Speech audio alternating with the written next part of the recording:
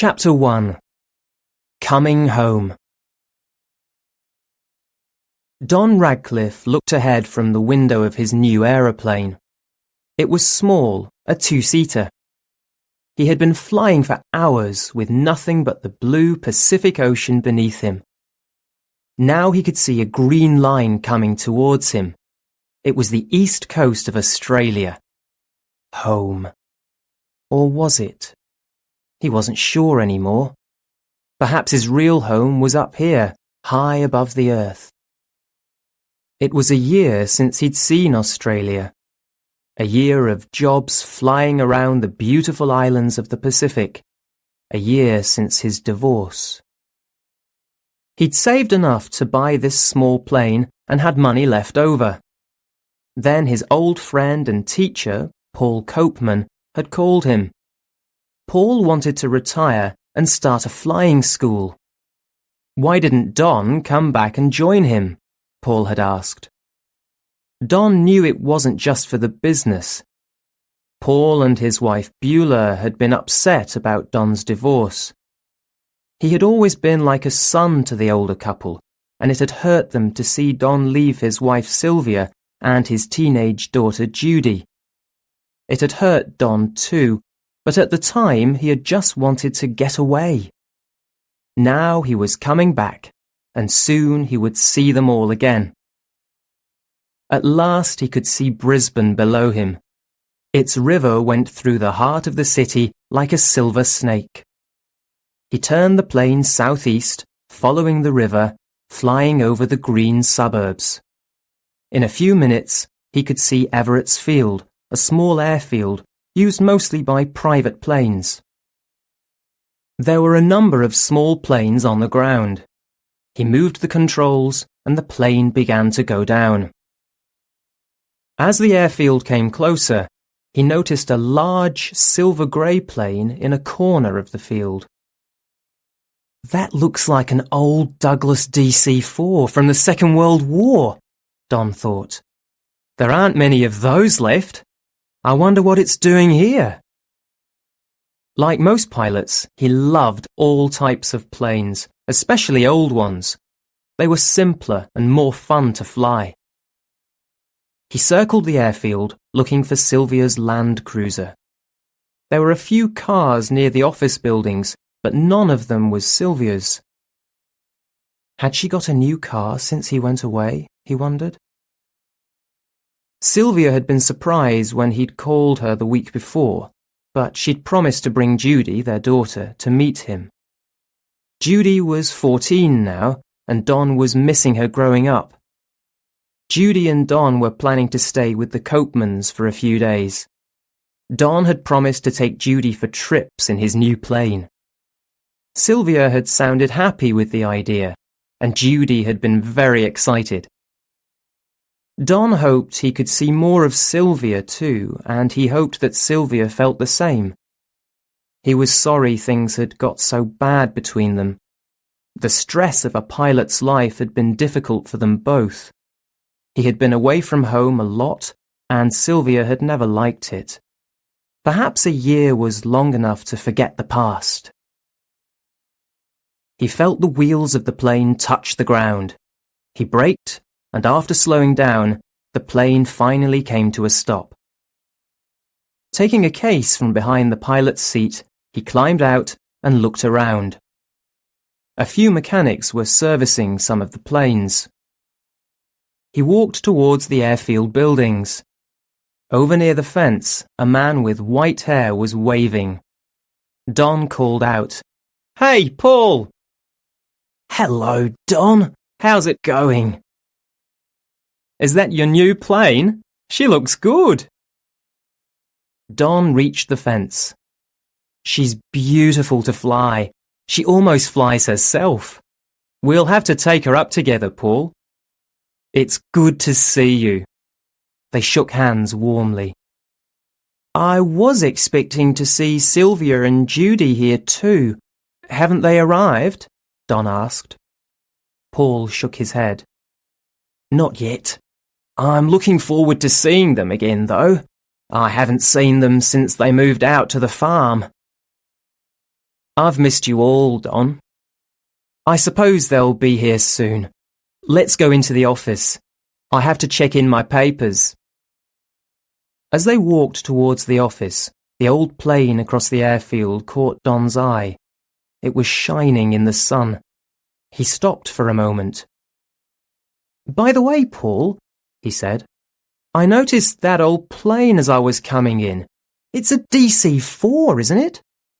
"That's the Sugar Glider," Paul smiled. "Is it still flying?" "Not for much longer. It's been sold to a museum." "Why? Would you like to fly it?" Paul asked. "Sure. I love those old planes." Don saw the expression on Paul's face. "You're serious, aren't you?" "Yes, I am serious. A job has come up, Don, and I need your help."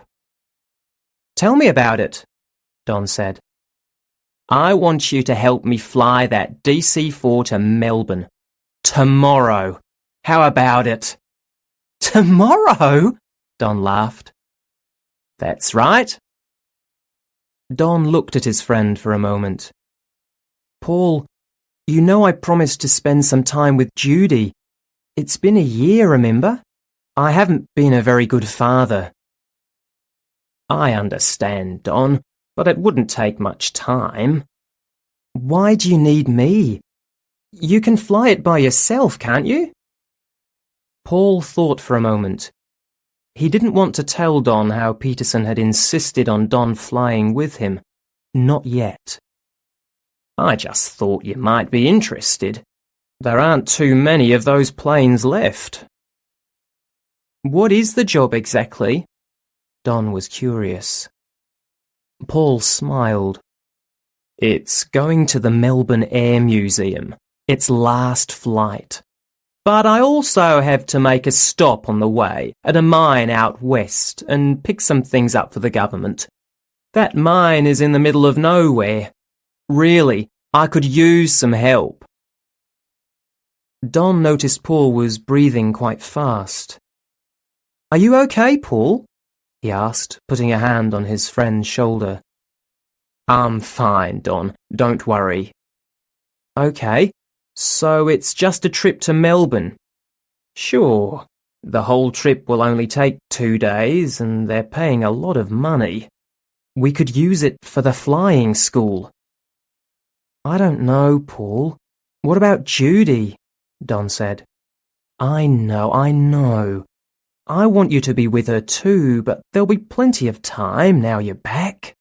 There aren't many chances to fly planes like this one, Don. You know you'd love it. 2 days, I promise. Judy can stay at the house with Beulah. She'd like that." "Just 2 days?" Don said. "Sure. The mine's only a couple of hours away. It's a place called Warangah. We'll pick up some chemicals and equipment, then go straight down to Melbourne. We'll stay overnight, look at the museum, and maybe go to one of those nice Greek restaurants in the city. I've even got return flights reserved." Don grinned. "Were you so sure I'd do it?" 2 days, Don, Paul said. "Then you can take Judy wherever you want." Don thought it over. He was looking forward to spending time with his daughter, but it was true, there would be plenty of time later. He intended to stay in Australia if the flying school worked out. Sylvia would be angry, of course. She had always complained that his love of flying came before his family. But it was his job, and he loved it. And when would he get another chance like this? "I suppose it'll be okay," he said at last. "Good man," Paul smiled.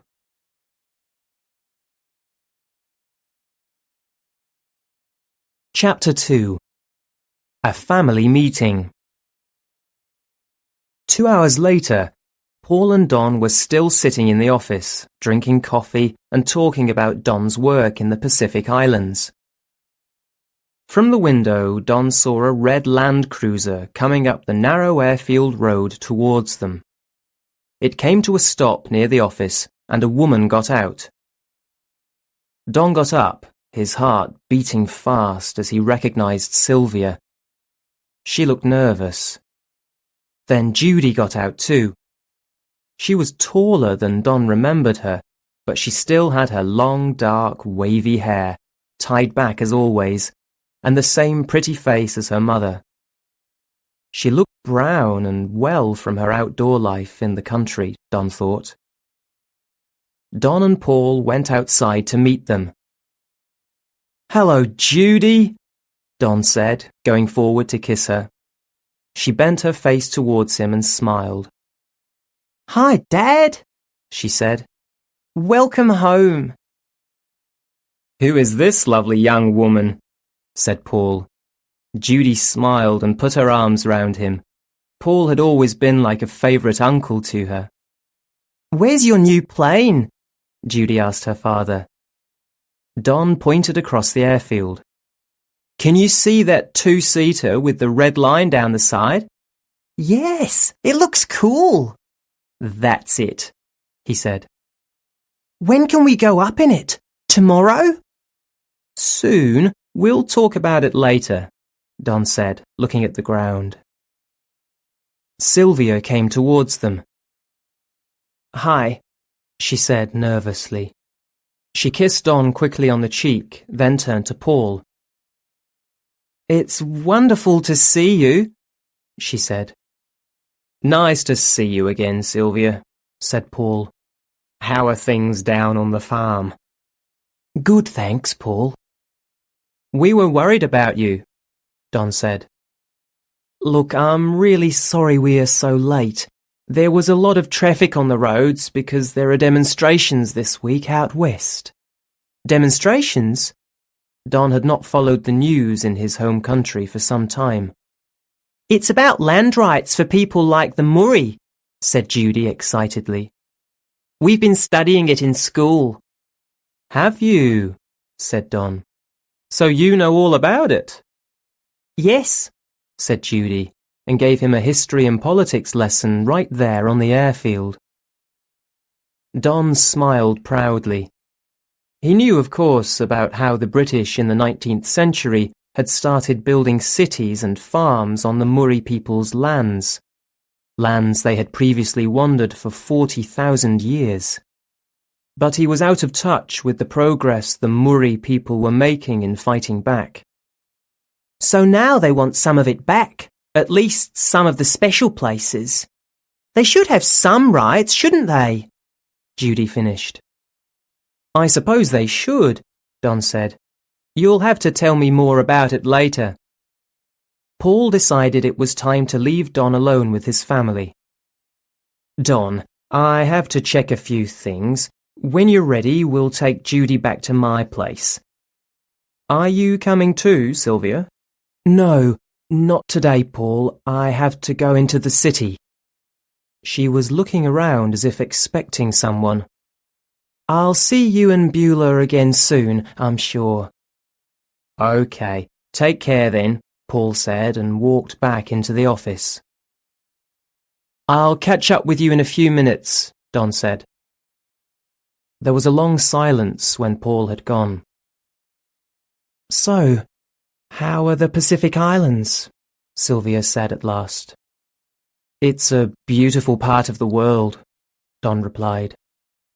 "Yes, I know you were happy there," said Sylvia. "And how's the farm?" Don asked. "It's good. I'm glad I kept it after my parents died. It's a nice change, although I miss the city sometimes. It's such a long drive. It's been good for Judy, though. She really likes it now." "Is that right, Judy?" Don looked at his daughter. "Sure. I'm learning all sorts of stuff about living in the bush, and I ride my horse everywhere." "So you have a horse now? How long have you been riding?" Don asked. "About 4 months," Judy answered. "She can ride very well," Sylvia said, not meeting Don's eye. "So you're going into the city?" Don asked. I was thinking maybe we could all have dinner. Sylvia shook her head. Not today. I'm meeting a friend. She changed the subject. It will be nice for Judy to fly with you. She's looking forward to it so much. Look, I'm really sorry we were so late. I expect you want to take her back to Paul's soon. There's no hurry, said Don. Not for me, he thought. But Sylvia seemed anxious for him to leave. At that moment, they heard the noise of an engine above them and looked up. A helicopter was coming towards the airfield.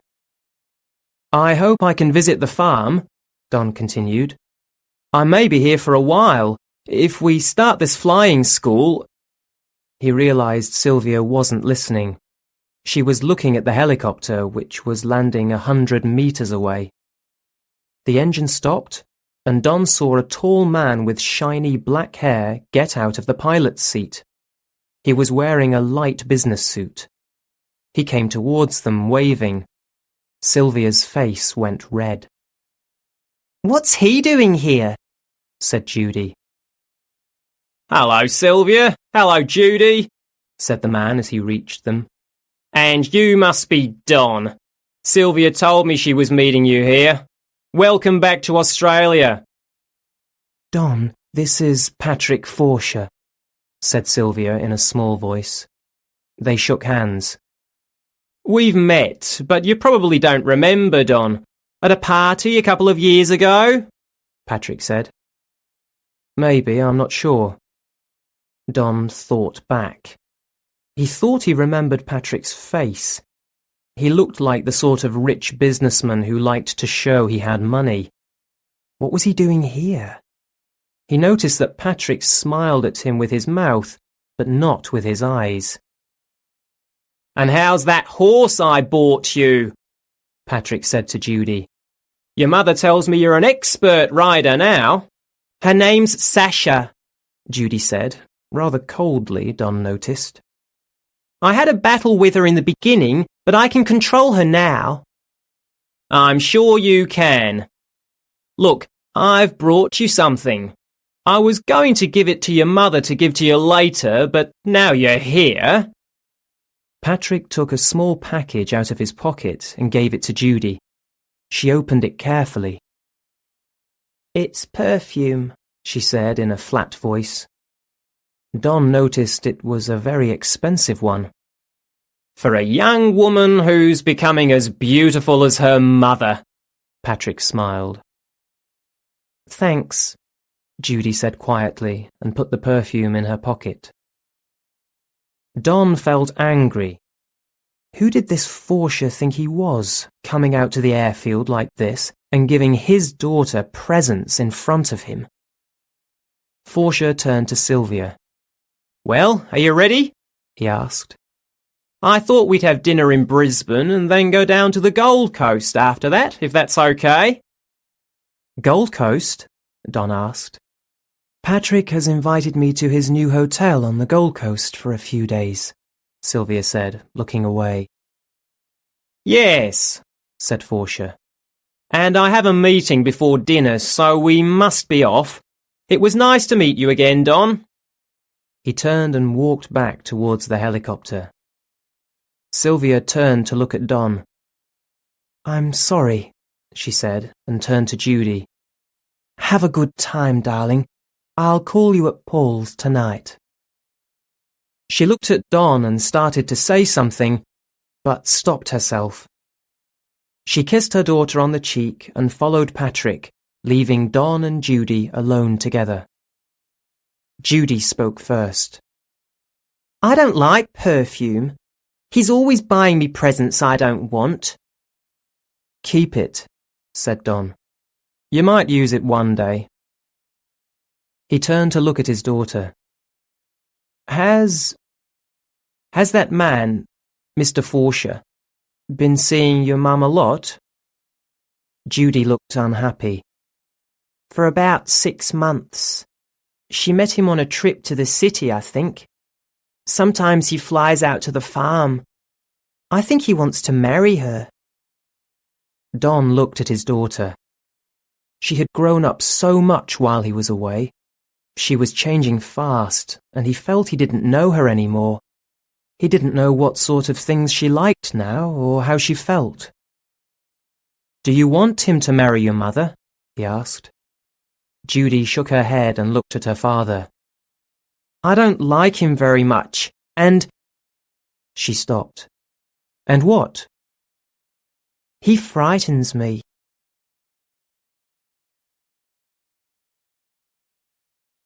Chapter 3. The Sugar Glider. Paul Copeman appeared at the office door and looked out. "Okay, I'm finished," he said. "I thought we could have a quick look at the DC-4, Don. Have you told Judy about our plans?" he asked. "No, not yet," Don replied. Judy looked at him questioningly. "Judy, we'll have to wait a couple of days before we do any trips in my new plane," her father said. "Paul and I have a small job to do." "Oh, Dad," Judy said sadly. "Don't worry, Judy," said Paul. "You can stay with Beulah at the house, and we'll be back before you know it." "Okay," Judy nodded, but she still looked unhappy. Paul put his arm around her and pointed across the airfield at the DC-4. "We're flying that lovely old plane to Melbourne. It's called the Sugar Glider. Come on, let's all go and have a look." Together they walked across the airfield towards the plane. Its shape threw a long shadow in the afternoon sun. A ladder stood against it. A painted line went from the nose of the plane back along the roof. There were two great propeller engines on each wing. Oil was falling slowly in drops from one of the engines. "Is that normal?" Judy asked, pointing at a large tray under the wing filling with oil. Paul laughed. "It's like an old car. It uses a lot of oil, but it's okay. This is a plane with history. It's had a lot of adventures." "Really?" said Judy. "What like?" "Well," Paul said, "it was made in America and first used for carrying American soldiers in the Second World War. Then a private company bought it and used it to carry coffee from South America. Later, it went to an Asian country. It used to be a president's private plane." "How do you know all this?" Judy asked. "Every plane has a record of its history, of every flight. It's called the logbook," Don told her. "Can we look inside?" Judy said. "Of course, let's go," said Paul. Don was pleased that Judy was showing an interest in the plane. He pulled open the heavy door to the cockpit where the pilots sat. The controls were much simpler than in modern planes. There was plenty of room in the cockpit, with 2 seats for the pilots and 2 more seats behind. Don, Paul and Judy went back through a door into the plane and found a heavy wooden table and black leather chairs fixed to the floor. "This was the president's meeting room, I suppose," said Don. "Let's see what else we can find." They went through another door to the back of the plane, which was mostly empty space. There were cupboards on either side. Judy opened one and was surprised to see some cans inside. They looked quite old. They were cans of soup, beans and other vegetables. "What are these for?" she said. "Someone must have left them. Emergency food supplies, maybe," said Don, looking over her shoulder. Judy noticed a set of holes along the floor. "What are those?" she asked. "There were seats here before," said Paul. "I told you the plane used to carry people as well as things." "And why is it called the Sugar Glider?" Judy asked. "That's the name of an Australian animal." She pictured the strange animal with its bright eyes, thick tail, and the black line down its body. So that was why they had painted the line on the plane. She had seen a sugar glider once, on holiday in the North Queensland rainforest. She remembered the yip yip yip noise it had made. "Well, it wasn't called that at first," said Paul. "I told you it was a president's private plane. An Australian pilot, John Henderson, used to work for him. But there was a war in the president's country. The government was losing the war, and Henderson flew the president to safety in Australia. So he gave the plane to Henderson as a thank you present. Henderson started his own company, carrying things all over Australia. But now the plane's getting too old, so he's just sold it to the Melbourne Air Museum. That's where we're taking it, for its last trip." "Wow! It's been everywhere. I wish I could fly in it," said Judy. Don had a sudden thought. Maybe Judy could come with them on the trip to Melbourne. He decided to speak to Paul about it later.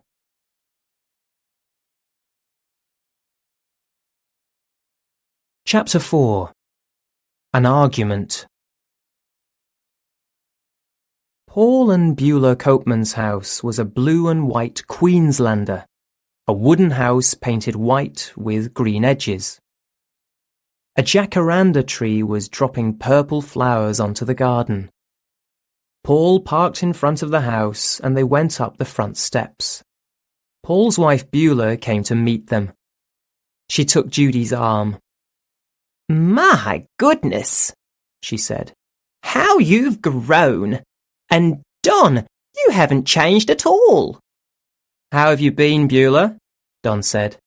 "Fine, Don. I'm so glad you're back. We've missed you. Come inside," she said. They all went in and Don looked around the house.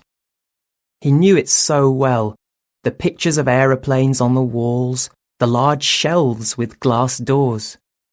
Here too, small metal or plastic planes of all kinds could be seen behind the glass. Everything was very neat and tidy. No children, thought Don. He thought it was a pity. Children always liked Paul and Beulah, and they had always been very special people for Judy. "Why don't you men sit out in the shade?"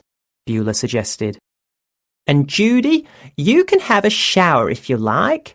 You must be hot after that long drive." "Thanks, I will."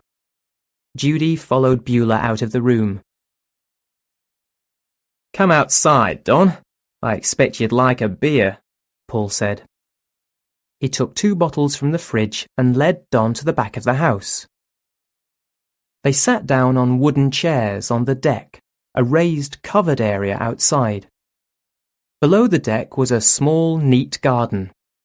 2 beautifully coloured birds came and sat on the wall. "So, Don, will you enjoy being back, do you think?" "I think so, Paul. I had a good job in the islands. It's a peaceful kind of life. But when you called, I realised how much I missed home." "And your family," added Paul. "Of course. I left in such a hurry, didn't I?" Don said. "After the divorce, I just wanted to get away. Now I feel I have to get to know Judy all over again. At the moment, I'm finding it a bit difficult to know what to say to her." "Well, Don, it's early days," Paul said. "I can see she's glad you're back. She needs a father. It was such a pity about you and Sylvia. Brisbane's loveliest couple, I always thought." He smiled sadly. "When you asked me to come back and start the flying school," Don began. "Yes?" "I don't know. I hope there might be another chance to work things out with Sylvia." "I hope so too," said Paul. "It's no secret that I've always wanted to help both of you. I think you both need another chance." Don frowned. but it looks like I might be too late."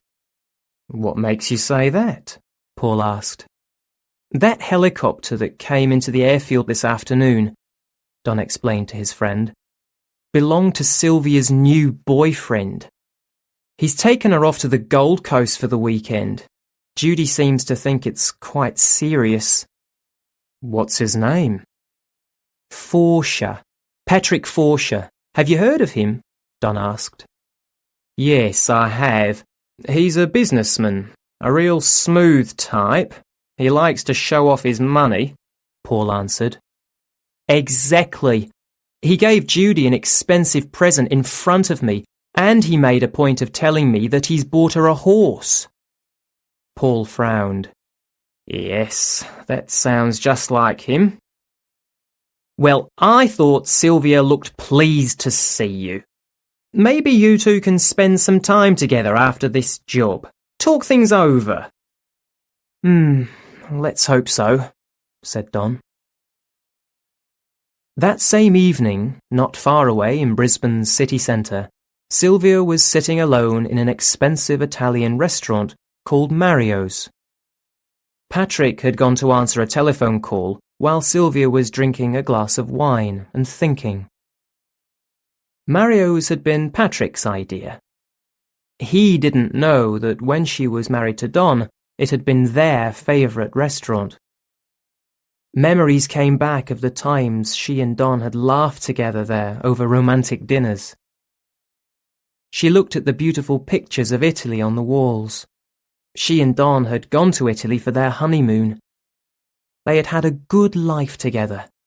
What had gone wrong? At the airfield, old feelings had started to come back, but then Patrick had arrived.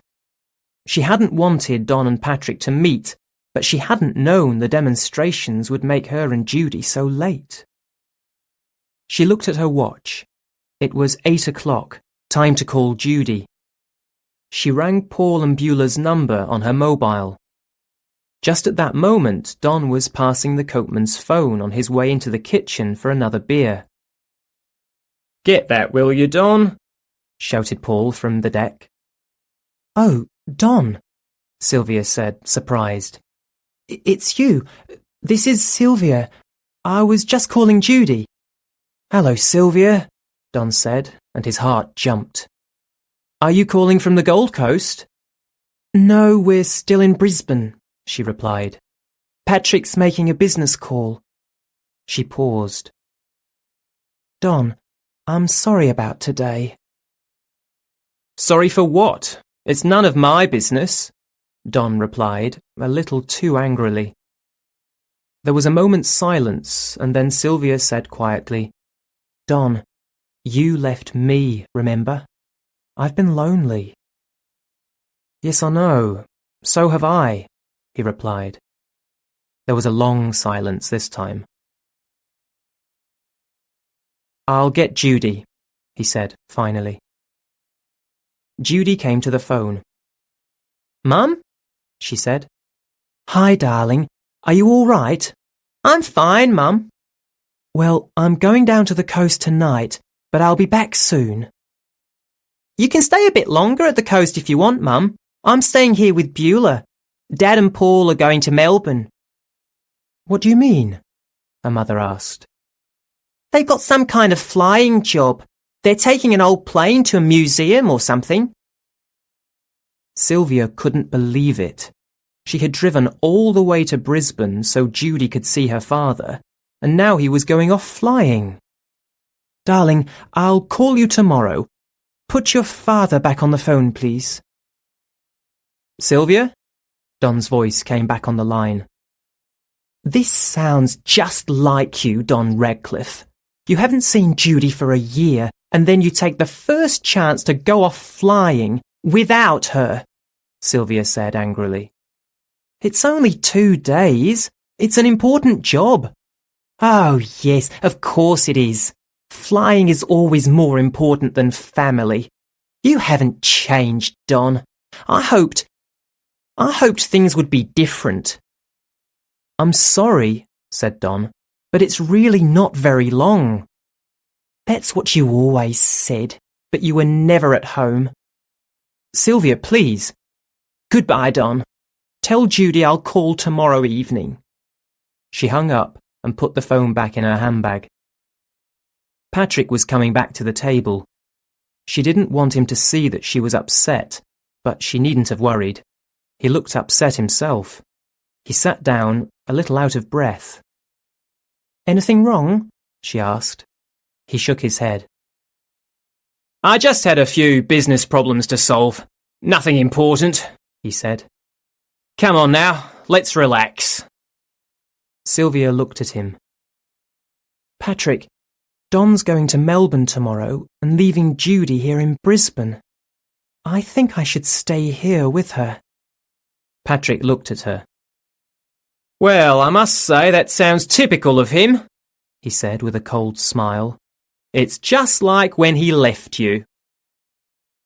I've told you before, it wasn't quite like that, Sylvia interrupted. It was my fault too. I wasn't very patient. And now he's back, Patrick said quietly, expecting you to be patient again.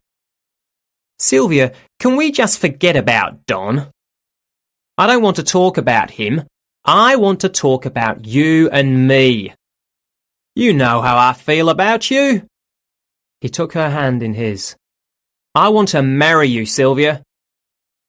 Patrick, you're very kind, Sylvia said, looking at the table. But, I don't know, I feel very confused at the moment. You must give me time. Patrick held her hand more tightly. I'm sorry, I don't want to push you, he said softly. It's just that I care so much about you. And Judy, of course. Thank you, Sylvia said. You've been good to us, I know. Look, please come to my new hotel on the Gold Coast. I know we could have a special time together. Sylvia looked up at him, tears in her eyes. I don't know. Please, he said, looking straight into her eyes. All right, said Sylvia. I'll come with you. He smiled and looked at his watch. I'll get the car, he said. After Don put the phone down, he thought about what Sylvia had said. She was right, he knew. He had always put flying first. That was why they had got divorced. Now he was doing the same thing to his daughter. It was a bad start to his return home. He went back outside. Paul was alone on the deck. The girls are making coffee, he said. Then he saw the expression on his friend's face. Problems, Don? He asked. Don nodded. Paul, I've been thinking, he said. Why don't we take Judy with us to Melbourne? Paul looked worried. I don't know, Don. It'll be a long, uncomfortable trip. She'd be better here with Beulah. She won't be a problem. I want her to come, Paul. In fact, if she doesn't come, I'm going to say no to your offer. Judy and I have been apart too long already. Paul thought hard. His friend seemed to have made up his mind. Don wouldn't do the job if Judy didn't come, and if he didn't do the job, they wouldn't get the money for the flying school.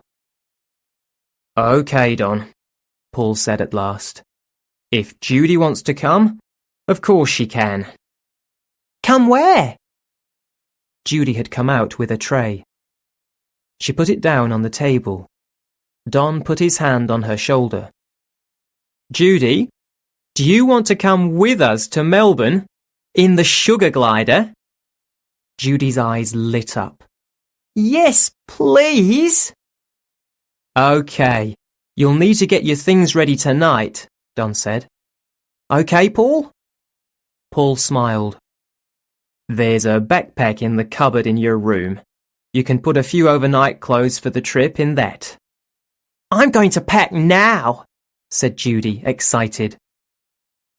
Paul watched her run back inside.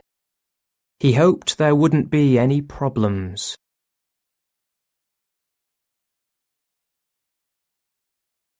Chapter 5. Take Off. Judy had a dream. She was sitting in the cockpit of the sugar glider next to her father. The plane was moving slowly down the runway. She turned to ask her father something, but now Patrick was in the pilot's seat, not her father.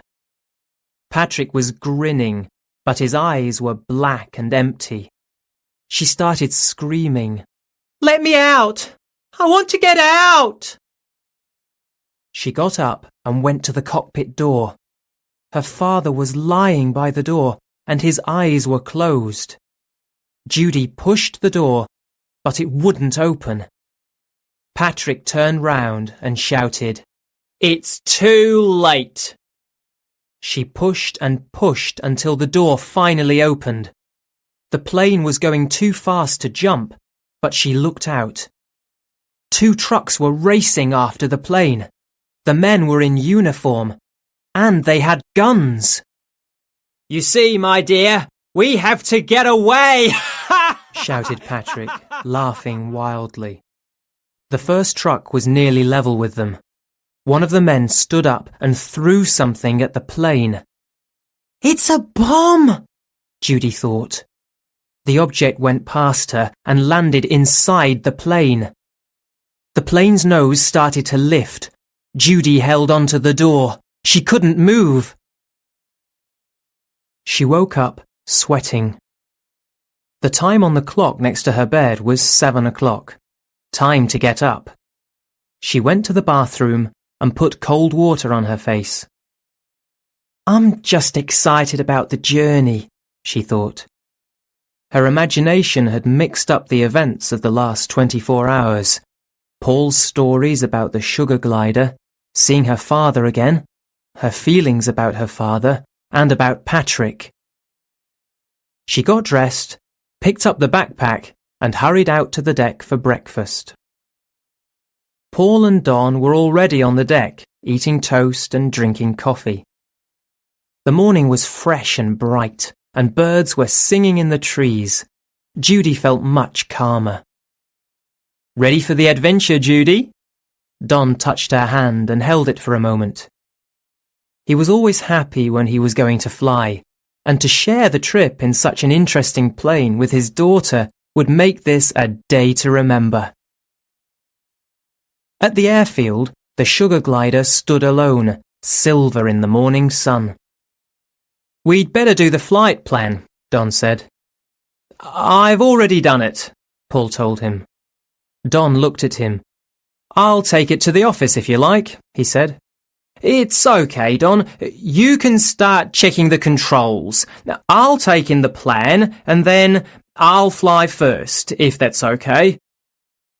Paul didn't give Don time to reply, but quickly turned and walked towards the office. Don watched him go, puzzled. Paul seemed nervous and in a hurry. It wasn't like him. Don and Judy walked over to the plane and climbed in. The airfield was quiet. A few minutes later, Paul joined them in the cockpit. "Can I see a copy of the flight plan? I want to check where we're going," said Don. Paul took a sheet of paper from his case and handed it to his friend. "Warangi's a few hours flying time to the northwest," Paul answered. "Quite far inland. So we're flying over some very empty country," said Don as he checked the radio and called up the control tower. "That's true," Paul replied. 15 minutes later, and with all the checks completed, the big propellers slowly began to move. As they turned faster, the engines got louder. Paul took the sugar glider down to the end of the runway. A voice on the radio announced that they could take off. Although she had her seatbelt on, Judy held tightly onto her seat. She had a jacket on her knees. She would need it when they were high in the air. The sugar glider was not a modern plane with heating. It could get cold up there. They were off the ground. Everett's field filled the window. Then they saw streets and houses getting smaller and smaller. Within minutes, the city disappeared and all they could see was the green landscape. The hills near Brisbane were covered with trees. The plane reached its flying height of just over 6,000 metres and levelled out. Don turned round. "Okay, Judy," he said. His daughter smiled back. "Can I leave my seat now?" "Okay, we've got good weather, but come back and sit down if it gets rough," Don told her. Judy got up and went through the door, past the wooden table and leather chairs, towards the back of the plane. She looked out of the window for a few minutes. Australia is so big and empty, she thought. It's so far between the towns and cities. She remembered at school what she had studied about the first explorers who had come from Europe. Many of them had had no idea of the size of the country. They had got lost and died in the huge empty spaces that Australians called the outback. Curious, she looked in the cupboards. There were the cans of food she had seen the day before. As she opened another cupboard, she heard a noise behind her. Her father had come to the back. "Found anything interesting?" he asked her. "Look, Dad, there's lots of stuff in here," she said. "What's it for?" Don came over and looked inside. He saw some rope, knives, a saw, and a few other tools. All of them looked old. Don shook his head. The plane was used to carry things, so rope would be useful. The other stuff, I don't know. Maybe workmen left it behind. "The cupboards are very smelly too," Judy made a face. "You could use the perfume that Mr. Forsher gave you. Do you still have it?" She felt in her pocket. "Yes." Don was thoughtful. "Judy, yesterday you said Mr. Forsher scared you. I don't want to talk about him." Judy looked at the floor. "Okay, I'm sorry." Judy looked into his eyes. "Dad, why did you go away? Mum's been so lonely." Don shook his head. "She told me. I'm very sorry that I hurt you both." He changed the subject. "Look, you're getting cold. Go back to the cockpit, it's warmer there. Get Paul to show you the controls. I want to see what else is back here." He didn't want to talk about the past. He knew he'd made mistakes, but at least Judy was here with him now. Back in the cockpit, Paul invited her to sit in the co-pilot's seat. "The controls aren't really that difficult," Paul told her. "You could fly most planes with one hand." "Are helicopters easy too?" She was thinking of Patrick's visit to the airfield. "They're different. I've never flown one, but I know you always need both hands to land and take off, so it's best not to disturb a helicopter pilot at those times." "I'd like to learn to fly," Judy said. "Well, if your dad and I get this flying school started." Paul smiled at her. Don came back to the cockpit, so Judy went behind and sat in one of the leather chairs. She had brought some magazines with her, so she settled down to read. 2 hours later, they were preparing to come down. "It's time to speak to the mine," Paul said. Don touched a switch and a noise came from the radio. Then he spoke. "This is the sugar glider calling Waranggi, over." A voice answered. "This is Waranggi Airfield, sugar glider. Where are you?" "About 50 kilometres southeast. We're coming down in a few minutes." "Sugar glider, don't land at the airfield. Come in about 2 kilometres to the west. It's flat there, no rocks or trees. We'll get a service truck out to you. You'll need more fuel." "Why can't we land at your airfield?" Don asked. We've got big problems today. You'll see when you get close. It's not a good day for you to come, so I'd be pleased if you didn't waste my time asking questions. Don looked out of the window. Soon he could see some low buildings in the distance, the fence round the mine area, and a road leading to it. There was a line of cars and trucks all along the road. The plane circled the area, getting lower and lower. Now Don could see a lot of people at the mine entrance. What are they all doing here? Don wondered. They must be demonstrators like the ones we saw yesterday, Judy said. The Warangi mines on Murri land. The Murri were moved off there years ago. The government promised they would close the mine down and give it back to them. So why haven't they closed it yet? Her father asked. Paul answered this question. I was reading about it in the paper yesterday. The mine owners still get some iron and other metals from the mine, but now they think there might be other minerals in the area, so the government is trying to keep it open a bit longer. At least that's what people are saying. Yeah, the Murri people are very angry about it, Judy added. They think the government has broken its promise. A lot of people have been coming from all over Australia. And does our job today have anything to do with this? Don asked. I'm not sure, Don, Paul answered, and he looked away out of the window.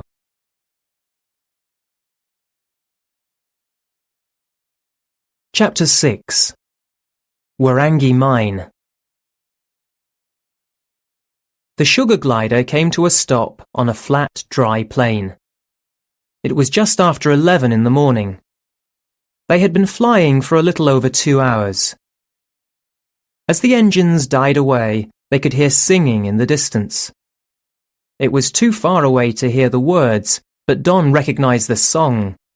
The people outside the mine were singing a popular song by Midnight Oil, an Australian rock band. In a few minutes, an open truck arrived with a ladder in the back. 2 men got out and put the ladder against the plane. Paul came down first. One of the men, who was tall and wearing black shorts, came forward. He wasn't smiling. Ned Mandeville, mine manager. You've come on a lively day, no mistake. Too right. I'm Paul Copeman. The 2 men shook hands and Paul gave the manager the envelope. How soon can we get the stuff and move on? Paul asked him. There'll be a bit of a delay. The newspaper and TV people are here. I've got to talk to them in a minute. Everyone will have their say, and after that, we hope the police can get these damned demonstrators to go away quietly. Oh, you've got a passenger. He frowned. Judy was coming down the ladder behind Don, magazine in hand. I'm Don Radcliffe. This is my daughter, Judy, said Don. I didn't know anyone else was coming. It's not very convenient with all this going on. Mandeville waved towards the mine. You don't have to worry. Bring the equipment and we'll be out of here, Paul said. I'll send the fuel truck and your equipment out here as soon as I can, Mandeville said. We'll have to go back to the office and sort the papers out. You'd all better come inside the gates for safety. I really didn't need this today. They got in the back of the truck. The police cleared the way for them to go through the gates, and they were soon at the office. I'll have to ask your daughter to wait outside the office, Mandeville said.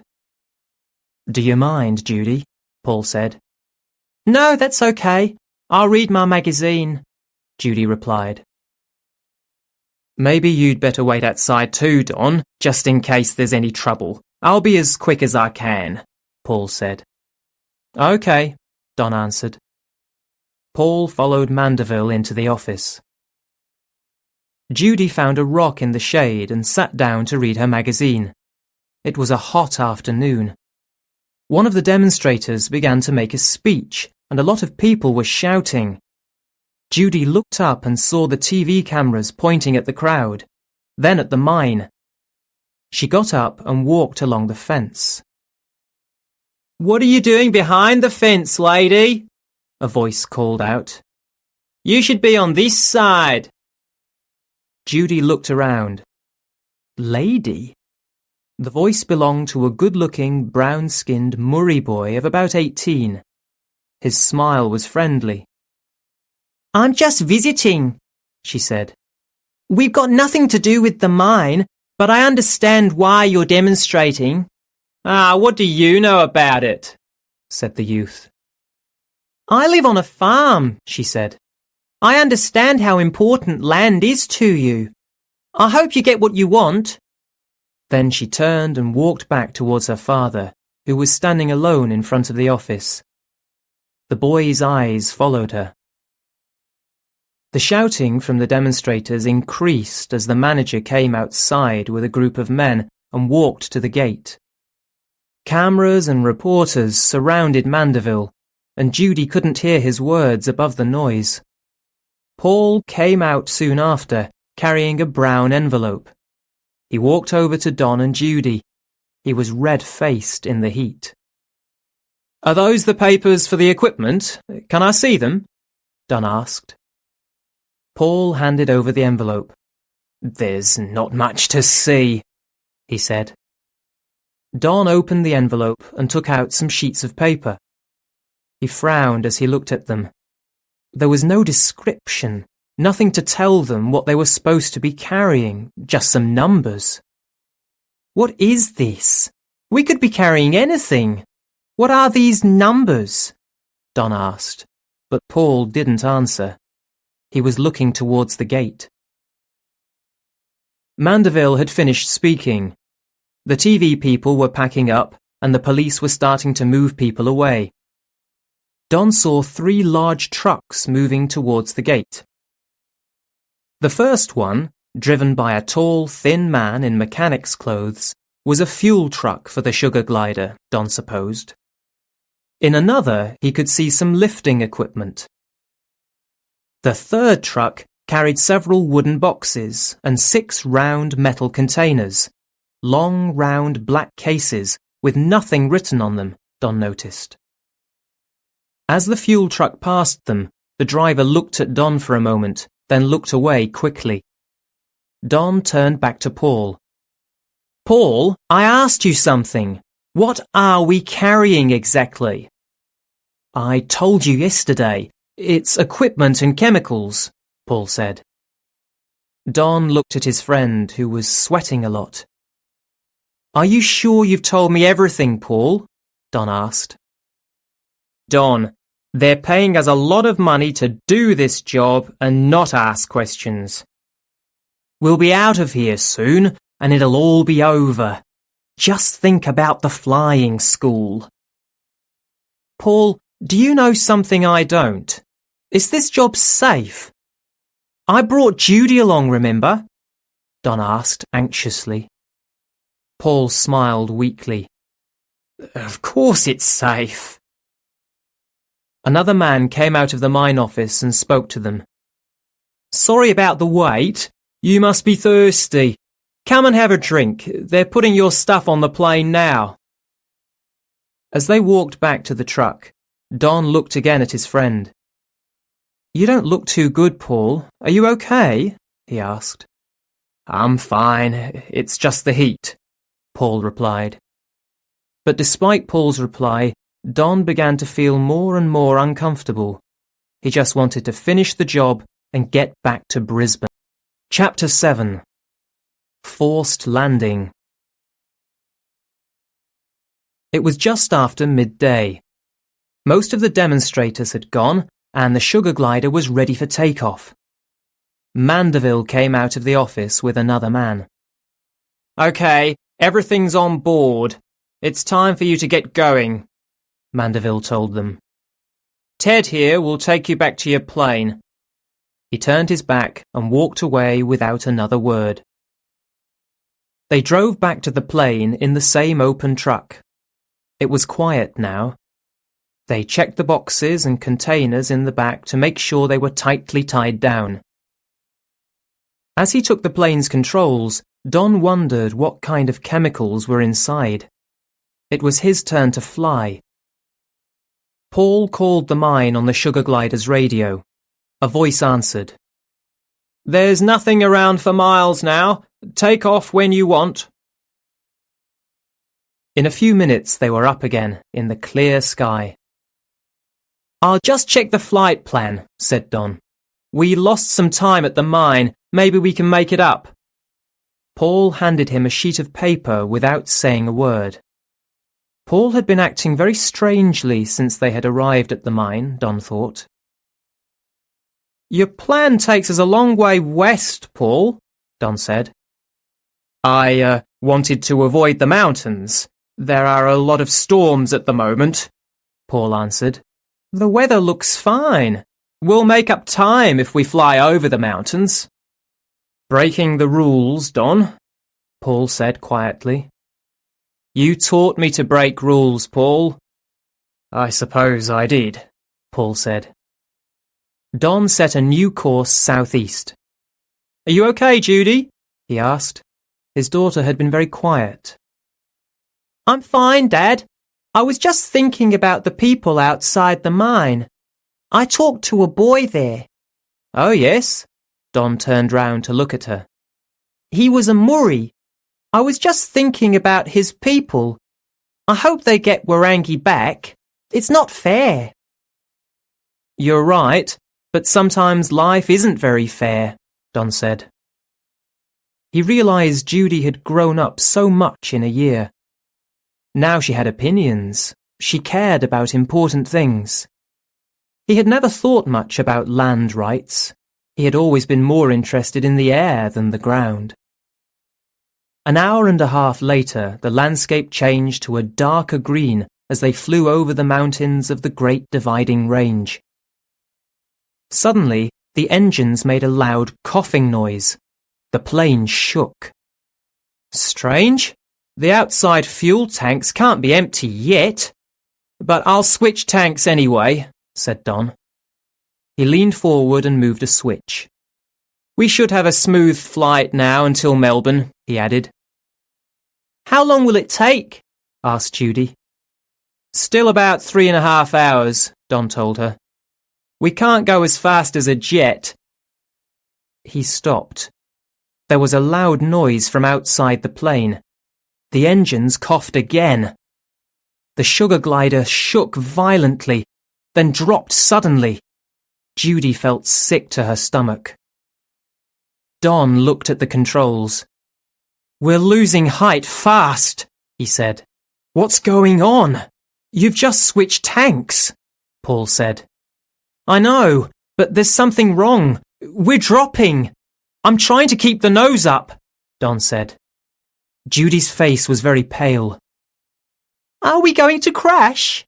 she asked in a weak voice. "Not if we can help it," Don said. He thought fast. "I'll have to look for somewhere to land. Judy, go behind and put a belt on. You'll be safer in that part of the plane. The landing might be rough. Don't worry, we'll be okay." Don had to concentrate hard, and he did not want Judy to panic. Judy did as she was told. "I'll radio our position," Don said when Judy had gone. He pushed a button, but he could hear no sound at all. I can't get through. Something's wrong with the radio. What's going on?" Don looked at Paul. His friend's chest was rising and falling fast, and his face was white. They were still dropping fast. "The propellers, Don," Paul said in a whisper. He pointed at a button on the controls. It had been a long time since Don had flown such an old propeller plane, but now he remembered the special button which would help them stay level if the engines stopped. He pressed it, and the sides of the propellers changed position. This made the wind turn them so that the plane could glide safely downwards. The sugar glider was living up to its name. Don looked at the ground coming closer and searched desperately for somewhere to land. He saw smoke rising somewhere in the distance. It's probably a farm, but I don't think I can get that far, he thought. Because he had changed course, they were over hills covered with thick bush. He turned away to the left and saw a wider valley. There were still plenty of trees, but there might be enough flat land to get down safely. He could hear the wind screaming outside. The ground was coming up to meet them. "Hold tight, everybody!" Don shouted. With a tremendous bang, they were down on the valley floor. Don desperately tried to avoid trees and stones, but a large rock appeared in front of them. There was a loud noise as one of the landing wheels broke. The plane went down on one side and turned suddenly to the left. Then the other wheel broke.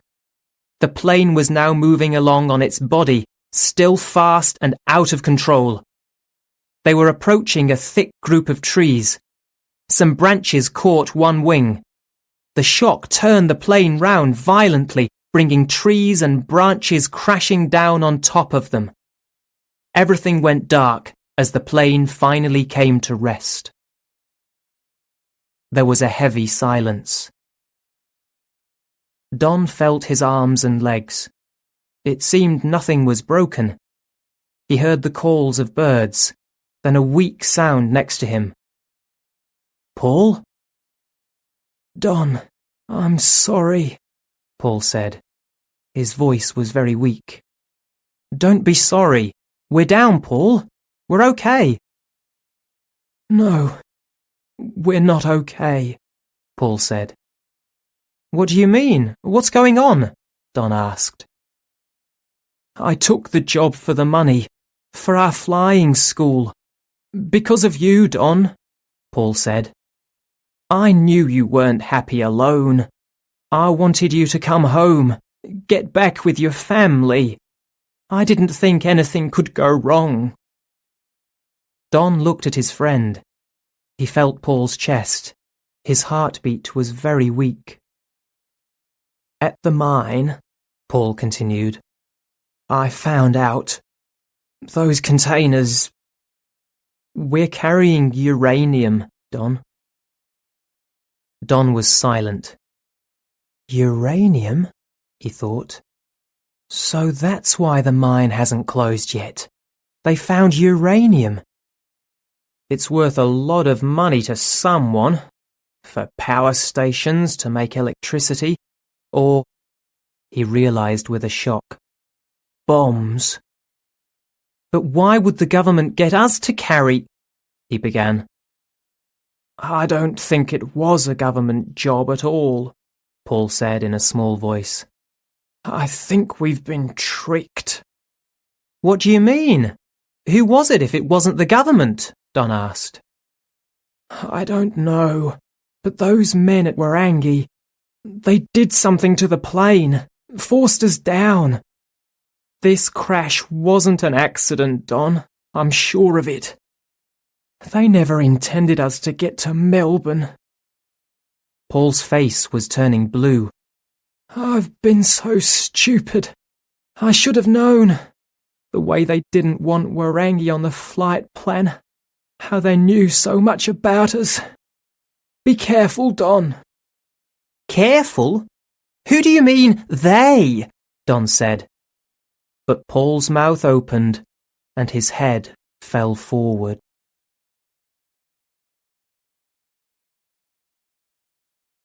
Chapter 8. Lost in the Outback. It was almost dark in the cockpit. Don gently pushed Paul's head back and felt his chest again. This time there was no heartbeat. Don called to Judy in the back. "Are you okay, Judy?" "I think so," she answered. The door opened. Judy came into the cockpit, carefully feeling her way. "What about you, Dad?" "Judy, I'm fine, but Paul—" "What's happened? Is he hurt?" she asked. "Judy, I'm afraid Paul's dead. Judy began to cry. Don took off his seatbelt and got up slowly. He found Judy and held her tightly, feeling her tears fall onto his shirt. I think he had a heart attack, Don said, remembering Paul's breathing problems and the strange way he had been acting. What are we going to do? Judy cried.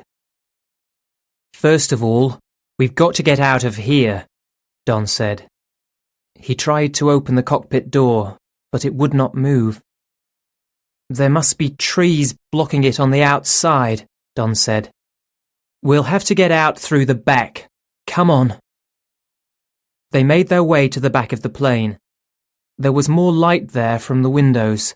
Some of the wooden boxes had come loose, but the metal containers were still in place. Don checked them all. None of them seemed to be broken. They moved towards the door at the back of the plane. Don found a handle and turned it, but the door opened only a little way. There were branches against it. But more light poured in, enough for them to see what they were doing. Okay, Judy, can you squeeze through? Don asked. He pushed hard against the door and managed to move it enough for Judy to climb out. With a big effort, he got through after her. Branches scratched their faces and hands. Right, now get away from the plane, Don said to his daughter. I just want to check something. Please hurry, Judy said. She was shaking, despite the warm, late afternoon weather. With difficulty, Don made his way round to the fuel tanks and opened the cover. There was a strong smell of fuel. If there was fuel inside, why had the engine stopped? He smelled again, carefully. It was a familiar smell, but he realized it wasn't the right fuel for the plane. It was jet fuel. Mechanics wouldn't make a mistake like that. With this discovery, Don now knew that Paul had been right. It had been done on purpose. Mixing the fuels had caused the engines to stop. Somebody at the mine had wanted to bring the plane down in the outback and didn't care what happened to Paul, Judy, and himself. Whoever it was wanted the uranium, and if they had seen the sugar glider's flight plan, they would know where to look for the plane later. But, Don thought, I changed course, so they won't be able to find the plane immediately. And without a radio, he quickly realized, rescuers wouldn't be able to find him and Judy either. The flight plan they had would be completely wrong. They needed to get going before it got dark, but before Don left the plane, there was something else he had to find out. He climbed up the broken trees and onto the roof. The radio aerial was not there. It had broken off. He touched the place where it had been and felt his hand burning. Of course, someone at the mine had put a chemical on the aerial, some kind of acid to weaken it. So when they were flying, the wind had easily broken it off. These people really knew what they were doing, Don thought. He got down from the roof and went after Judy. He found her sitting by a rock, staring at the ground. We didn't crash by accident, he told her. Oh, she said in a dull voice. Her eyes were lifeless, and she was still shaking. She's in shock, Don thought. He put his arms around her for a few moments. He looked around. They were at the bottom of a wide valley. About 50 meters away, he could see the shine of water. The sugar glider had crashed into a thick forest. Trees, rocks, and the side of the valley hid most of the plane. It could hardly be seen from where they were now. From the air, it would be difficult to see it at all. Judy, listen carefully, Don said. They put uranium on the plane at Warangi. Do you know what that is? Judy's eyes opened wide. Of course I do. They make bombs with it. We didn't know that was what they wanted us to carry. Paul found out at the mine, but he didn't tell me. I wouldn't have left the mine if I'd known." Judy nodded and Don went on. "It doesn't matter now. The important thing is that somebody at the mine did something to the plane. They wanted to force us down so they could pick up the uranium in secret. They probably think they can find us easily." "But you changed course. I heard you talking to Paul. They won't find us. Nobody will find us." She was shaking again.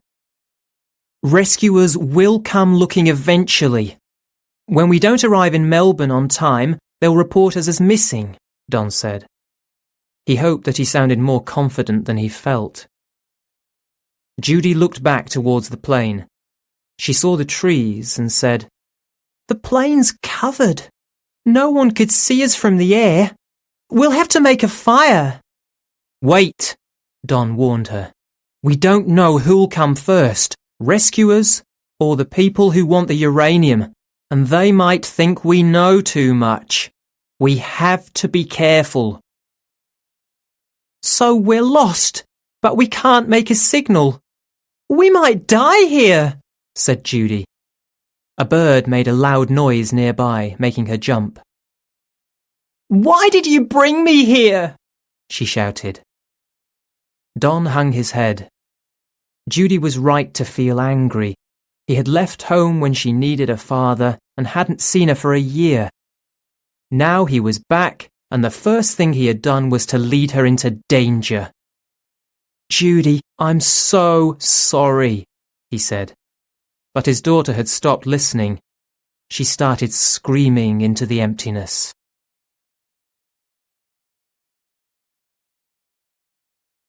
Chapter 9. Rescuers? Don did nothing. Being angry was good, he thought. It would help Judy to recover from the shock of everything that had happened. At last she came to him and cried in his arms. "Come down to the creek," he told her. They walked down to the water's edge. He knelt down to put water on his face and drink from the stream. Judy got on her knees and did the same. As she drank, Judy realized they were both lucky to be alive. She looked around. The valley was thick with trees on both sides. They heard the noises of strange birds. It was a beautiful afternoon. "Are you okay now?"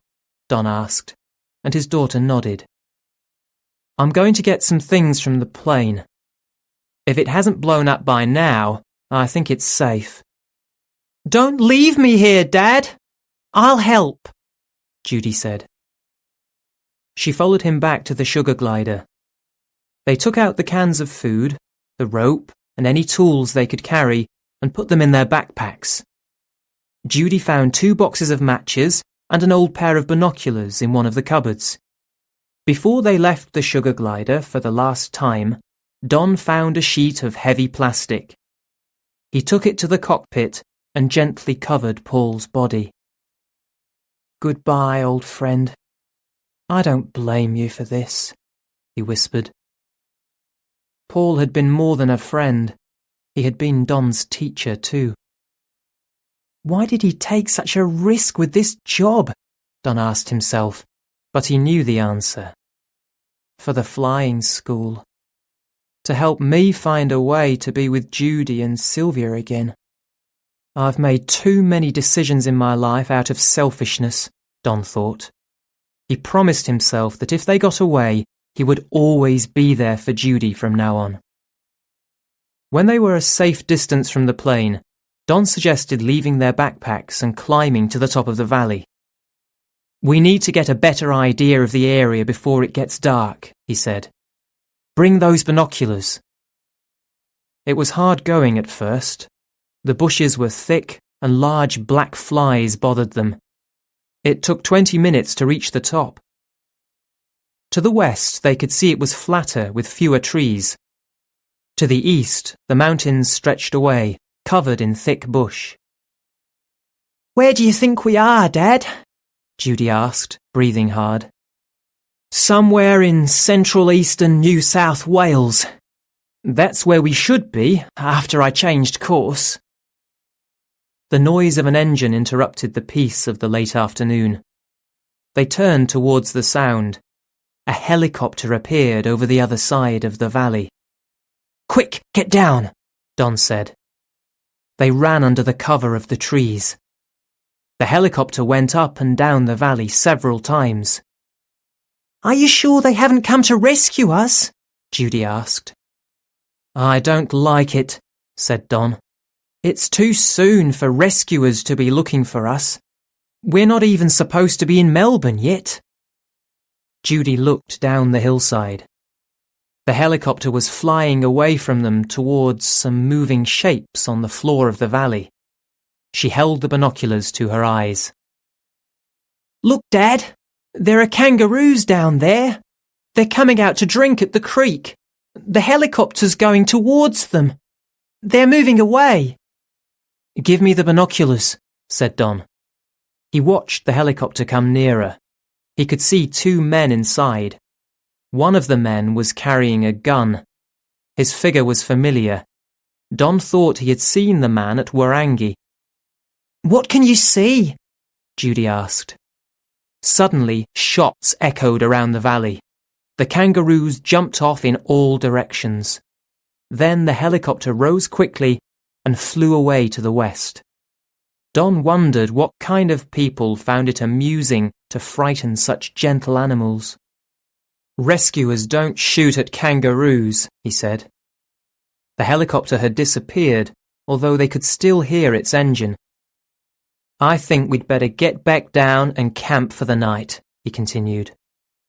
And tomorrow? What will we do then? Judy asked. When we were coming down in the plain, I saw some smoke to the west, he said. It's worth checking. It might be a campfire, Judy said hopefully. Maybe. There could be a sheep farm out that way. We'll start walking in the morning.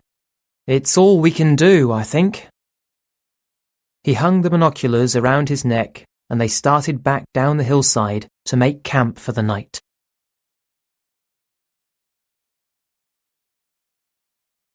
Chapter 10. Brumbies. The night was cool and there was no moon.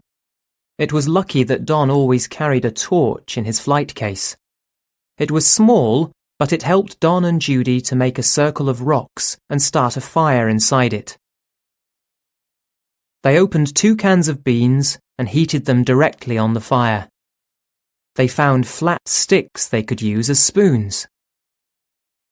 These beans taste okay, Judy said, eating a mouthful.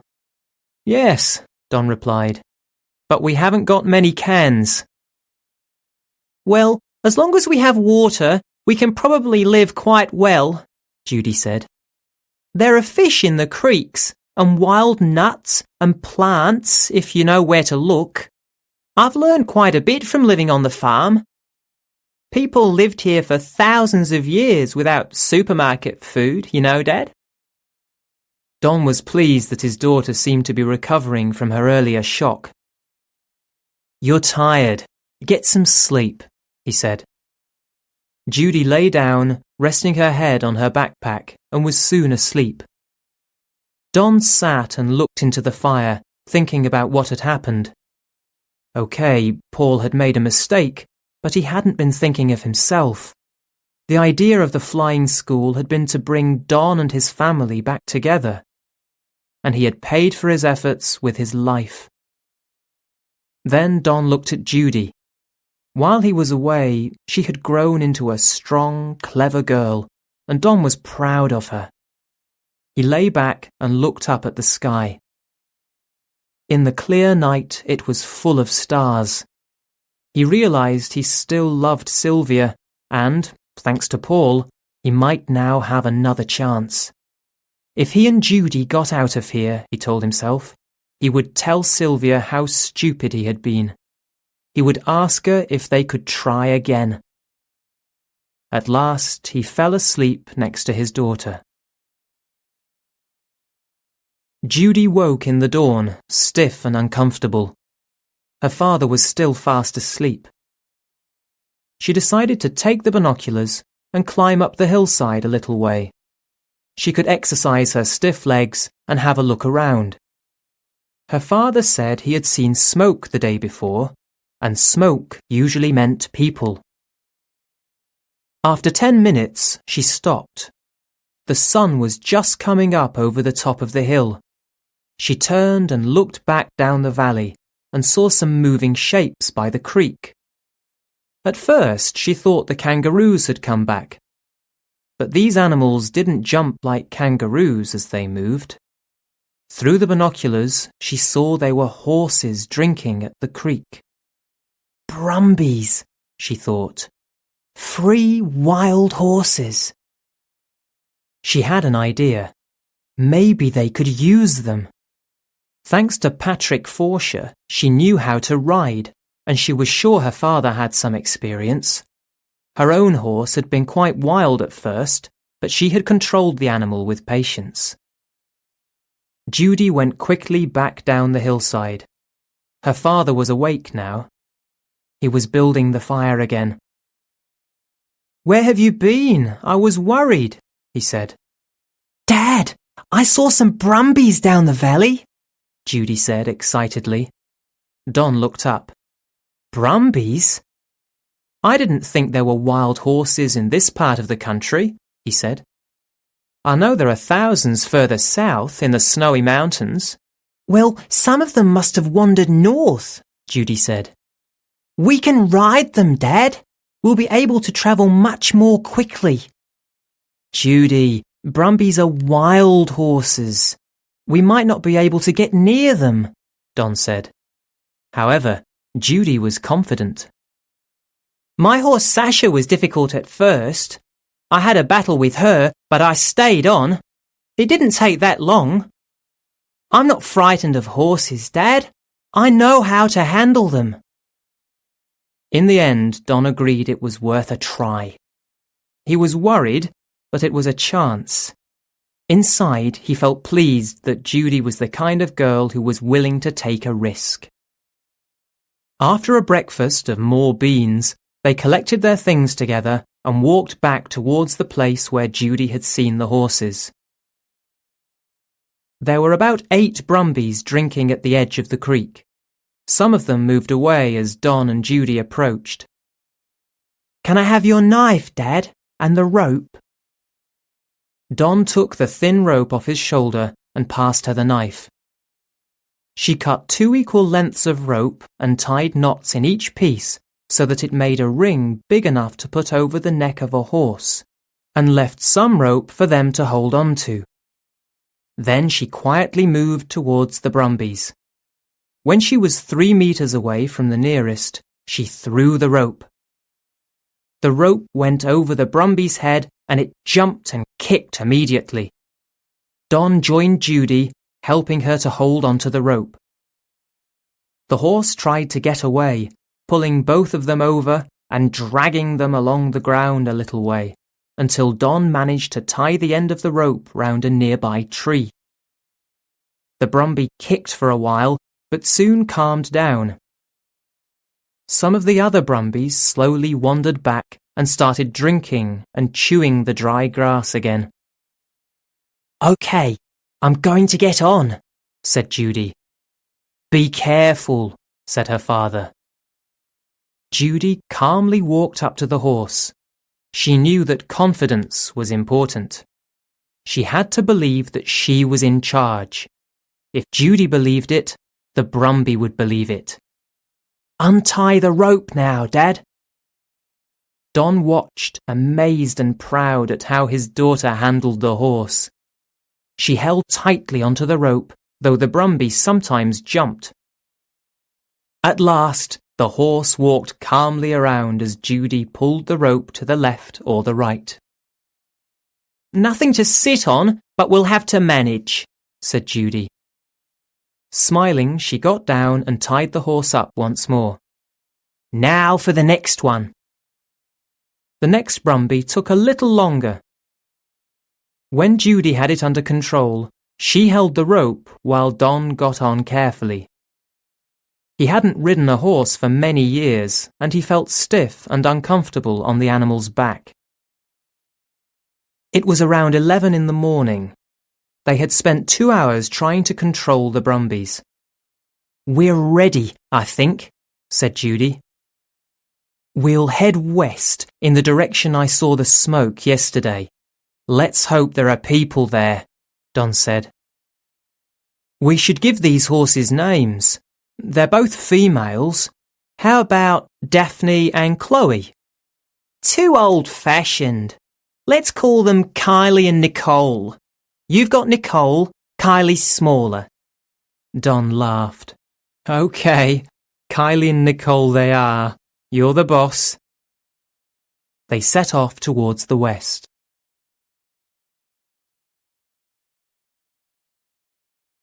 Chapter 11. Breaking News. On the same evening that the sugar glider crashed, Sylvia got up and walked to the balcony of her large, comfortable room at the new Prima Hotel on the Gold Coast. Patrick's hotel had only opened the week before. It was a modern, white building, 20 stories high. She stood and looked down on the wide beaches of the northern Gold Coast. The television in the room was on, but out here the soft noises of the sea below came to her. Patrick was at another business meeting. Sylvia thought about him and wondered if she had done the right thing coming to the hotel. The day had been pleasant. They had eaten a relaxing late lunch with champagne at a seafood restaurant and then gone for a walk along the beach. They had seen a Japanese couple getting married on the beautiful white sands, a wedding right next to the sea.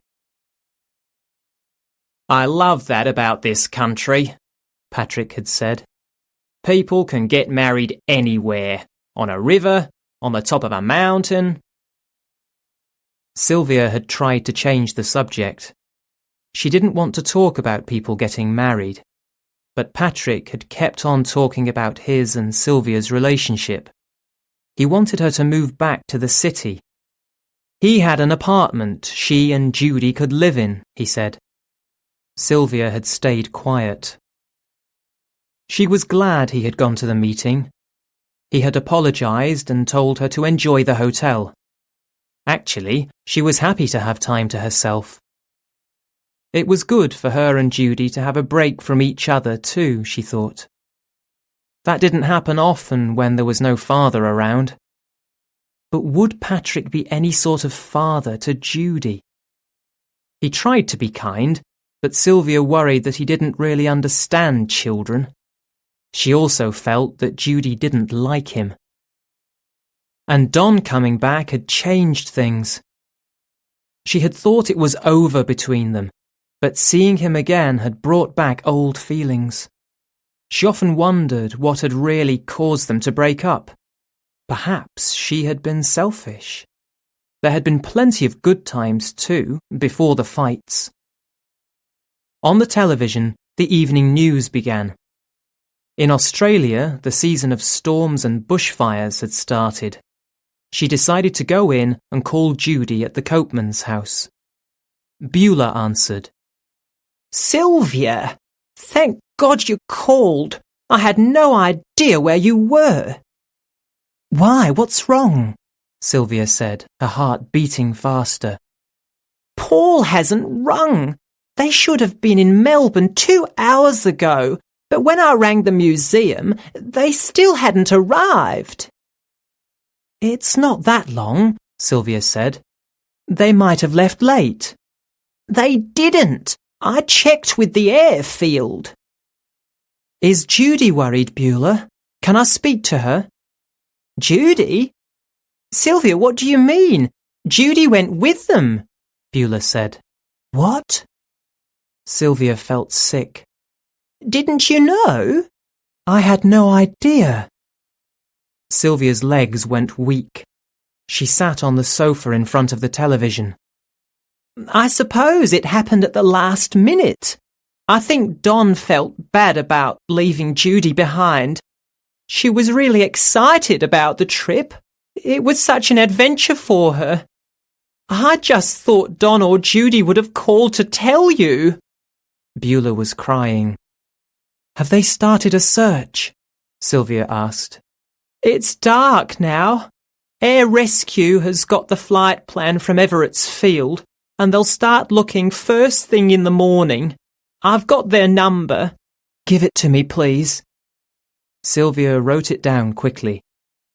"Thanks, Beulah. Let's try and keep calm. We'll keep in touch tomorrow." She gave Beulah her mobile number and rang off. Sylvia got up and walked around the room. She mustn't panic. On the news, they were talking about something happening at a mine in Queensland, but she was hardly listening. "Don and Paul are very experienced pilots," she said to herself. "They wouldn't put themselves and Judy in danger. It got dark, so they've probably landed somewhere else for safety. It's too soon to think the worst." She sat down again in front of the television. She wanted to think about something else. There were pictures of people singing and shouting. A man was speaking about the government's broken promises. Then the camera moved around the crowd. Sylvia's mouth fell open. There on the television was her daughter.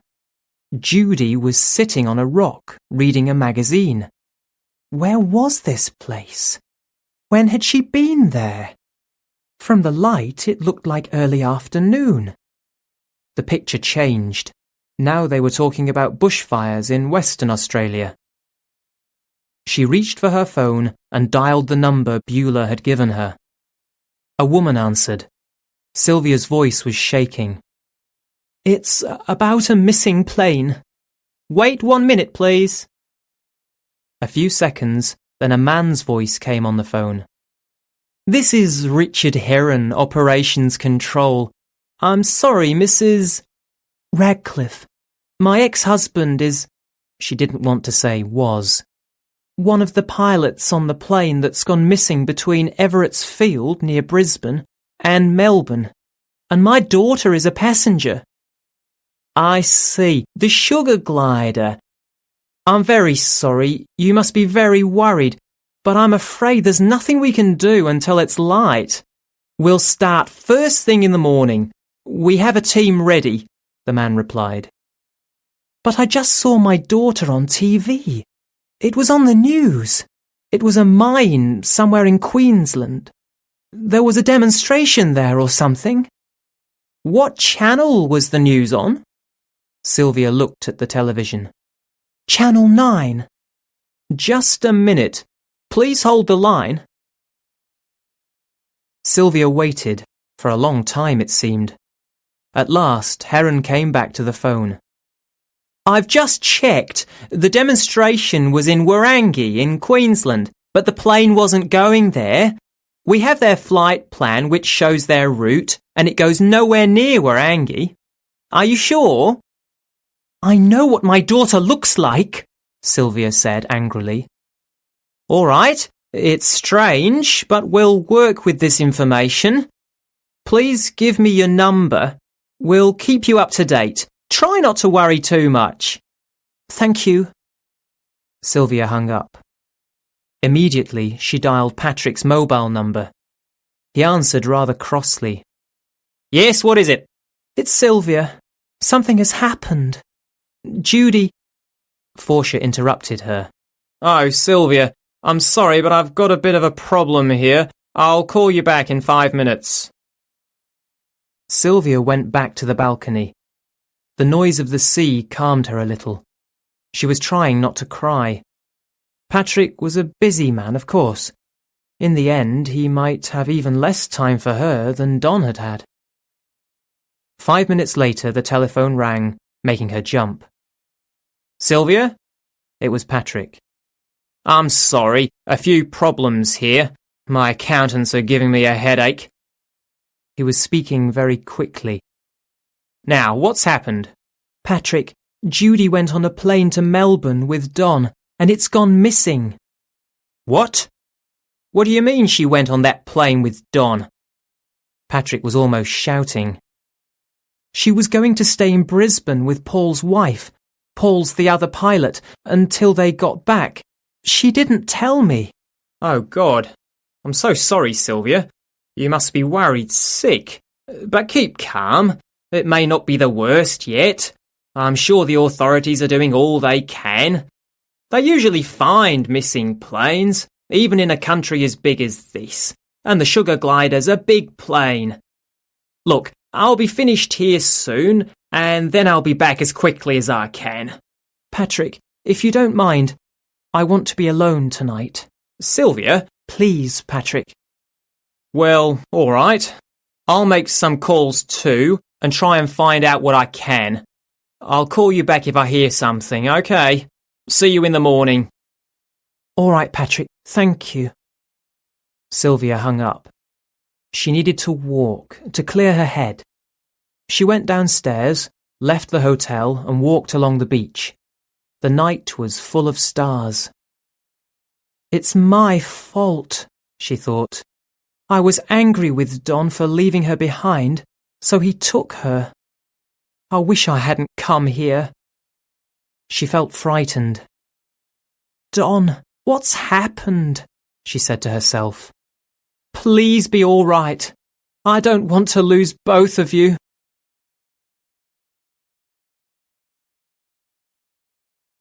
Chapter 12. Accident. By 1 o'clock in the afternoon, Judy and Don were hot and tired. The landscape they were riding through was becoming flatter. They stopped to rest by a creek full of small fish. Judy surprised Don by making a simple fish trap and catching 2 fish. They made a fire and cooked the fish in it. You've learned a lot living out in the country, said Don. Judy smiled. I missed Brisbane at first, but there's a lot of nice things about living on the land, she said. I feel very free there. Don looked at her. Judy, I want to tell you I'm sorry. It's okay, Dad. Judy looked straight into the fire. No, I'm sorry for everything, he went on. Not just for getting you into this mess. I wish I'd never left you and your mother either. Really? Yes, really. I wish you'd never left too, she said sadly. Don continued. I don't really know why I did. My job was everything to me, but it was hurting your mother. I was away a lot, and when I was home, I was tired. It seemed neither of us could be happy. Flying means freedom to me. I kept my freedom, but I hurt you and your mother. I want to put things right, if it's not too late. Judy went to her father and kissed him. I forgive you. You'll have to talk to Mum, though, Judy said. If we get back. We will. And you're a very brave girl. I'm proud of you, said Don. They finished their meal and rode on. The land was turning yellow-brown. It hadn't rained here for some time. Riding without anything to sit on was making both of them sore. They came to the top of another valley, and flat land lay below them. It's grassland, said Judy, looking through her binoculars. I think I can see a fence in the distance. She passed the binoculars to her father. You may be right, her father answered. It could be a sheep station, but let's not get too excited. Sheep stations can be huge out here. We could still be far from help. Don felt tired and angry with himself. His whole body ached. Well, let's just keep on. We'll find somewhere. Suddenly, a bird flew out of a tree. Surprised, Don kicked his horse's sides, and Nicole jumped and started to run. Don held on for a while, but Nicole shook her head and the rope flew out of Don's hand. He held on desperately to the horse's neck. Nicole jumped to one side and Don came off, rolling down the hill they had just climbed. He landed on a flat piece of rock with a steep drop below him. "Dad! Dad!" Judy shouted. She jumped off Kylie and ran down the hill after him. Don was lying on his back. His right leg was bent under him, but his eyes were open. "Dad, can you move?" Judy cried. Don lifted his head and groaned. "I think my leg's broken. It hurts." Then his head fell back and his eyes closed. "Dad! Dad!" Judy cried, feeling panic coming. She fought to control it. What could she do now? Was this the end for both of them? Would they die out here in this big empty land? She breathed deeply and tried to think clearly. She had to go on and get help. First, she made her father as comfortable as she could. His backpack had come off in the fall. She went back to fetch it so she could use it as a pillow for him. He was in the sun, but she didn't dare move his leg, even if she could drag him. Her father was a big man. She took out her water bottle. His eyes opened when she poured water into his mouth. "Dad?" He nodded. "I'll have to go on and look for help. It's our only chance," she said. Don looked at her. "You're right," he said in a voice filled with pain. Judy went on. "Since that helicopter, we haven't seen one plane, friendly or otherwise. I don't understand it. The authorities must be looking for us by now, surely." "It's a big area to search," Don said, knowing that if they were going to be safe, he and Judy had to find help themselves. Judy kissed her father. "I'll be back with help, I promise."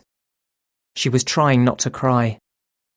"Go quickly, I'll be fine," Don said. Judy had to find her horse.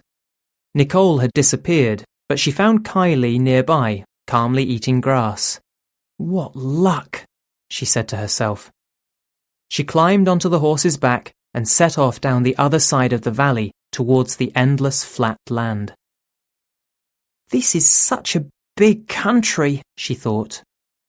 She could imagine what it had been like for the first British explorers coming from a small, cold country. They must have been amazed.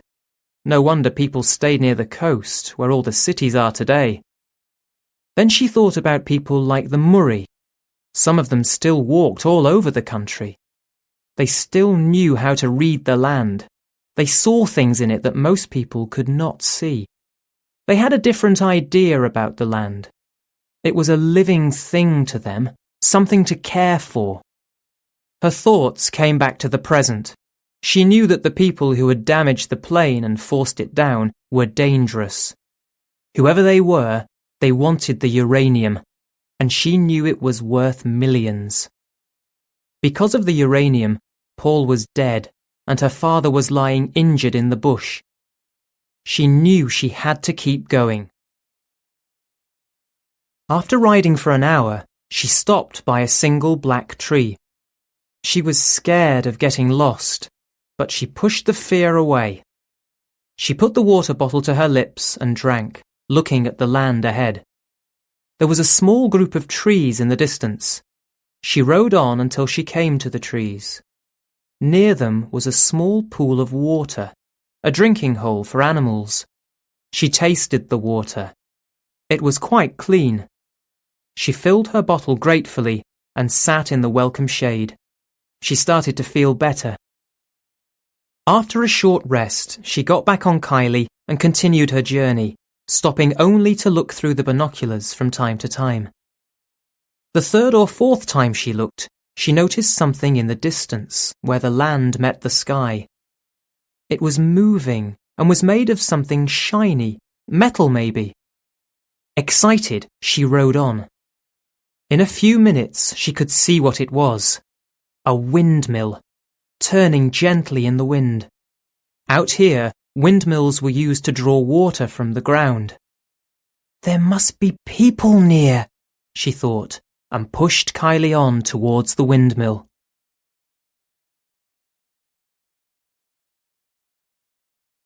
Chapter 13. Tarong Station. After another 20 minutes, she came to a dirt road.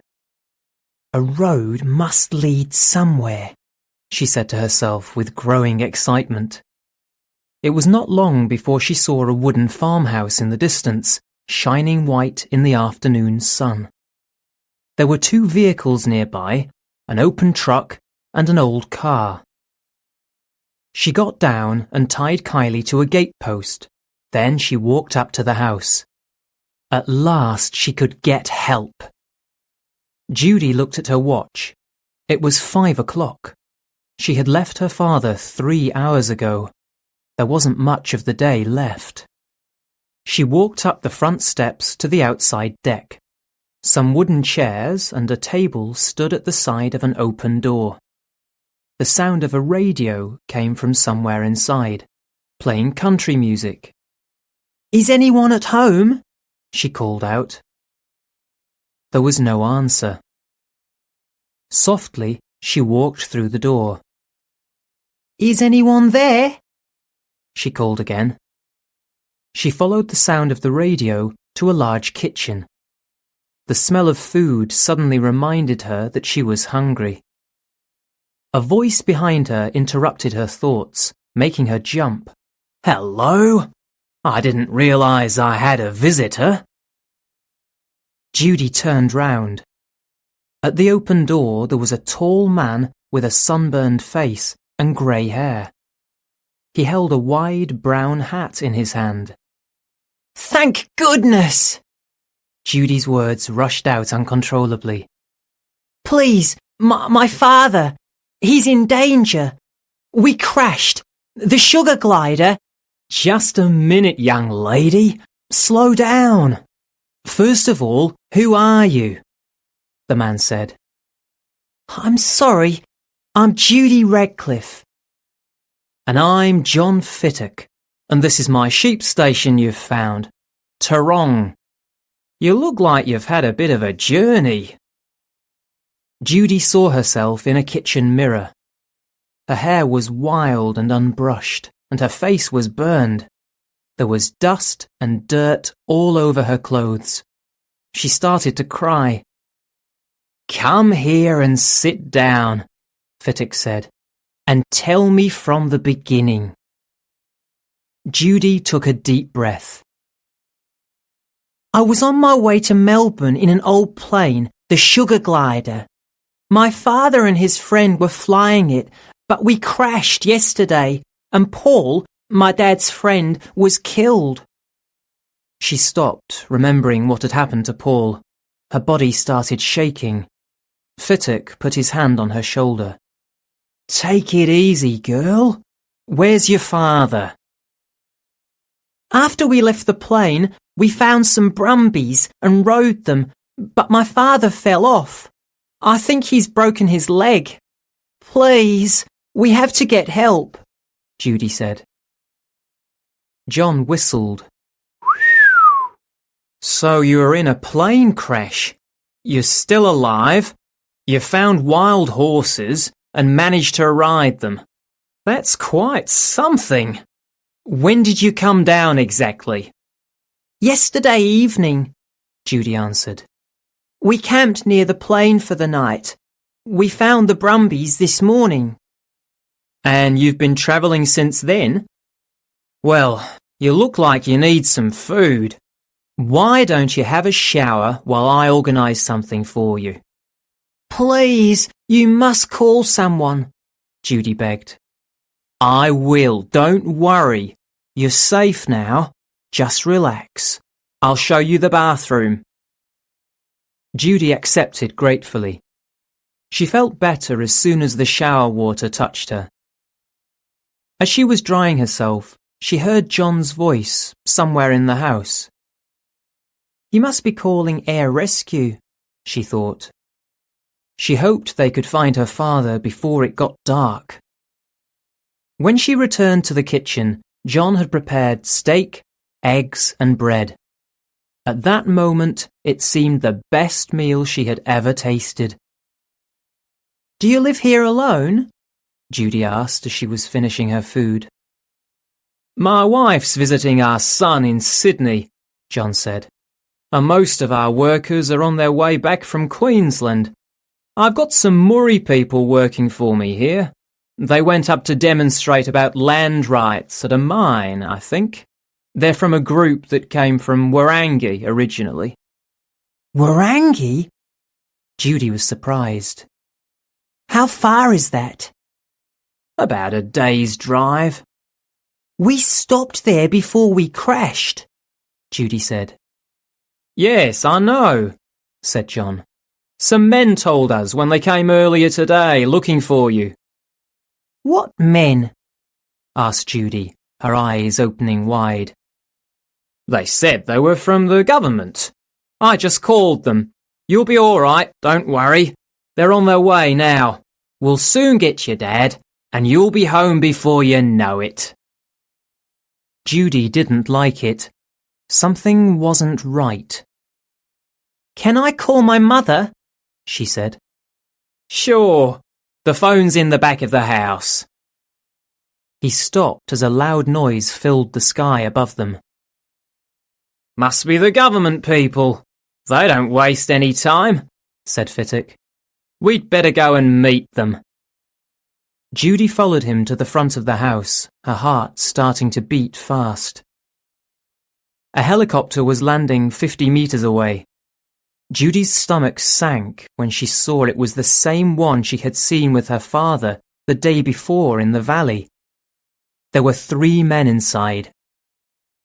Judy could see a face she thought she recognized. It looked like the face of the tall, thin mechanic she had seen at Warangah driving the refueling truck for the sugar glider. Chapter 14. Prisoners. Judy backed away as the 3 men came up the steps of the house. She wanted to look for a phone quickly. The thin man seemed to be the leader. When he saw John at the door, he said in a hard voice, "Where's the girl?" "She's here, He turned round. "She must have gone back inside. She's had a rough time." They found Judy standing against the wall at the back of the house, a phone in her hand. The thin man grabbed it from her hand. "Judy Radcliffe," he said. Judy nodded, her face white. "Who are you?" "Carl Peterson. Where's the plane you came in? We need to find it, and quickly." "Where are the pilots, Copeman and Radcliffe?" said another man. "Paul Copeman is dead. He had a heart attack when we came down. Then my father had an accident in the bush. I think his leg is broken. Please, we have to get to him. All in good time," Peterson interrupted. "We need you to take us to the plane, quickly. It's called the sugar glider, isn't it? Did it glide?" He smiled, but it was not a friendly smile. Judy thought fast. Now she was sure the men didn't work for the government. "I'll help you after we rescue my father," Judy said, a determined look in her eye. Peterson looked at her coldly. "I don't think you realize how serious this is." He grabbed her shoulder and pushed her along the corridor and into the kitchen. The other 2 men came in with John. One was carrying a machine gun. Judy was shaking inside, but she answered firmly. "It's very serious," she said. "My father's out in the bush with a broken leg and very little food and water. I'll help you find the plane when he's safe." Peterson stared at Judy. Judy stared back. One of the other men spoke, Maybe we don't need her. Fittock told us which direction she came from and how many hours she must have been travelling. We can work out where the plane is. Peterson thought for a moment. You could be right. Put them both in a room and lock the door. I'm going out to the helicopter. I have to call the boss on the radio. One of the men waved his gun at Judy and John. Where are the keys to the rooms? He said. John pointed at some keys hanging on a hook by the door. The man picked them up and told them to move. John and Judy left the kitchen and went back down the corridor. The man behind them kept his gun ready. They came to a door on the left. In there, the man said. It was a small room with a bed, a desk, a cupboard and 2 chairs. When Judy and John were inside, the door shut hard. They heard a key turn. Government people don't carry machine guns, said Judy. No, they don't, John said, a worried look on his face. What are we going to do? Judy asked. It was turning into a nightmare. You might have to do as they say, John replied. They mean business. It could be the only way to help your father. Why don't you take them to the plane? Then they'll leave us alone, he said. But he sounded uncertain. They're prepared to leave my father out there to die. They might just kill me too if I take them to the plane. There's something else I didn't tell you. What? John asked. The plane was carrying uranium. John's eyes opened wide. Judy went on. None of us knew it before. I think Paul, the other pilot, found out when we got to the mine, but he didn't tell us. Then they did something to the plane to force us to land soon after we left. But my dad changed course, so we didn't come down where they expected to find us. Otherwise, I think we'd all be dead already. I made a mistake calling those people. I didn't know, said John. A few minutes later, they heard Peterson coming back towards the house. He began talking to the other 2 outside. Judy put her ear to the door. She could hear only parts of the conversation. Must be in the area. Mr. F said, the pilot doesn't matter. Make it look like an accident. Get the stuff at all costs. Don't touch the girl. Keep her at the station. Wait until the business is finished. We've got to get to my dad, whispered Judy. They heard the helicopter's engines starting. Judy went to the window. The helicopter was lifting off, with Peterson and another man inside. The third man had stayed behind to guard Judy and John. An hour passed. It was getting dark now, and it felt cooler in the room. The only noise came from a couple of flies at the window. John looked silently out of the window. Judy thought about her father. She had left him water, but he would need more. He might be cold in the night, but she was helpless to do anything. How long could he stay alive out there? Suddenly there was a tapping sound from under the floor. What's that? Judy said. John said nothing, but smiled and got down on the floor. He moved his hands over the carpet, as if feeling for something. He found a cut edge and lifted part of the carpet away from the floor. There were wooden boards underneath, and some of these were cut also. John pushed at one end and the boards moved. It's a door, John said in a low voice. A trap door. Something I made for the kids when they were small. Only me and a couple of my workers know about it. We never use it now because it isn't safe. As Judy looked in wonder, a head appeared covered with black wavy hair. A face turned up towards them. Judy's eyes opened even wider as she recognized the boy she had spoken with at Warangi. That seemed like a lifetime ago. Back on the lonely hillside, Don Radcliffe could see that the sun was getting lower in the sky. His leg ached terribly. Judy must have got lost, he thought. He tried not to sink into hopelessness. All of his plans seemed like dreams now. He still wanted, more than anything, to bring his family back together, to make a new start. But he had to accept that he might never see them again. Judy, Sylvia, I'm sorry. He groaned bitterly. He was starting to feel hot and faint. I've got no more water, he thought. He thought about how many explorers had died in Australia's history because of the climate and the size of the place. Coming from the green lands of Europe to this burnt brown land, how could they have been prepared? He fell into a light sleep and began to have a strange dream.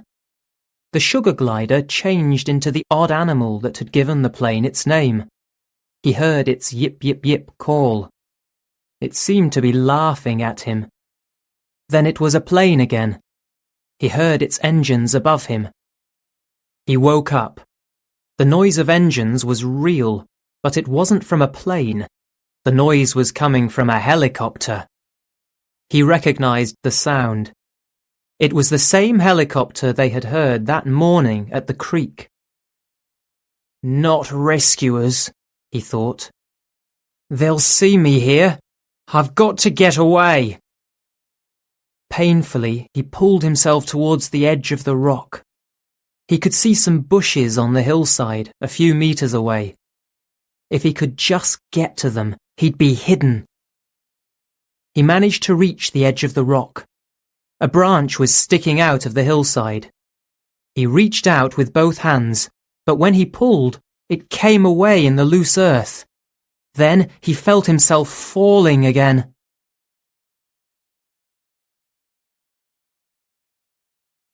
Chapter 15. Playing for Time. The boy climbed into the room and John dropped the boards quietly back into place. Hello, Joe, whispered John. You never liked using the front door, did you? I didn't like your guests much, those guys in the helicopter, said Joe. Meet Joe, Judy, John Fittick said. He works for me, one of my best young men. We've met. You're a long way from Warangi, eh?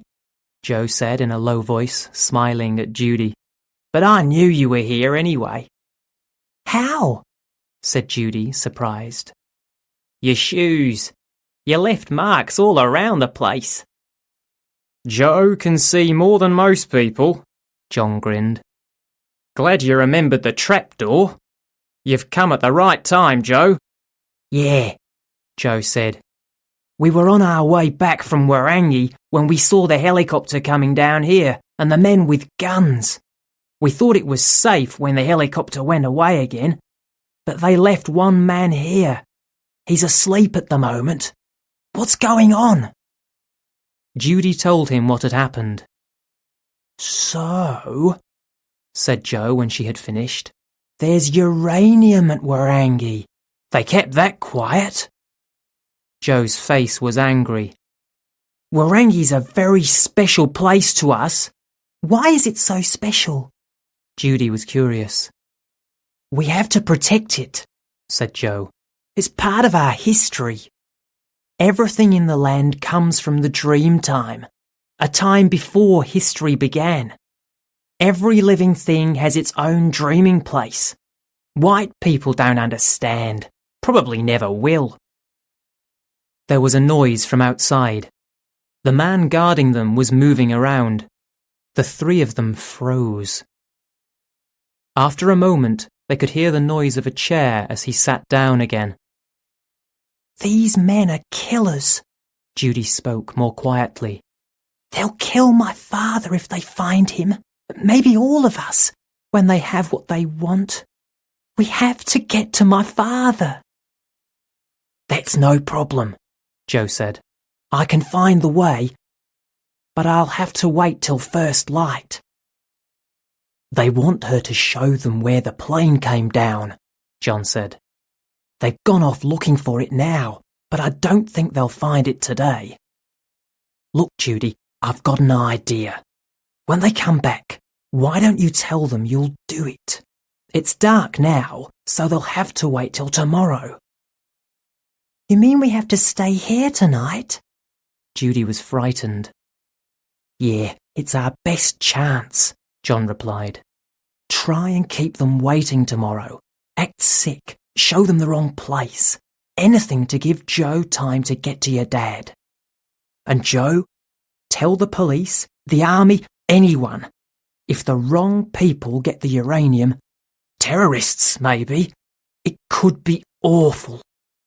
There's a radio in your brother's truck, isn't there? Yeah, but it doesn't work properly. We've tried to fix it, but it's no good. My brother's waiting for me out there. I'd better get going. Joe looked at Judy. Don't worry. We'll get to your dad before those guys do. To John, he said, Have you got any clothes in this room? Men's clothes? This was my son's room. Some of his stuff is in that cupboard. Help yourself. What do you want clothes for? John asked. Just an idea, Joe said. He opened the cupboard, chose a few clothes, and put them into a plastic bag. Then he opened the trapdoor in the floor and started to climb down. Before he disappeared completely, Judy asked him, What dreaming place is Warangi? He looked at her. It's the Sugar Glider dreaming place. I'll tell you the story sometime. Judy opened her mouth in surprise. Then Joe was gone. 20 minutes later, the helicopter came back. They heard Peterson and his men outside. We'll just have to try again in the morning, one of them was saying angrily. I'll start pretending to feel sick, said Judy. Call them. John knocked loudly on the door of the room. Judy lay down on the bed. In a few moments, the door opened. Peterson was standing there with an angry expression. Look, she's really worried about her dad, said the farmer. She knows what to do if she wants to see him, said Peterson. She's feeling sick now, but she says she'll help you find the plane in the morning, if she's well enough. She'd better be, said Peterson.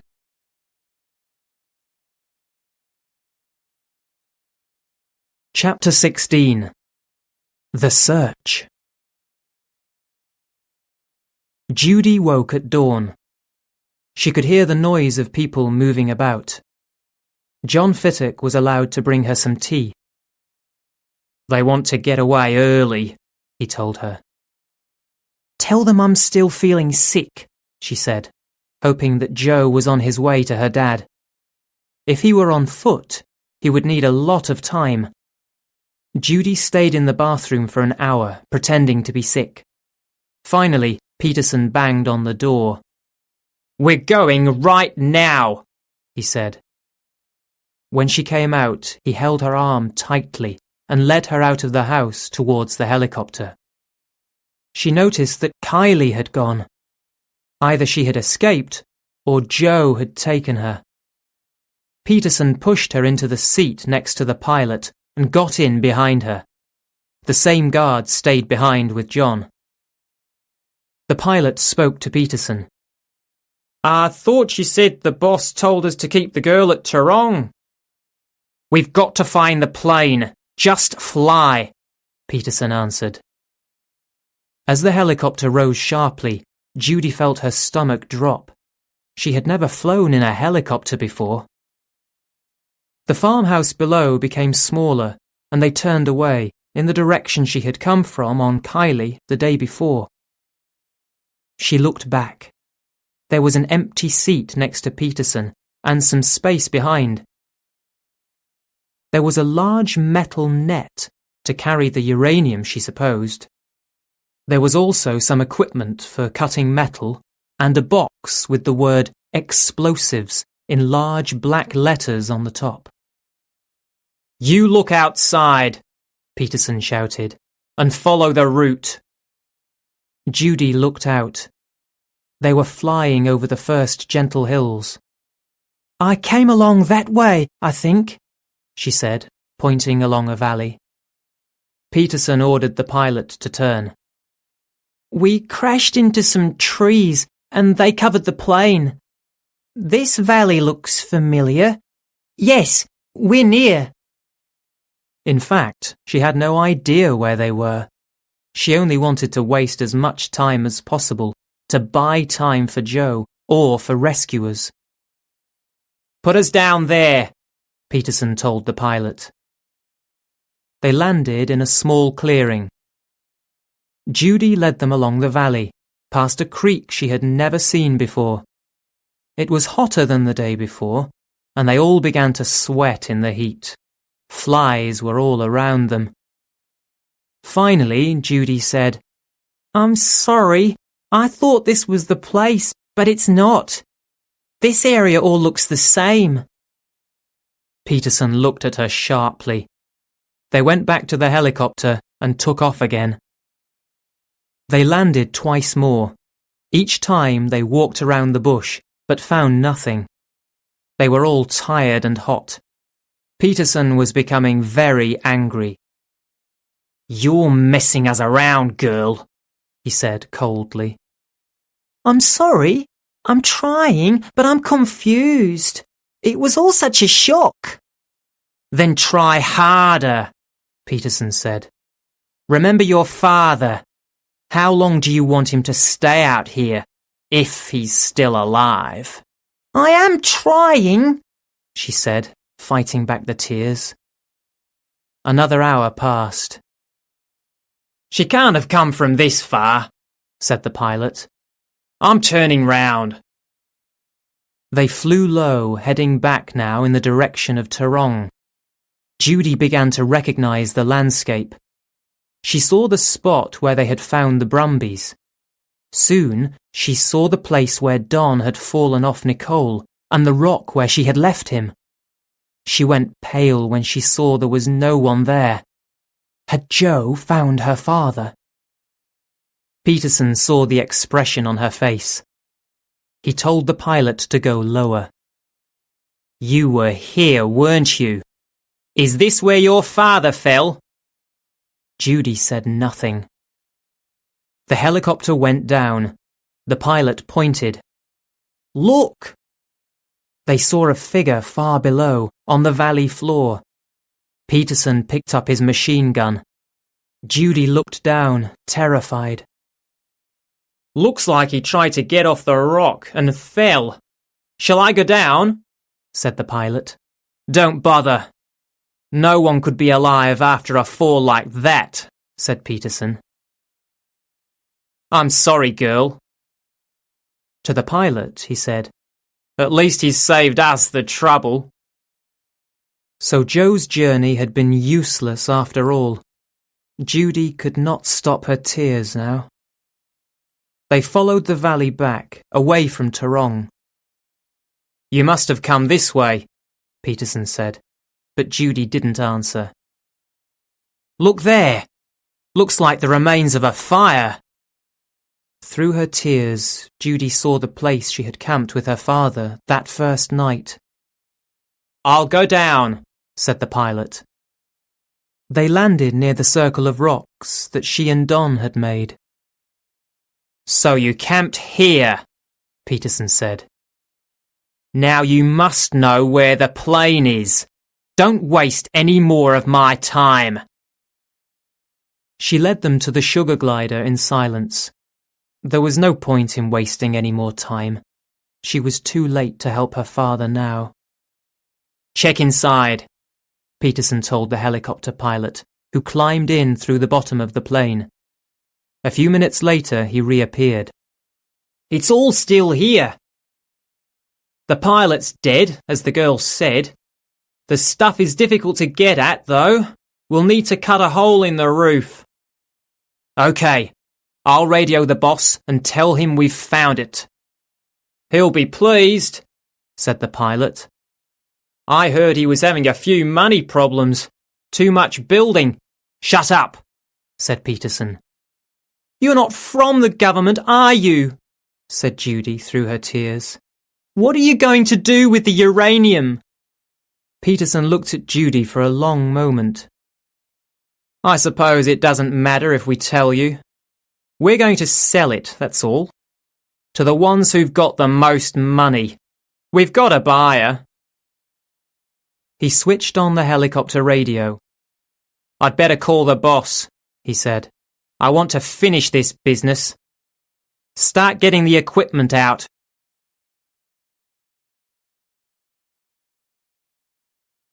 Chapter 17. Taking Care of Business. A thin man with thick blonde hair walked into the embassy building in Canberra. The secretary told him to go straight up to the main office. He's been expecting you, she said. The blonde man walked up the stairs and knocked on a heavy wooden door. An older man with silver hair was sitting in a fine leather chair in a large office. He pressed a button on his phone. Do not disturb us, he said into the phone. The two men spoke together in a foreign language. Berjenka, the silver-haired man said.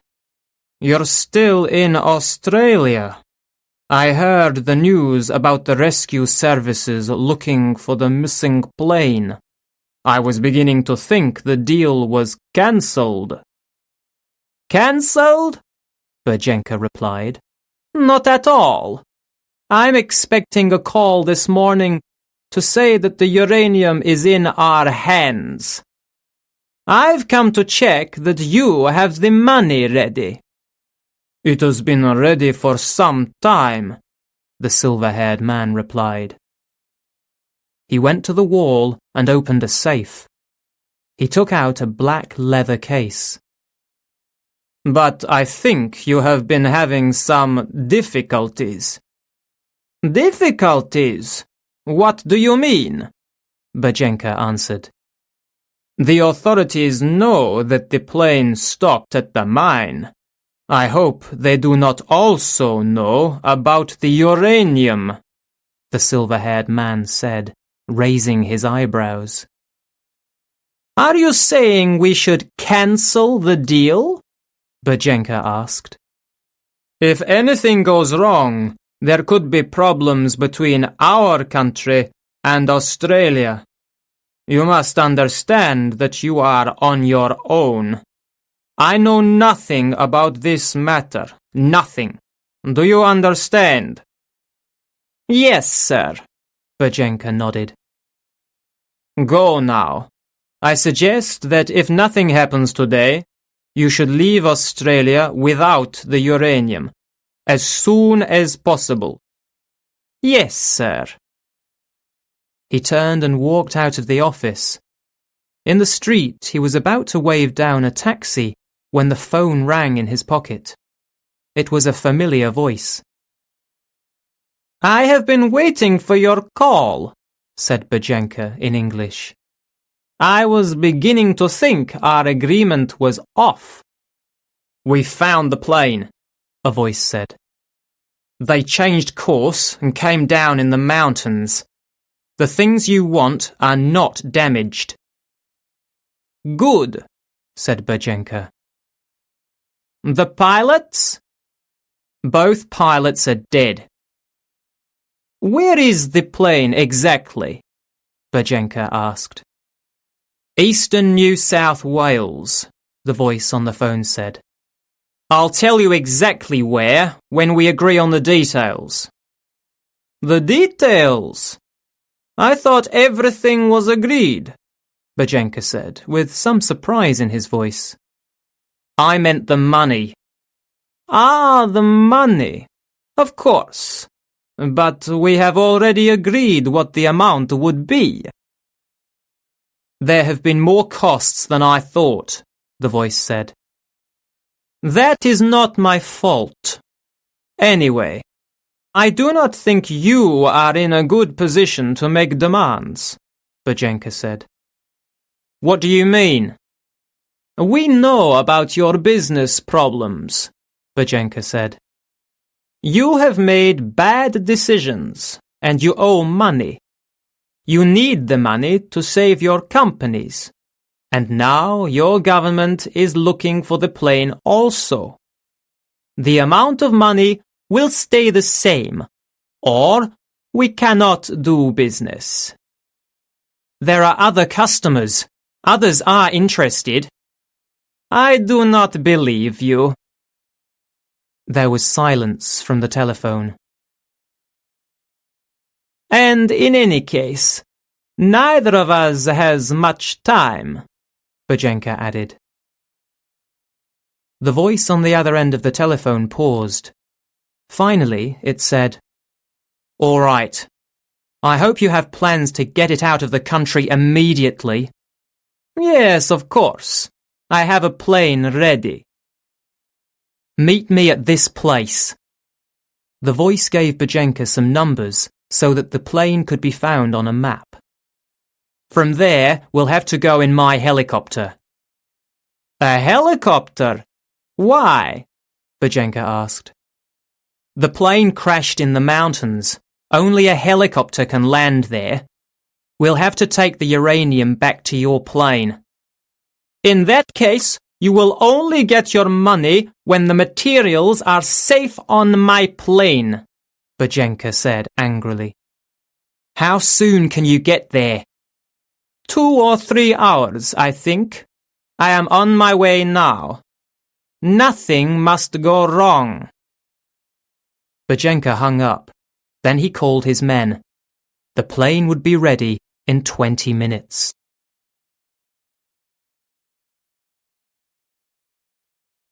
Chapter 18. The Meeting Point. Judy sat down on a rock and put her head in her hands. She wondered what would happen to her now these people had what they wanted. Could she escape? They had guns, and she was still tired from the travelling of the day before. One of them was always watching her, even when they were working. And where could she go? She felt something hard in her pocket. It was the perfume bottle pressing against her leg. Her dad had said she might use it one day, but it was impossible to imagine that now. She watched Peterson and the pilot cut a hole in the roof of the sugar glider. Then they lifted the uranium out using the helicopter and put it on the ground about 500 meters away. The operation took less than half an hour. When they were finished, Peterson said, I think we'd better blow up the plane. It'll remove all the evidence. Bring the explosives. The jet fuel in the tanks will do the rest. Peterson went into the plane to lay the explosives. The pilot followed him in. For a moment, no one was watching Judy. This could be my only chance, she thought. She got up slowly. Out of the corner of her eye, Judy saw someone come out of the bush. It was a man carrying a small white bag and moving silently towards the helicopter. He had something else in his hand. It looked like a piece of thin metal. Judy suddenly recognized the figure. It was Joe, and he was doing something to the helicopter's fuel tank. He looked up and smiled at Judy. Then he put his finger to his lips. Judy nodded and looked back towards the sugar glider. The men were coming out of the plane. Okay, let's get away from the plane, Peterson said. They all moved back towards the helicopter When Judy turned round, Joe had gone. "Ready?" Peterson said. He had a small box in his hand with a button on it. Just at that moment, there was a noise in the sky. Another helicopter was coming down towards them. "Wait, it's the boss," the pilot said. Peterson put down the box. The helicopter landed about 50 meters from Peterson's larger machine. 2 men got out. One was thin with thick blonde hair. The other was a tall man with shiny black hair. Judy's eyes opened wide as she realized who it was. Patrick. "Has he come to rescue me?" she asked herself. She called his name. Patrick Forsher turned and saw her, and his expression changed to horror. "What's she doing here?" he said angrily to Peterson when he reached them. "I told you to keep her at Tarong." "We were trying to save time, boss. The authorities might be getting closer." "What is this, Mr. Forsher? Who is this girl?" said the blonde man. Judy was shocked. Patrick was their boss. What did he have to do with the plane crash and the uranium? She didn't understand. "It doesn't matter, Berjenka. As you can see, the uranium is here. We can take it to your plane, and then you can give us the money." There was a noise in the bush. "What's that?" Patrick turned round.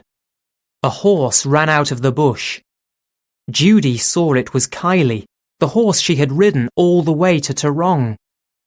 "It's just a Brumby," said Peterson's pilot. "Something frightened it, or someone. Go and look," Patrick said. Peterson and the pilot went off towards the trees, guns ready. "Mr. Forsher, we do not have much time," Berjenka began. Suddenly a shot rang out.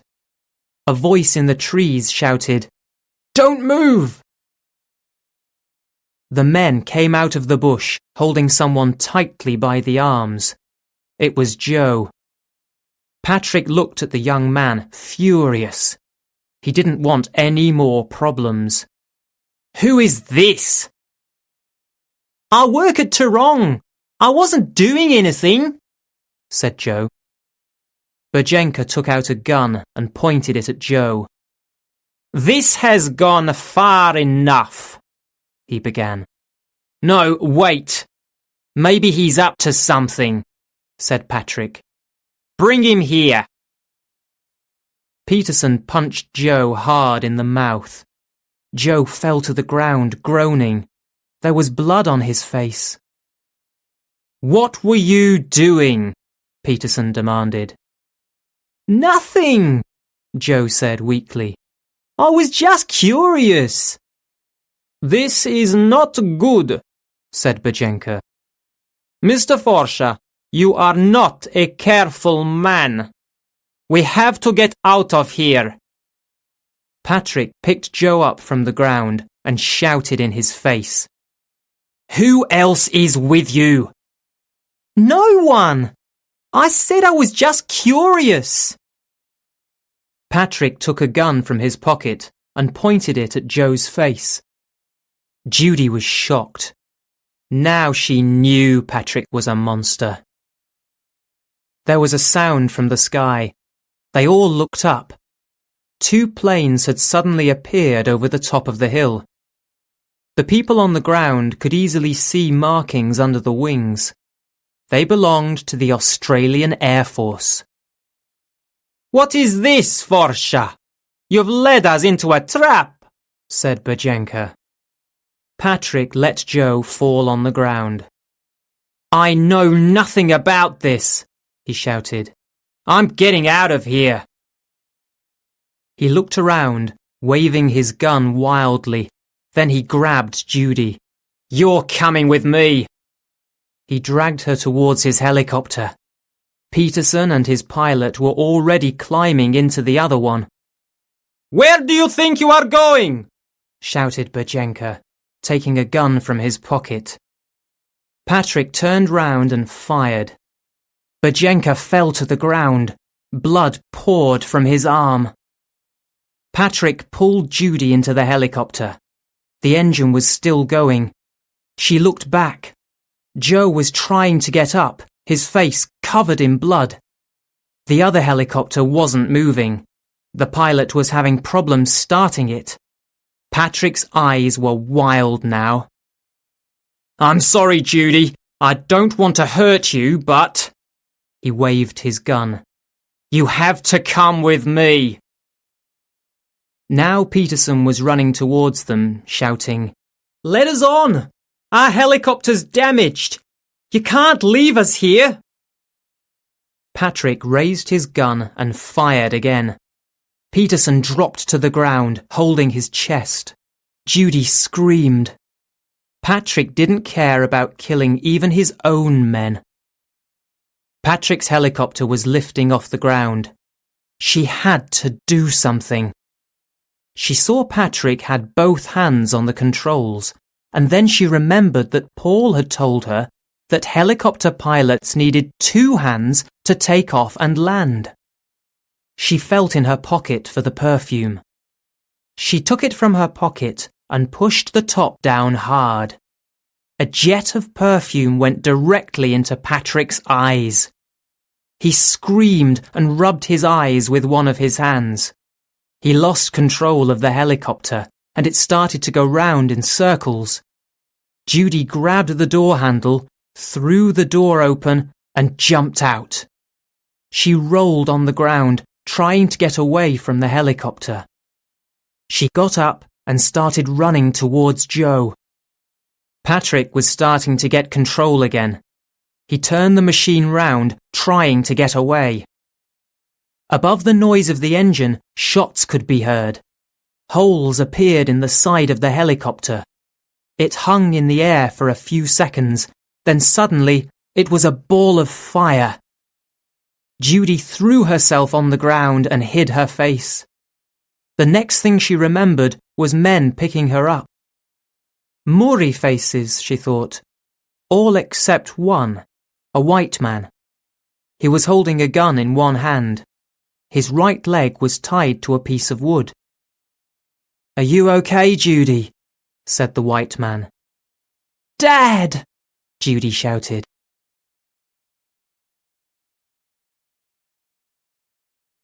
Chapter 19. Recovery. The truck headed slowly back towards the farm. Joe's brother drove, while Joe and Judy sat in the back. Joe's nose was bleeding. An Air Force helicopter had picked up Judy's father and the other men. "I still don't understand, Joe," said Judy. "I thought Dad was dead. We saw him at the bottom of the valley." "You saw a dummy," said Joe. "You remember the clothes I took from John's cupboard? We found your dad holding on to the edge of the rock. A few minutes later, and he would have fallen off. We made a dummy with leaves and bits of wood, anything we could find. We put his clothes on it and gave him the others, and then we threw the dummy down to the bottom of the valley. We hoped those guys wouldn't get close enough to see. If they thought your dad was dead, they wouldn't worry about him anymore." "It worked. I believed it," she said, remembering the horror she had felt. "What were you doing at the helicopter, Joe?" "When I left you last night, we couldn't get in touch with the authorities. The truck radio was broken just when we needed it. We couldn't fix it, so my ma took a car and drove through the night to the nearest town to call for help. We had to find a way to keep those guys from getting away until the authorities got here. So I took that horse you found and rode it here. We had some sugar at home. If you put sugar in an engine, it doesn't work, I thought that would keep them on the ground till help came. But, as you saw, they got me before I could get to the other guy's helicopter. I wonder who he was. My mother knew him. I still can't believe it, Judy said. She thought to herself, but now I understand. Patrick wanted to kill Dad so he could marry Mum. She shook at the thought. It was late afternoon when the truck stopped outside the farmhouse at Tarong. John Fittock came out to meet them with a Murray woman. "What have they done to you?" said the woman, rushing towards Joe. "This is my ma, Celia," Joe explained to Judy. He turned to his mother. "I'm okay, Ma, really." "Come inside," said John, "and we'll fix up your face, Joe." It was dark when Don woke up. He was lying on a soft bed. A woman was putting a warm towel on his face. He tried to get up. "Judy!" "I'm a nurse, Mr. Radcliffe," the woman said. "You're in hospital. You passed out in the helicopter. I'm hardly surprised after all your adventures." "Where's my daughter? Is she okay?" Don asked. "She'll be coming in to see you later. I believe she's had quite an adventure too." "I had no idea there would be any danger," Don said quietly. "I hadn't seen her for so long. I wanted to make up for lost time." "Family's the most important thing anyone's got," the nurse said. "I'm a Murray, and our people know that more than anyone. In the past, we've been separated from our families by force. But you chose to go away. I don't understand you people." "You're right," said Don. "I've been stupid." "Anyway, you're awake.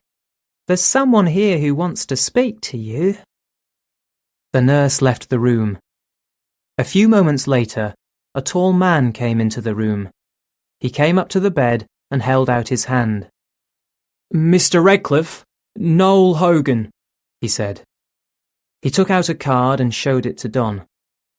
It said Hogan was a government agent. "Just a couple of questions. I expect you've got some too." "I'm ready," said Don. "Did you know you were picking up uranium at Warangi?" "No, not at all," Don replied. He told Hogan how the job with Paul had come about and how they thought they were doing it for the government. "It seems Forsha had paid people at the mine to keep quiet. The owner had certainly been bribed. We're arresting them all. You were really lucky, you know. No one would have found you, as the flight plan we checked had nothing about the mine on it. But, fortunately, Judy's mother saw her at Warangi on TV on the day of the demonstration, and that's how we found you." "Did you know Patrick Forsha?" "I'd met him twice for a few minutes. He was seeing my ex-wife," Don said. "So you had no idea he was mixed up in all of this?" Hogan said. "Not at all," Don replied. "When I first saw his helicopter, I thought he'd come to rescue Judy." "So you had no idea about his business problems?" Hogan asked. "Business problems?" Don said, surprised. "I thought he had a lot of money." "He was in big trouble.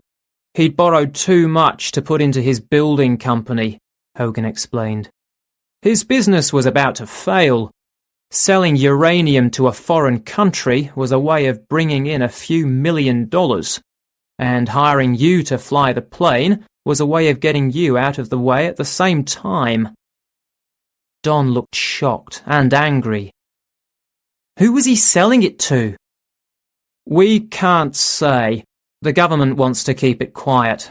It's somewhere in Asia, but their embassy says they know nothing about it. They're lying, of course." "What will happen to them?" Don asked. Hogan sighed. Nothing.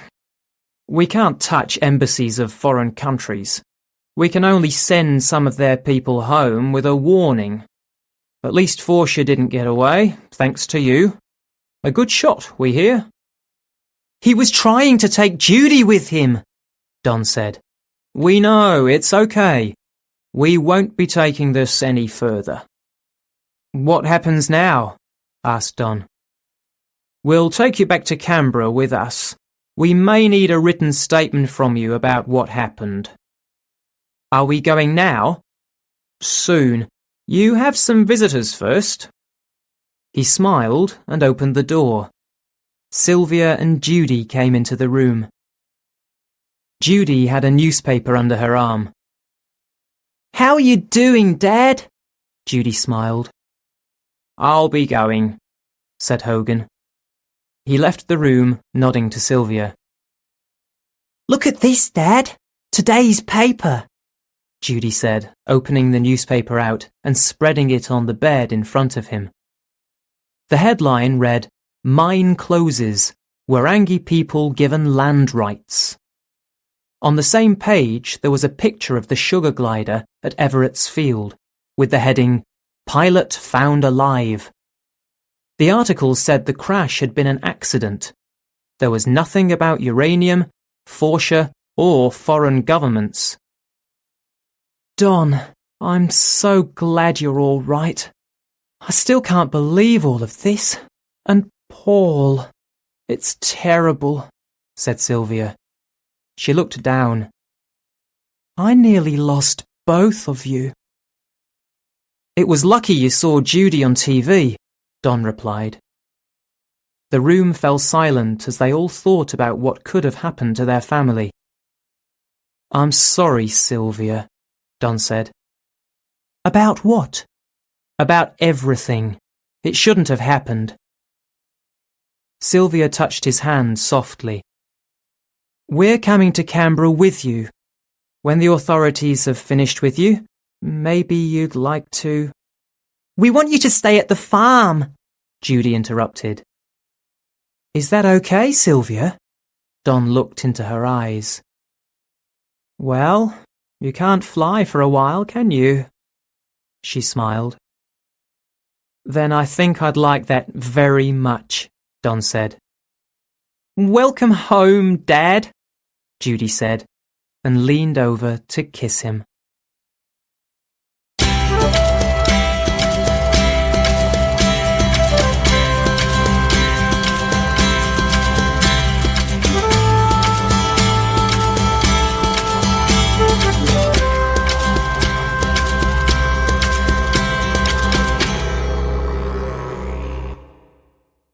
The Invisible Man. G.K. Chesterton. In the cool blue of the late evening, at the corner of two steep streets in Camden Town in London, a young man of not less than 24 was looking into the window of a cake shop. He was a tall, strong, red-haired young man with a determined face. His name was John Turnbull Angus. For him, this shop held some kind of attraction, but this attraction was not completely explained by the cakes and sweets in the window. He entered at last and raised his hat to the young lady who was serving there. She was a dark, neat girl in black, with red cheeks and very quick, dark eyes. He walked through the shop into the back room, which was a sort of tea room. After a short pause, she followed him into the back room to write down his order. His order was obviously a usual one. "I want, please," he said clearly, "one halfpenny cake and a small cup of black coffee." A moment before the girl turned away, he added, "Also, I want you to marry me." The young lady of the shop stiffened suddenly and said, "Those are jokes I don't allow." The red-haired young man lifted his grey eyes and said, "Really and truly, I am serious." The dark young lady had not taken her eyes off him and seemed to be studying him closely. Then, with a slight smile on her face, she sat down in a chair. "Don't you think," remarked Angus, "that it's rather cruel to eat these halfpenny cakes? They might grow up into penny cakes. I shall give up these cruel sports when we are married, Laura." The dark young lady rose from her chair and walked to the window, clearly in a state of deep but not unsympathetic thought. At last she swung round, returned to her chair, put her arms on the table, and looked at the young man, not unkindly, but with some annoyance. "You don't give me time to think," she said. "I'm not such a fool," he answered. She was still looking at him, but she had grown more serious behind the smile. "Before there is a minute more of this nonsense," she said steadily, "I must tell you something about myself." "I would like to hear it," replied Angus. "It's nothing that I'm ashamed of, and it isn't even anything that I'm specially sorry about. But what would you say if there was something which is not my fault, but which troubles me like a bad dream?" "In that case," said the man seriously, "I would suggest that you bring me another cake." "Well, you must listen to the story first," said Laura. "To begin with, I must tell you that my father owned the inn called the Red Fish at Ludbury, and I used to serve people in the bar. Ludbury is a sleepy, grassy little place in eastern England. Half the people who came to the Red Fish were occasional business travellers. The rest were the most unpleasant people you can see, only you've never seen them. I mean little, lazy men who had just enough to live on, and nothing to do except lean about in the inn, in bad clothes that were just too good for them, and talk about horse racing. Even these characters were not very common at our inn, but there were two of them that were much too common. They both lived on money of their own, and were extremely lazy, and dressed in very bad taste.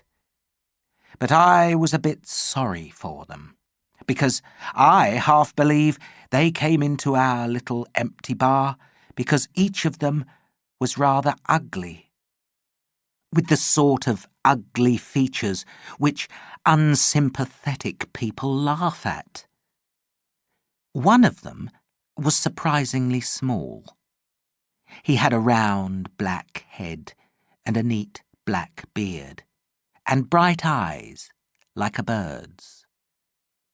He wore a great gold watch chain, and he never came into the inn except dressed just too much like a gentleman to be one. He was not a fool, though he never did any work.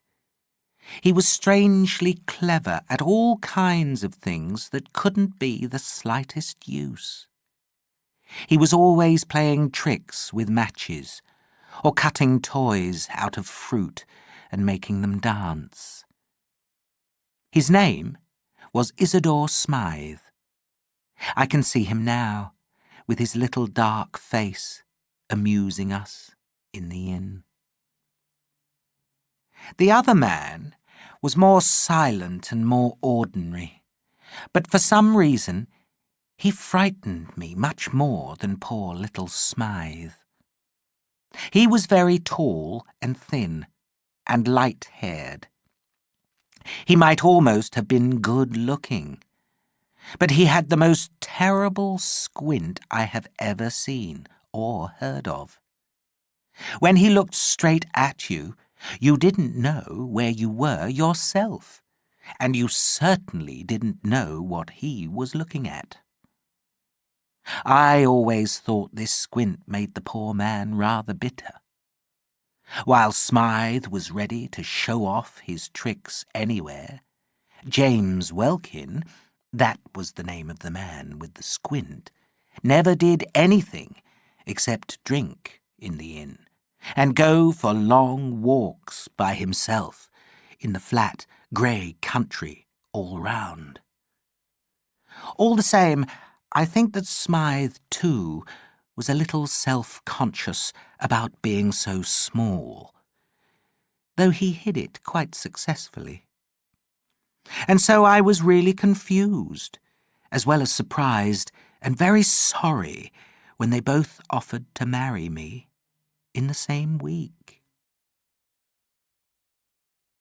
Well, I did what I've since thought was perhaps a silly thing. But after all, these men were my friends in a way, and I was frightened that they would think I refused them for the real reason, which was that they were so impossibly ugly. So I made up some nonsense of another sort, about never intending to marry anyone who had not made his own way in the world. I said that I could not live on family money, like theirs, which had not been earned. 2 days after I had talked like this, the whole trouble began. The first thing I heard was that both of them had gone off to make their fortunes, as if they were in some silly children's story. Well, I've never seen either of them from that day to this, but I've had 2 letters from the little man called Smythe, and really, they were rather exciting. "Ever heard of the other man?" asked Angus. "No, he never wrote," said the girl, after a moment's pause. Smythe's first letter was simply to say that he had started out to walk with Welkin to London. But Welkin was such a good walker that the little man dropped behind and took a rest by the side of the road. He was picked up by some travelling show, and partly because he was so very small, and partly because he really was clever at his tricks, he got on well in show business. That was his first letter. His second was much more surprising, and I only got it last week. The man called Angus emptied his coffee cup and looked at her with patient eyes. Her own mouth twisted slightly with laughter as she went on. "I suppose that you've seen the advertisements about this Smythe's silent service, or you must be the only person who hasn't." "Oh, I don't know much about it. It's some clockwork invention for doing all the housework by machinery. You know the sort of thing. Press a button, a servant who never drinks. Turn a handle, 10 servants who never eat. You must have seen the advertisements. Well, whatever these machines are, they are making a great deal of money. And they are making it all for that little man whom I knew down in Ludbury.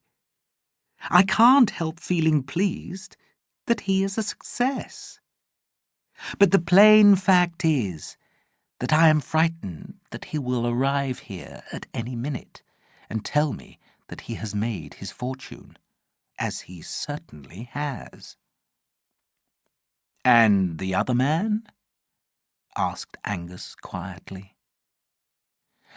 Laura Hope got to her feet suddenly.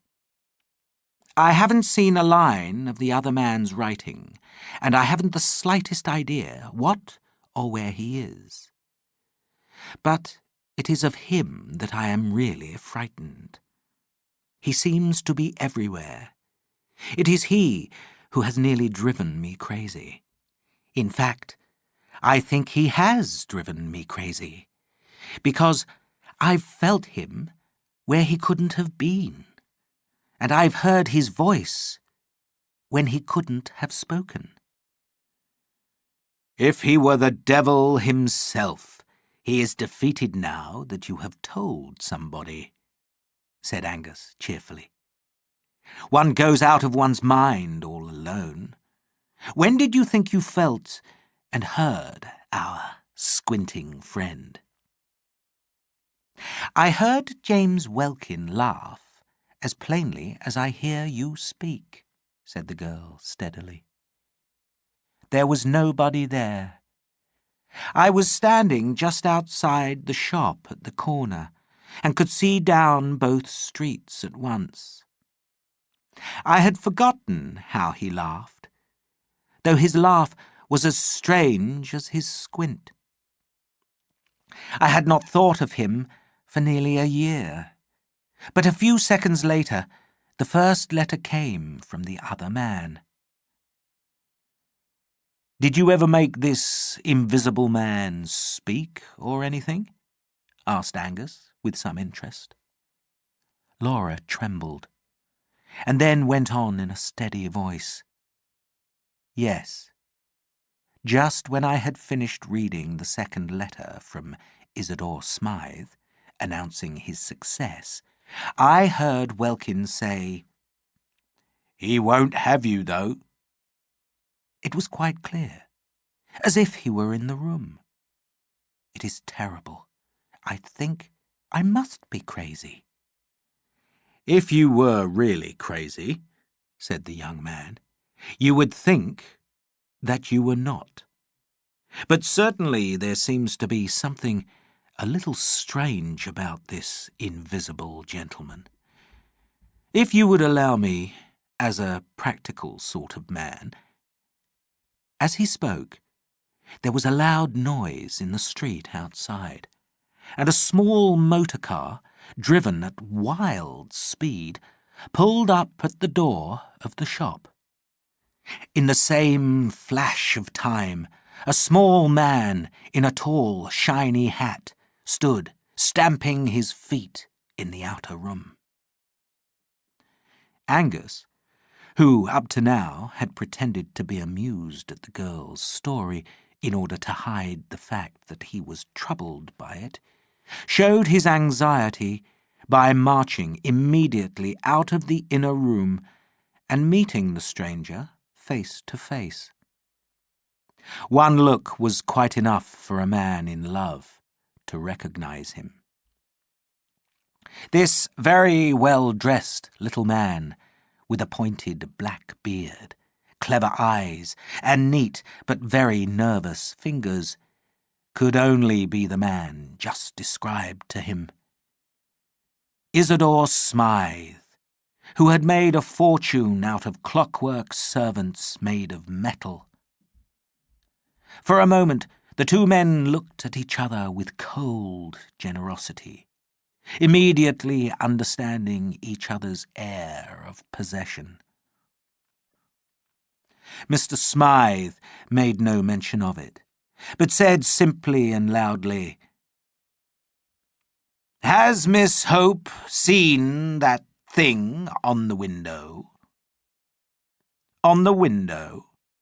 repeated Angus in surprise. "There's no time to explain other things," said the rich man shortly. "There's a matter here that we have to look into."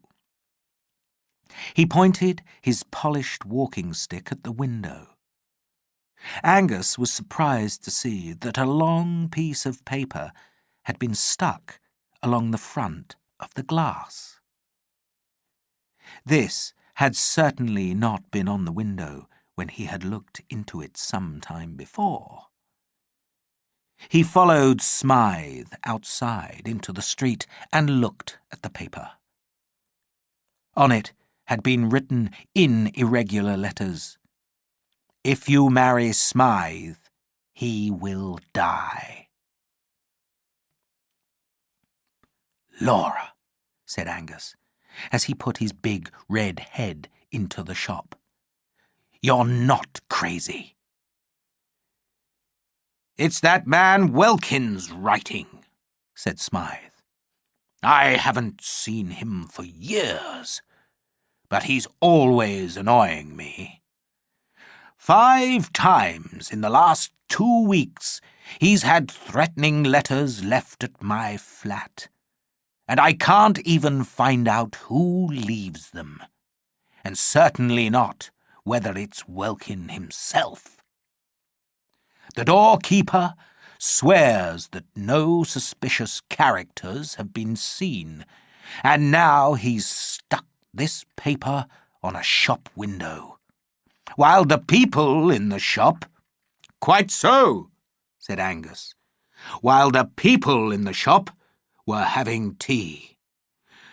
Well, sir, let me tell you, I am pleased with your common sense in dealing so directly with the matter. We can talk about other things afterwards.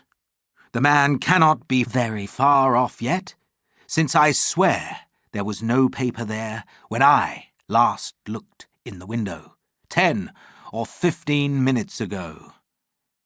But he's too far away to be followed, as we don't even know the direction.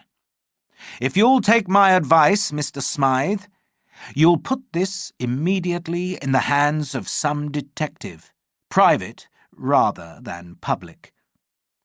I know an extremely clever man who has set up in business 5 minutes from here in your car. His name's Flambeau, and although his youth was a bit wild, he's a strictly honest man now, and his brains are worth money. He lives in Lucknow Flats, Hampstead." "That's strange," said the little man. "I live myself in Himalaya Flats, round the corner. Perhaps you would like to come with me. I can go to my rooms and sort out these strange Welkin documents, while you run round and get your friend, the detective." "You're very good," said Angus politely. "Well, the sooner we act, the better." Both men said goodbye to the girl with careful formality and jumped into the fast little car. As Smythe drove and they turned the corner of the street, Angus was amused to see a large advertisement for Smythe's silent service, with a picture of a headless machine carrying a cooking pan. Under it were the words, "A cook who is never cross." "I use them in my own flat," said the little black-bearded man with a laugh. "Partly for advertisement, and partly because they're convenient. Honestly, these big clockwork toys of mine do bring you coals or wine quicker than any live servants I've ever known, if you know which button to press. But I will also admit that such servants have their disadvantages too." "Really?" said Angus. "Is there something that they can't do?" "Yes," replied Smythe. "They can't tell me who left those threatening letters at my flat." The man's motor car was small and quick, like himself. In fact, like his silent servants. It was his own invention. Soon They turned a corner and were in the street which contained Himalaya Flats. Opposite the flats was a bushy garden, and some way below that was a river. As the car swept into the street, it passed, on one corner, a man selling hot soup. At the other end of the street, Angus could just see the blue figure of a policeman walking slowly. These were the only human shapes in that quiet scene. The little car arrived at the right house like a bullet, and Smythe got out very quickly. He immediately asked the doorkeeper and a cleaner whether anybody or anything had passed them since he had last made inquiries. Then he and the slightly confused Angus went up in the lift to the top floor. "Just come in for a minute," said Smythe. "I want to show you those Welkin letters. Then perhaps you will run round the corner and bring your friend." He pressed a button hidden in the wall, and the door opened by itself. It opened on a long, wide hall, of which the only unusual features were the rows of tall, half-human machines that stood up on both sides. They were like the figures which dressmakers use. Like these figures, they had no heads, and, like them too, their chests and shoulders seemed to be slightly too large. Apart from this, they were not much more like a human figure than any machine at a railway station that is about human height. They had two great hooks, like arms, for carrying things, and they were painted bright green, or red, or black, so that the owner could tell one from the other. In every other way, they were only machines, and nobody would have looked twice at them. On this occasion, at least, nobody did. Because between the two rows of these machines lay something far more interesting. It was a white piece of paper written on in red ink. The little inventor seized it almost as soon as the door flew open. He handed it to Angus without a word. The red ink on it was actually not dry, and the message was, "If you have been to see her today, I shall kill you." There was a short silence, and then Isidore Smythe said quietly, "Would you like a drink?" "I rather feel as if I would." "No, thank you. I would like to see Flambeau," said Angus. "Good," said the other, clearly making an effort to be cheerful. "Bring him round here as quickly as you can." But as Angus closed the front door behind him, he saw Smythe push back a button, and one of the clockwork figures moved smoothly from its place and slid along the floor, carrying drinks. There did seem something rather strange about leaving the little man alone among those dead servants who were coming to life as the door closed. 6 steps down from Smythe's flat, the cleaner was doing something with a bucket. Angus stopped and made him promise, by giving him money, to stay there until his return with the detective, and to watch carefully for any kind of stranger who came up those stairs.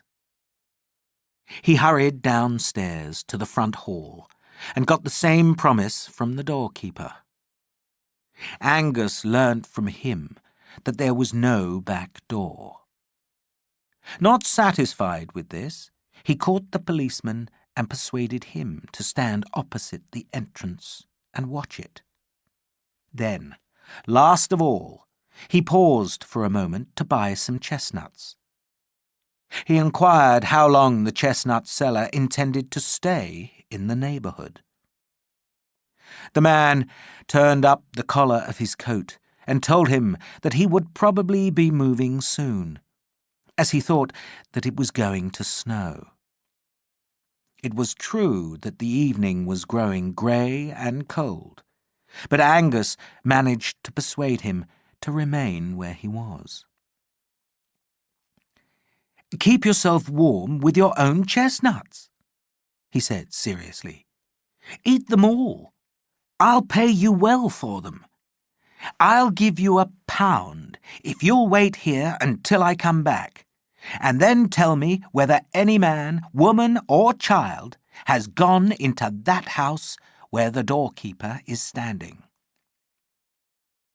He then walked away quickly, with a last look at the house. "I've made a ring round that room now," he said. "They can't all 4 of them be friends of Welkin." Lucknow Flats were lower down the same hill on which Himalaya Flats stood. Mr. Flambeau's flat was on the ground floor. Flambeau, who was a friend of Angus's, received him in a little private room behind his office. It was decorated with swords and weapons of all kinds, strange objects from the East, bottles of Italian wine, ancient cooking pots, and a grey cat.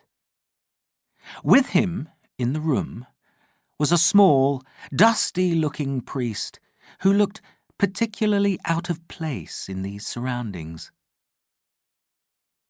"This is my friend, Father Brown," said Flambeau. "I've often wanted you to meet him. Wonderful weather this. A little cold for southerners like me." "Yes, I think it will keep clear," said Angus as he sat down. "No," said the priest quietly. "It has begun to snow." And, as he spoke, the first snow began to fall gently across the darkening window. "Well," said Angus seriously, "I'm afraid I've come on business, and rather frightening business too. The fact is, Flambeau, very close to your house is a man who badly wants your help. He is being threatened by an invisible enemy, a man whom nobody has ever seen." Angus went on to tell the whole story of Smythe and Welkin. He began with Laura's story, and went on with his own. The strange laugh at the corner of 2 empty streets, the clear words spoken in an empty room.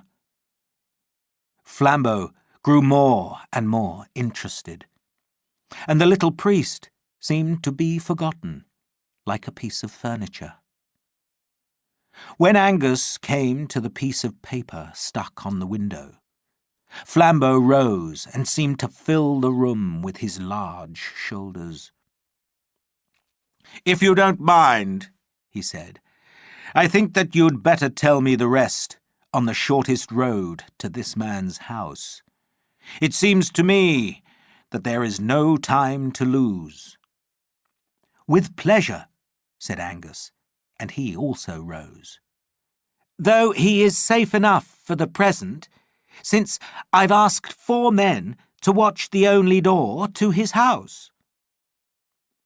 They went out into the street, the small priest following them like a small dog. He said, in a cheerful way, like one making conversation, "How quickly the snow gets thick on the ground." As they walked along the streets, already powdered with silver, Angus finished his story. And by the time they reached the street where Smythe lived, he was able to turn his attention to the 4 guards whom he had left there. The chestnut seller, both before and after he had received £1, swore that he had watched the door and seen no visitor enter. The policeman was even more sure. He said that he had had experience of criminals of all kinds, both well and badly dressed. He wasn't so foolish as to expect suspicious characters to look suspicious. So he had looked out for anybody, and there had been nobody. And when all 3 men stood round the doorkeeper, who was standing smiling in the doorway, the answer was even more certain. "I've got a right to ask any man, rich or poor, what he wants in these flats," said the big man. "And I'll swear there's been nobody to ask since this gentleman went away." The unimportant Father Brown, who stood back, looking at the ground, said quietly, "Has nobody been up and down stairs, then, since the snow began to fall? It began while we were all round at Flambeau's." "Nobody has been here, sir. You can believe me," said the official with authority. "Then what is that?" said the priest, and looked hard at the ground. The others all looked down too, and Flambeau swore in French. There was no doubt that down the middle of the entrance, guarded by the doorkeeper, actually between his stretched legs, ran a pattern of grey footprints stamped on the white snow. "Good heavens!" cried Angus. "The Invisible Man!" Without another word, he turned and ran up the stairs with Flambeau following him. But Father Brown still stood and looked around him in the snow-covered street, as if he had lost interest in his own question. Flambeau clearly wanted to break the door down with his big shoulder, but Angus, with more reason, if less imagination, felt about on the frame of the door until he found the invisible button. The door swung slowly open. The hall had grown darker, although it was still lit here and there by the red light of the setting sun. 1 or 2 of the machines had been moved from their places for this or that purpose, and stood here and there around the half-dark room. But in the middle of them all, exactly where the paper with the red ink had lain, there lay something that looked very like red ink out of a bottle. But it was not red ink. Flambeau simply said, "Murder." He ran into the flat and went into every corner and cupboard of it in 5 minutes. But if he expected to find a dead body, he found none. Isidore Smythe simply was not in the place, either dead or alive.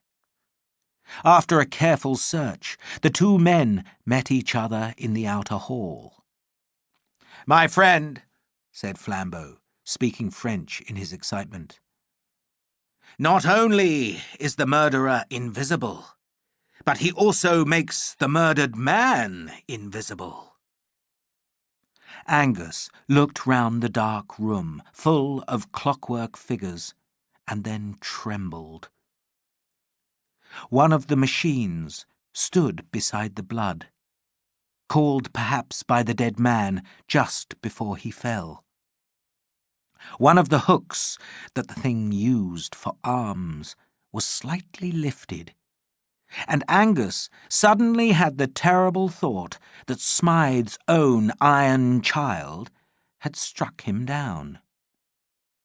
The machines had attacked their master. But even if this were true, what had they done with him? Eaten him? His imagination suggested. He felt sick for a moment at the idea of broken human remains, swallowed and crushed by those headless clockwork figures. With an effort, he became calm and said to Flambeau, "The poor man has just disappeared completely. That simply can't happen in this world." "There is only one thing to be done," said Flambeau. "Whether the story belongs to this world or the other, I must go down and talk to my friend." He went down the stairs and past the man with the bucket, who once again said that he had let no stranger pass. The doorkeeper and the chestnut seller also swore again that they had been watchful. But when Angus looked round for his fourth guard, he could not see him, and called out nervously, "Where's the policeman?" "I beg your pardon," said Father Brown. "That is my fault.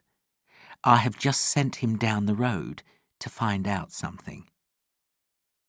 "Well, we want him back soon," said Angus, "since the poor man upstairs has not only been murdered, but his body has disappeared." "How?" asked the priest. "Father," said Flambeau after a pause, "I believe it's more easily understood by a priest than a detective. No friend or enemy has entered the house, but Smythe is gone, as if stolen by spirits. If that has a natural explanation, As he spoke, he was interrupted by an unusual sight. The big blue policeman ran round the corner.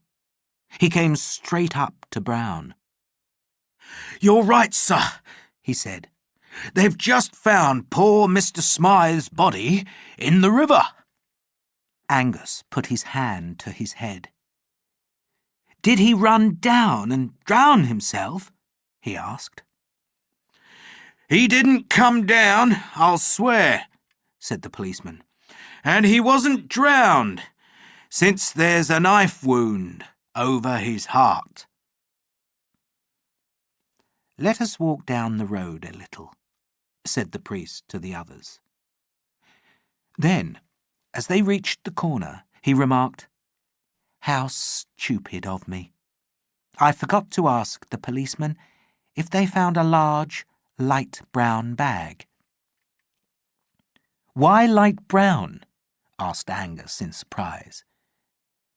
"Because if it was any other colour, I must start again," said Father Brown. "But if it was light brown, the case is finished." "I am pleased to hear it," said Angus. "It hasn't begun, as far as I'm concerned." "You must tell us all about it," said Flambeau, with a strange simplicity, like a child. Father Brown was silent for a moment. At last he said, "Well, have you noticed this? That people never answer what you say. They answer what you mean, or what they think you mean. When those four quite honest men said that no man had gone into the building, they did not really mean that no man had gone into the building.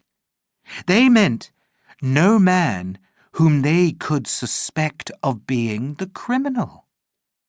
A man did go into the building and did come out of it, but they never noticed him. An invisible man? Inquired Angus with wide eyes.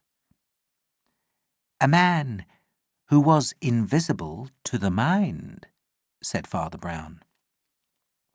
A minute or two later, he went on in a gentle voice, like a man who is thinking out what he has to say.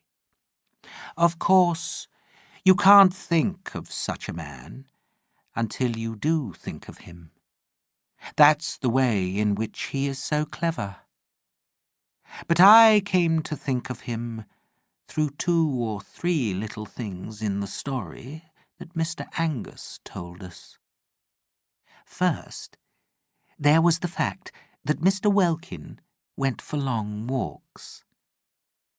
And then there were the 2 things the young lady said, things that couldn't be true. Don't get annoyed, he added quickly when he noticed a sudden movement of Angus's head. She thought that they were true, all right, but they couldn't be true.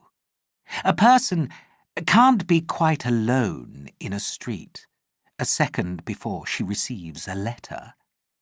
She can't be quite alone in a street when she starts to read a letter which she has just received. There must be somebody near her. He must be invisible to the mind. Why must there be somebody near her? Asked Angus. Because, said Father Brown, somebody must have brought her the letter. Do you really mean to say, asked Flambeau eagerly, that Welkin carried his competitor's letters to his lady? Yes, said the priest. Welkin carried the letters to his lady. You see, he had to. Oh, this will drive me crazy, exploded Flambeau. Who is this man? What does he look like? What is the usual dress of a man who is invisible to the mind? He is dressed in a rather attractive red, blue, and gold, replied the priest immediately. And in these striking and even showy clothes, he entered Himalaya Flats in front of 8 human eyes. He killed Smythe and came down into the street, carrying the dead body in his arms. Sir, cried Angus, are you crazy? Or am I? You are not crazy, said Father Brown. But you do not always notice things. You have not noticed such a man as this, for example. He stepped forward and put his hand on the shoulder of an ordinary postman who was hurrying past them under the shade of the trees. Nobody ever notices postmen, he said thoughtfully. But they have feelings like other men, and they even carry large bags, where a small body can be hidden quite easily. The postman, instead of turning naturally, had jumped with surprise and fallen against the garden fence. He was a thin, fair-bearded man, of very ordinary appearance. But as he turned a frightened face over his shoulder, he looked at all 3 men with a terrible squint. Flambeau went back to his flat, since he had many things to attend to. John Turnbull Angus went back to the young lady at the shop, with whom he is now very comfortable. But Father Brown walked those snow-covered hills under the stars for many hours with a murderer, and what they said to each other will never be known. The Man Who Cut Off My Hair by Richard Marsh. Read by Jenny Funnell. My name is Judith Lee, and I am a teacher. I teach people who are deaf and dumb, and I teach them by lip reading. When people say a word, they all move their lips the same way, so if you watch them carefully, you know what they are saying. My father was one of the first people to teach lip reading. My mother was deaf, but she could lip read, so lip reading has always been part of my life. And because I have always been able to do it, I was able to play a part in the adventure I am going to tell you about. I was 13 years old when it happened. My mother and father were visiting another country, and I was staying in a small village, in a cottage which we owned. Mrs. Dixon, our servant, was staying there with me.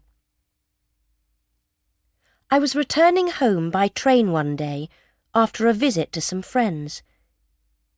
There were two people sitting opposite me, a man and a woman.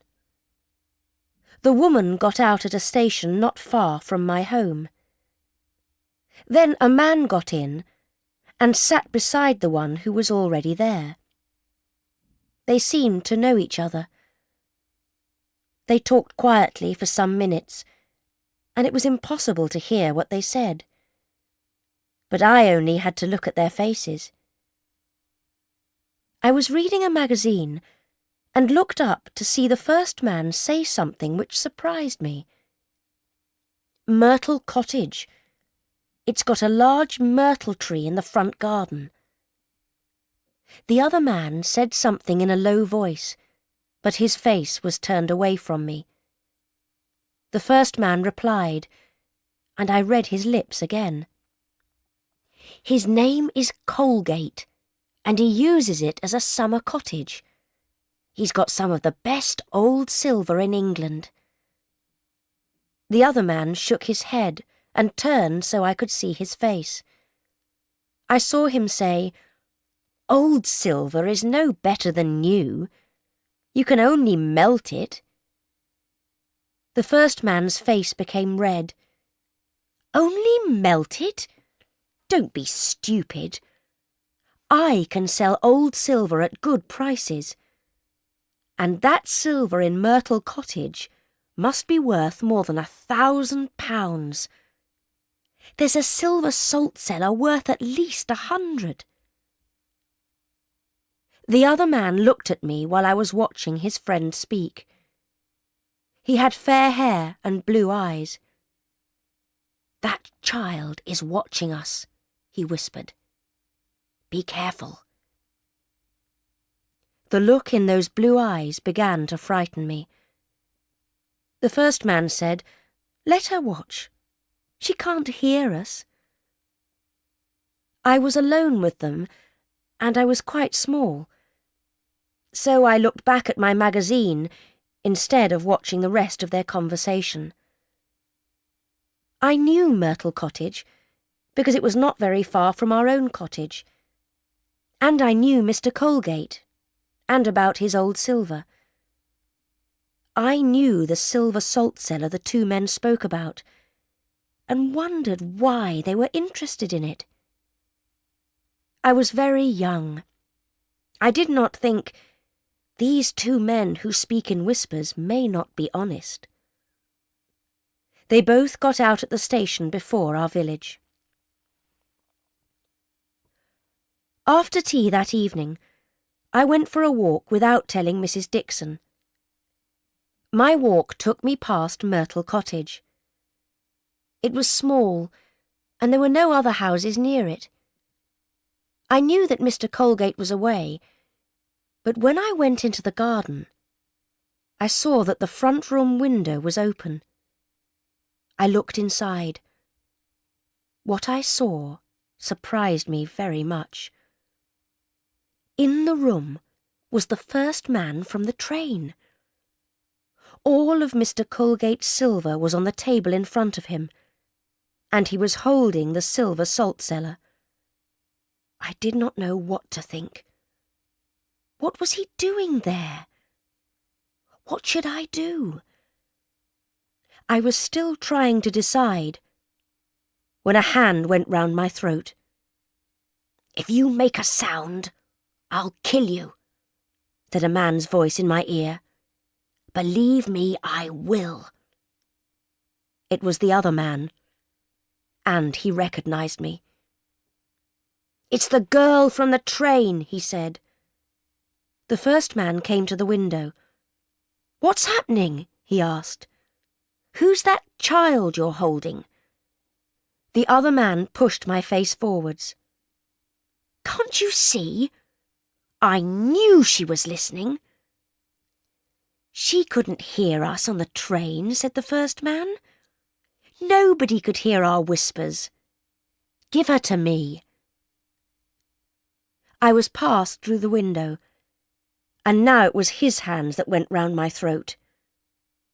"Who are you?" he wanted to know. "If you scream, I'll pull your head right off you."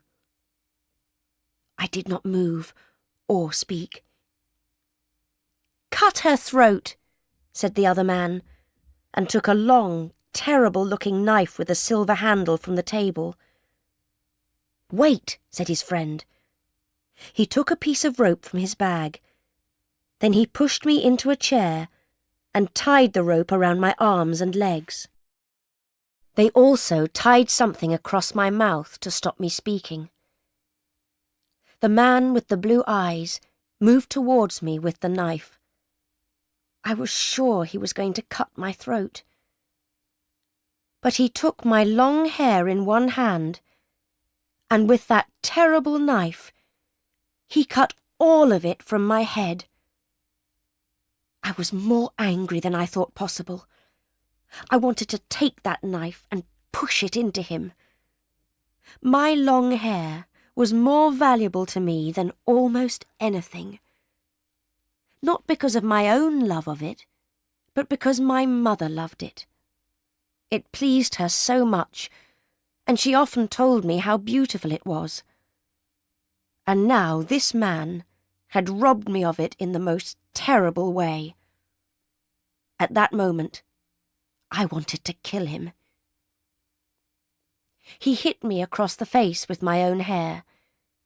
"It didn't take me long to cut it off," he said, "but I'll cut your throat quicker if you try to move." The first man said, "Leave her alone. She can't move, and she can't make a sound. Come over here and help me." The man with blue eyes let my hair fall all over me. Then the two of them began to put Mr. Colgate's silver into 2 large bags. That was when I realized they were stealing it, and there was nothing I could do.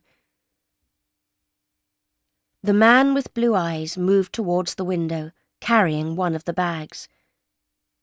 The first man put a hand on his arm, and I watched him whisper, "Do you remember the plan?" The man with blue eyes put his mouth close to the other man's ear. I watched his lips as he said, "Cotterill, Cloakroom, Victoria Station, Brighton Railway." I knew the words were important, and promised myself that I would not forget them. He got out of the window, and his bag was passed to him. He turned towards me and said, "Sorry I can't take a piece of your hair. Perhaps I'll come back for some later." Then he went, and anger burned inside me. His friend did not look at me. He took his bag and went out through the door. I don't know what happened to him afterwards. I was left alone all through that night. I was not afraid, but the rope hurt my arms and legs. I repeated the words. Cotterill, Cloakroom, Victoria Station, Brighton Railway. I was sure they were important. I did not sleep that night. Day came, and I wondered what Mrs. Dixon was doing. Was she looking for me? I had some friends who lived 3 or 4 miles away. Sometimes I stayed the night with them, without telling anyone at home. Did Mrs. Dixon think I was with them?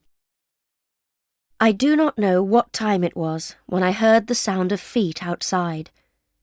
The day seemed almost over. I watched the open window, and suddenly a face appeared. It was Mr. Colgate. "Judith," he said. "Judith Lee." He was not a young man, but he climbed in through that window as quickly as a boy.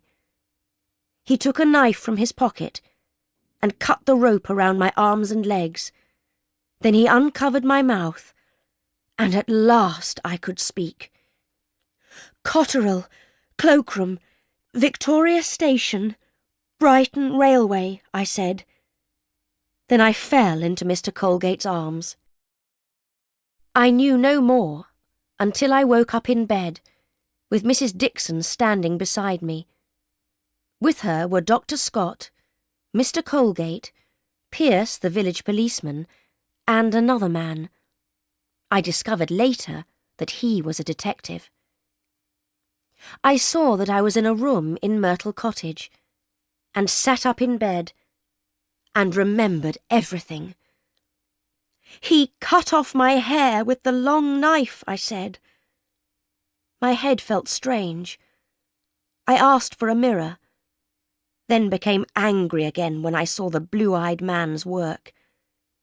Before anyone could stop me, I jumped out of bed. "Cotterell, Cloakroom, Victoria Station, Brighton Railway," I said. "Where are my clothes?"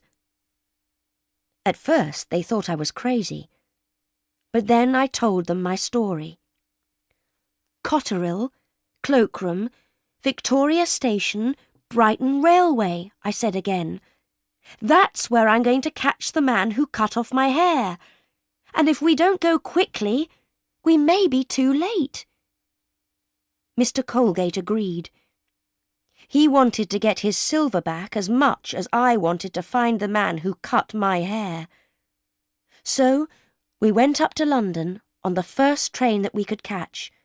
Mr. Colgate, the detective, and an almost hairless child.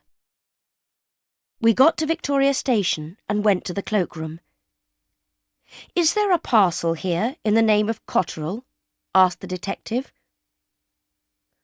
"One in the name of Cotterell was taken only half a minute ago," the cloakroom man replied.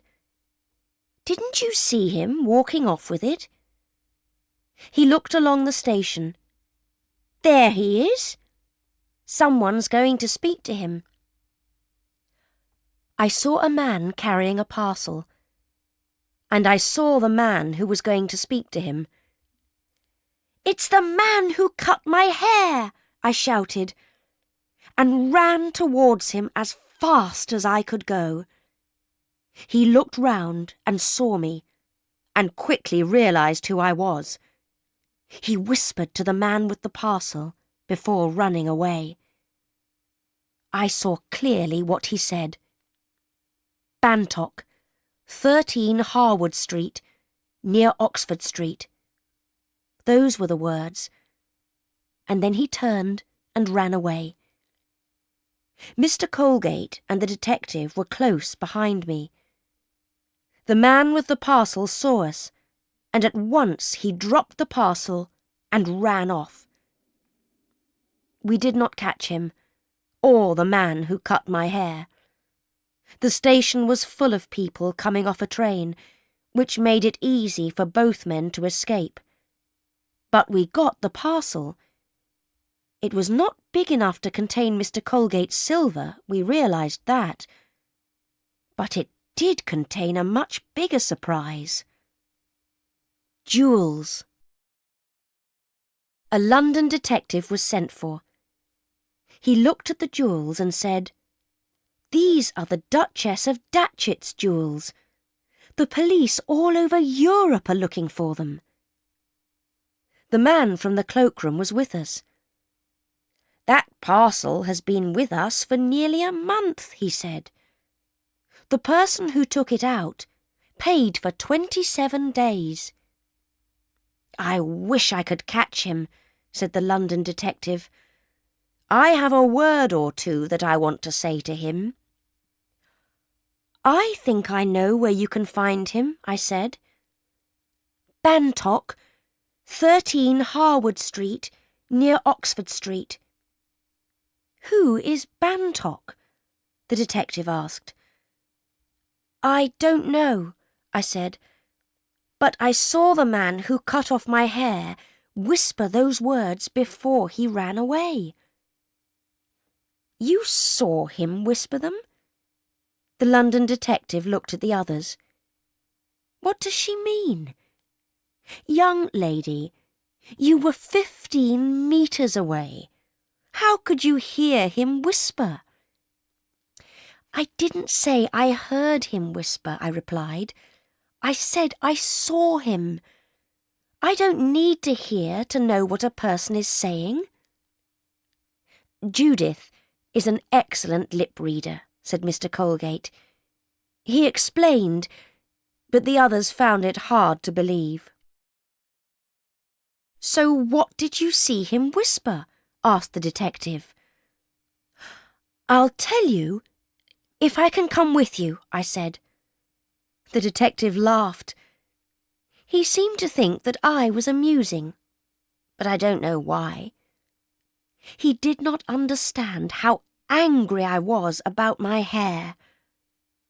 All right, he said. You can come. Now tell me what you saw him whisper. So I told him again, and he wrote it down. I know Harwood Street, but I don't know Mr. Bantock, he said. First, I'll send a message for some help. Then we'll go and visit Mr. Bantock, if there is a Mr. Bantock. The four of us went in a taxi, the two detectives, Mr. Colgate and I. After a while, the taxi stopped on the corner of a street. This is Harwood Street, said the London detective. We can walk the rest of the way. We don't want a taxi to stop outside the door. They may guess who we are. It was a street full of shops. The shop at number 13 sold jewels and other less valuable things. The name Bantock was over the top of the window. As we reached the shop, a taxi stopped outside it, and 5 men got out. The London detective recognised them and did not look pleased. Now our visit won't be a surprise, he said. Come on, let's go in quickly.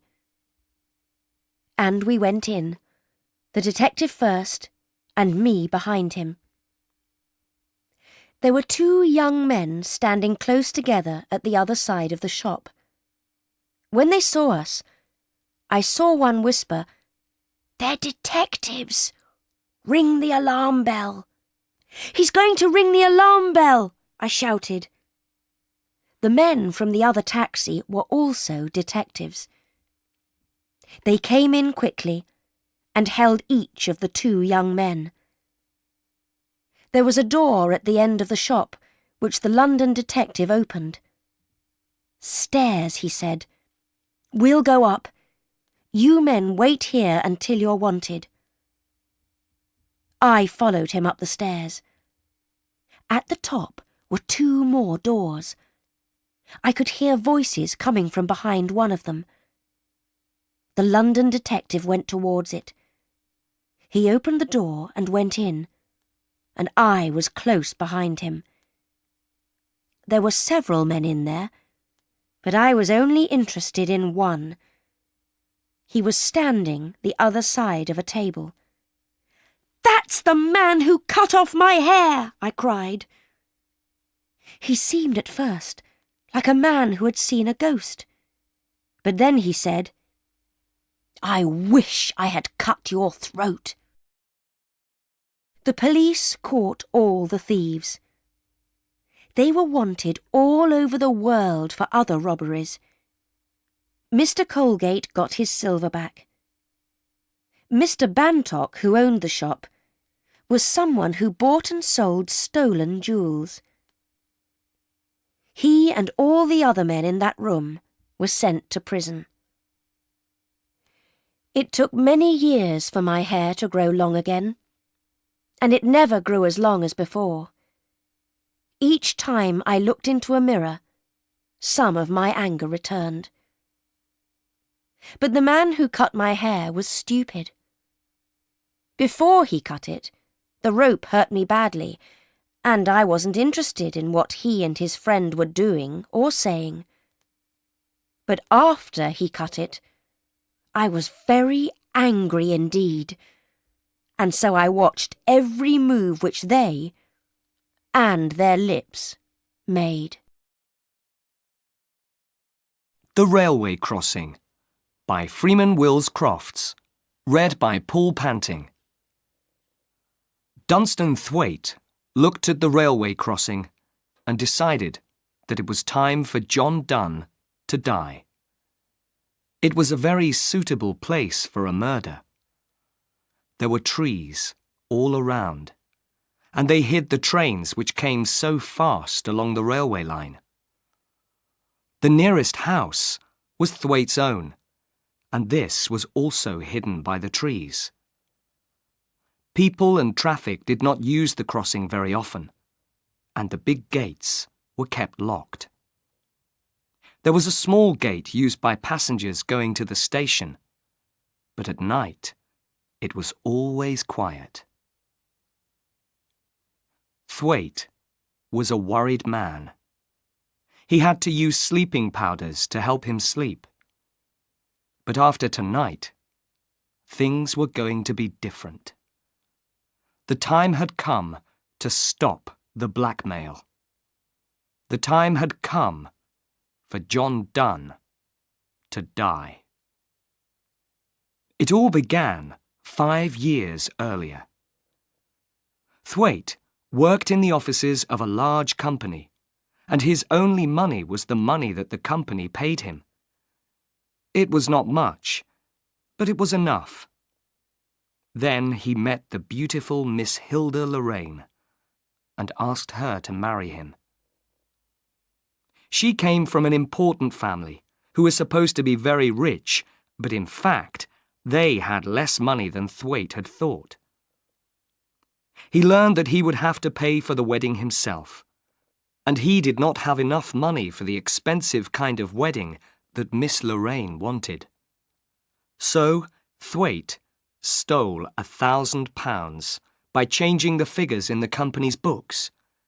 He planned to put the money back after he was married, but someone discovered that it was missing. Thwaite kept quiet. Another man was thought to be the thief, and he lost his job. Thwaite still said nothing. But John Donne worked in the same office. He worked closely with Thwaite and guessed Thwaite's crime. He searched through the company's books until he found what he was looking for. Then he went to Thwaite. "Sorry to have to ask you, Mr. Thwaite," he said. "I need £100 for my son. He's in a bit of trouble, you see." "But you don't have a son," said Thwaite. Donne just smiled. It wasn't a very nice smile. £100, he said again. And then Thwaite knew that he was being blackmailed. He paid Donne £100, and Donne said nothing more for a year. During that time, Thwaite got married. Then the day came when Donne asked him for more money. £250, he said to Thwaite. "I can't pay," began Thwaite. But he did. Either he paid, or he went to prison. It went on for 5 years, and each time Dunn wanted more money. Thwaite found it difficult to live on the money that he was left with. His wife liked expensive things. An expensive house, an expensive car, visits to expensive restaurants. She also discovered that some of the money her husband was paid each year seemed to disappear. He tried to lie about it, but he knew that she thought he was paying to keep another woman. Oh, how he hated John Dunn. Something must happen. And then he remembered the railway crossing. It was not a new idea. Weeks before, he had thought about what could happen there. The idea came when the doctor gave him some powders to help him sleep. He thought about giving Dunn enough of them to kill him. But then he got a better idea. Although he was afraid, Thwaite slowly realized that murder was the only answer to his problem. Then Dunn asked for more money. £500, Mr. Thwaite, Dunn told him. 500, said Thwaite. Why not ask for the moon? You'll get neither one nor the other. 500, repeated Dunn calmly. It was then that Thwaite decided to murder the other man. He pretended to think about the money for a moment. Then he said, "Come to my house tomorrow night, and we'll talk." He remembered his wife was going to be away in London all night. "And bring those papers from the office which you want me to look at." "All right," said Dunn. The following evening, Thwaite put £200 in his pocket. Then he put 1/2 of his sleeping powders into a whiskey bottle. There was only enough whiskey for 2 glasses, but there was an unopened bottle next to it. Next, he put a hammer into one pocket of his overcoat and a torch into the other pocket. The coat was outside the door of his study. Lastly, he moved the hands on his watch and on the study clock forward by 10 minutes. Those extra 10 minutes would give him his alibi. Thwaite knew that he must be extra careful. He knew that people at the office thought there was some secret between him and Dunn. A secret that Thwaite didn't want anyone to know. If Dunn is killed, he thought, they'll wonder if it was really an accident, or if I murdered him. But if his plan went well, the police would believe that he hadn't left the house. Thwaite sat down to wait for John Dunn. He thought about what he was going to do. Murder. He could almost see his hand holding the hammer above Dunn. Could hear the awful sound of it crashing down onto the man's head. He could see Dunn's dead body. Dead, all except the eyes, which looked at Thwaite. Followed him everywhere he went. He tried to calm himself. He remembered why he was doing this. When Dunn was dead, his problems were over. Half an hour later, Dunn arrived. Jane opened the door. Jane was the servant who lived in the house with Thwaite and his wife. She brought Dunn into the study. Thwaite smiled in a friendly way. "Oh, good. You've brought those papers for me to see, Dunn. Thank you."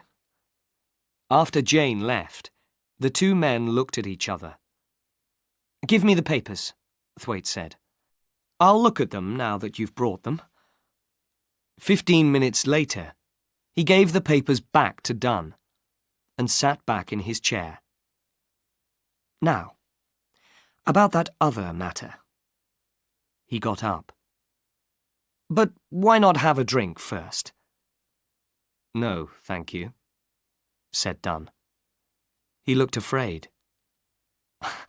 What are you afraid of? Said Thwaite. He gave Dunn the opened whiskey bottle and 2 glasses. We can both drink the same whiskey, if you like. Here, you do it. After a moment, Dunn put whiskey into each glass. Then he waited until Thwaite drank, before he drank his own. Thwaite watched him. How long before the other man began to feel sleepy? Thwaite needed all of 1 sleeping powder to make him sleep, but Dunn did not usually take them. Listen, Dunn, said Thwaite. I haven't got £500, but I can give you this. He took the money from his pocket and put it on the table. Dunn counted it. 200, he said with a laugh. Are you trying to be funny? I'm not saying it will be the last, said Thwaite. Take it now and be pleased that you've got it. Dunn shook his head. 500, Mr. Thwaite. I've told you, I can't do it, said Thwaite. And I won't do it. You can tell everyone what I did. I don't care anymore. It's been 5 years, and I've done a lot of good work for the company during that time. I saved them a lot more than £1,000. I'll sell this house and pay them back. I'll take my punishment. Then I'll go and live in another country and give myself a new name. And your wife? Said Dunn. My wife will leave the country first, Thwaite told him. She'll wait for me to come out of prison. It won't be more than 2 or 3 years. So, you can take the £200, or you can do your worst. The powder in the whiskey was beginning to make Dunn sleepy. He looked stupidly at Thwaite, and Thwaite began to worry. Had he given the other man too much? He looked at the clock. There was not much time left. Will you take it or leave it? Asked Thwaite. 500, said Dunn in a heavy voice. I want 500. You can go and do your worst, said Thwaite. Dunn held out a shaking hand. Come on, pay me. Thwaite began to worry again. Are you feeling all right, Dunn? Have some more whiskey. He opened the other bottle and put some whiskey in Dunn's glass. Dunn drank it, and it seemed to make him feel better. That was strange, he said. I didn't feel very well, but I feel a little better now. If you're going to catch your train, you must go, said Thwaite. Tell me tomorrow what you finally decide to do. Take the 200 with you. Dunn thought for a moment, then picked up the money. He looked at his watch, then looked at the study clock. Your clock is wrong, he said. I have 10 more minutes. Wrong, said Thwaite. He looked at his own watch. It's your watch that's wrong. Look at mine. Dunn looked and seemed unable to understand it. He stood up and almost fell back again. Thwaite hid a smile. This was how he wanted Dunn to be. You're not feeling well, he said. I'll take you to the station. Wait until I get my coat. Now that the time was here, Thwaite felt cool and calm. He put on his coat, feeling the hammer in the pocket, then went back into the study. We'll go out this way, he said. There was a side door from the study into the garden. Thwaite closed it silently. and it locked automatically behind him. It was his plan to return that way, go in quietly again, and then to change the clock and his watch back to the right time. Then he would shout, "Good night," and close the front door very loudly, pretending that somebody had left just then. Next, he would call Jane and ask for some coffee, making sure that she saw the clock. Then, if the police asked her later, Jane could say that Thwaite did not leave the house and that Dunn went to catch his train at the right time. It was a dry night, but very dark. A train carrying freight went slowly by. Thwaite smiled to himself. There were plenty of freight trains at that time of the night. He needed one of them to hide his crime for him. He planned to hit Dunn on the head with the hammer, then put his body on the railway line. A freight train would do the rest. Slowly the two men walked on, Thwaite holding Dunn's arm. A light wind moved among the trees. Thwaite gently pushed the half-asleep Dunn forwards. He put his hand into his pocket for the hammer and stopped. His keys. They were still inside the house, and he could not get back in without them. He would have to ring the front door bell.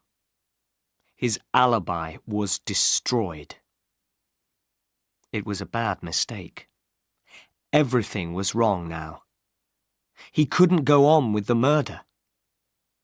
Most murderers make mistakes, thought Thwaite, trying to calm himself. I've been the same. But he was shaking with fear as he thought about the mistake. Suddenly he could not walk another step with Dunn. "Good night," he said to the other man. And before they reached the crossing, he turned and walked back to the house. For 10 minutes, Thwaite walked up and down outside until he began to feel calm again. Then he rang the bell. A few moments later, Jane opened the door. "Thank you, Jane," he said. "I went to see Mr. Dunn over the crossing, and I forgot my keys." He went to bed a happier man. He was not a murderer. When he was eating his breakfast the next morning, he decided what to do. "I'll tell them at the office that I stole the £1,000, he said to himself. "I'll take my punishment, and then I can have some peace again." It suddenly seemed so easy. Until Jane came in. "Have you heard the news, sir?" she said. "Mr. Dunn was killed by a train on the crossing last night. A man who was working on the railway line found him this morning." Thwaite slowly went white. Jane was looking at him strangely. What was she thinking? What story did he tell her the night before? He couldn't remember. "Dunn killed," he said. "How terrible, Jane. I'll go down." The body was in a small railway building near the line. There was a policeman outside. "A sad accident, Mr. Thwaite," the policeman said. "You knew the man, didn't you, sir?" "He worked in my office," replied Thwaite. "He was with me last night, discussing business. I suppose this happened on his way home. It's terrible." "It's very sad, sir," said the policeman. "But accidents will happen." "I know that," said Thwaite. "But I wish he hadn't drunk so much of my whiskey. I was going to walk with him to the station." The policeman looked closely at Thwaite. "And did you, sir?" "No," said Thwaite. "The cold night air seemed to make him feel better. I turned back before the crossing." The policeman said no more. But later that day, 2 more policemen came to the office. "Have they talked to Jane?" wondered Thwaite. Again he told them, "I left Dunn before we reached the railway crossing." They wrote down what he said to them, then went away. Next day, they came back. There were things that Thwaite could not explain to them. Why did the whiskey bottle contain what was left of a sleeping powder? Why was the study clock wrong by 10 minutes? At dinner time earlier on the same evening, Jane had noticed that it was right. And why was a hammer found in his overcoat pocket? Then the police found papers in Dunn's house. The handwriting on them was Dunn's. It told the story of Thwaite and the £1,000, and it told how Thwaite was a thief. The police then discovered that money taken from Thwaite's bank account over the last 5 years always appeared a few days later in Dunn's bank book. Lastly, the time of death was known to be 10:30 p.m. because Dunn's blood was found on the train that went through the railway crossing at that time. It was also 7 minutes before Jane opened the front door to let Thwaite back in. At first, Thwaite had no answers to all their questions. Finally, on his last morning, he told them the true story. Then he went to his death, bravely. Chapter 1. Lady Vandeleur's Hatbox. Harry Hartley was a kind, shy young man. Until his 16th birthday, he received the education most English gentlemen get. Harry did not like studying very much, so he was allowed to finish his education before most young men do. However, Harry loved music, and he could sing and play the piano well. These talents, and a bit of luck, helped Harry to find a job when his parents died just 2 years after he finished school. That was how Harry Hartley began a new life as private secretary to Major General Sir Thomas Vandeleur.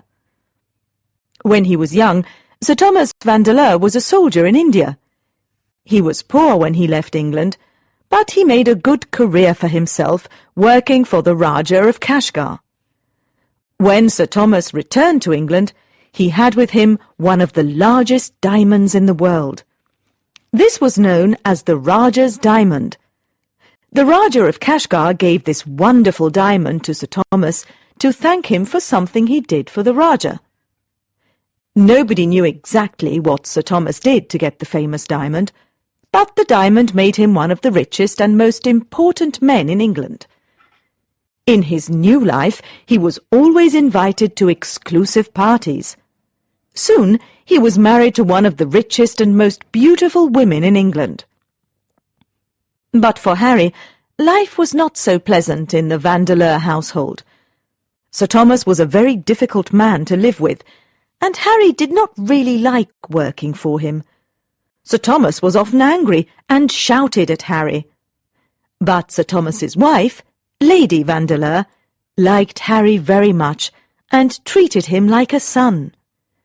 Harry liked Lady Vandeleur too, and he was happy to do different jobs for her. Most days she gave Harry some money and sent him to different expensive shops to buy her hats or other things she wanted. Early one morning, Harry was in the living room, and he could hear the conversation Lady Vandeleur was having with her brother, Charlie Pendragon. Charlie was a lazy young man. "It must happen today or never," said Lady Vandeleur to her brother. "Oh, Clara," he replied, "I know it must happen today, but it is such a bad thing to do." "Don't be silly, Charlie," said Lady Vandeleur. "Remember what I always say, the family before all, and Clara before the family." "Yes, dear sister, you're so clever," said Charlie. "I must go now. I don't want him to find me here. Charlie left quickly by the back stairs. Harry, Said Lady Vandeleur, turning to look at him. I have an important errand for you this morning. It's a secret, and no one must know about it. Sir Thomas may get very upset. Lady Vandeleur continued, I want you to take my hat box to an address on the other side of London, and give it to a man I know there. Please remember to get a receipt for it. Do you understand?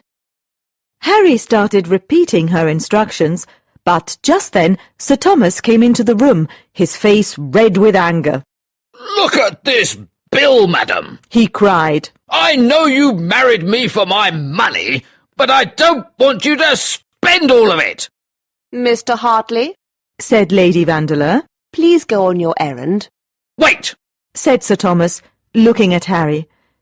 Then he turned to Lady Vandeleur and said, What is this errand?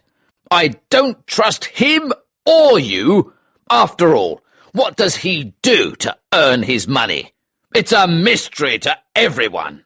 I thought you had something to tell me privately. Said Lady Vandeleur.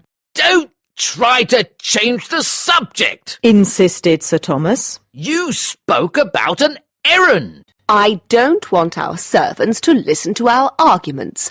Mr. Hartley, you may go. Harry quickly left the room, and as he ran upstairs to get the hat box, he could hear Sir Thomas's loud, angry voice and Lady Vandeleur's cold replies. Harry often went on these secret errands for Lady Vandeleur. He knew Lady Vandeleur's spending was a problem, and he often went around London paying small amounts of money to different people for her. But Harry was always loyal to his lady. Besides, he disliked Sir Thomas, and he understood Lady Vandeleur's love for expensive things. It was a hot day, and Harry decided to walk through Kensington Gardens to stay in the open. Harry walked near the magnificent Kensington Palace, and was almost through the gardens when Sir Thomas suddenly appeared in front of him. Where are you going? Demanded Sir Thomas. I'm just taking a little walk in the park on this lovely day, Replied Harry, lying to his employer. With that thing? Said Sir Thomas, pointing at Lady Vandeleur's hat box. You're lying, and you know it. Where did my wife tell you to go? Cried Sir Thomas. Sir Thomas started to raise his walking stick to hit Harry, but suddenly Charlie Pendragon appeared. Sir Thomas, you can't treat Mr. Hartley like this. No one can tell me what to do, Said Sir Thomas, raising his walking stick and trying to hit Charlie. A moment later they were fighting, and a crowd of people was looking at them. Run, Harry, run! Cried Charlie as he continued fighting. Harry ran away as fast as he could, thinking all the time. Why was Sir Thomas so curious about what was in the hat box? What doesn't Lady Vandeleur want her husband to know? Is she doing something dishonest? Why were they arguing? But Harry stopped thinking when he suddenly realized that he was lost. He was now in a very narrow street. It had high garden walls on both sides. Everything was still and silent. As Harry hurried along the street, he wondered where he was. This part of London was completely new to him. While he was wondering where he was, someone shouted his name. He turned around and saw Charlie Pendragon coming quickly after him. He looked angry. Harry knew that Charlie helped him earlier, but by now Harry was so frightened that he ran. He knew that he had to hide.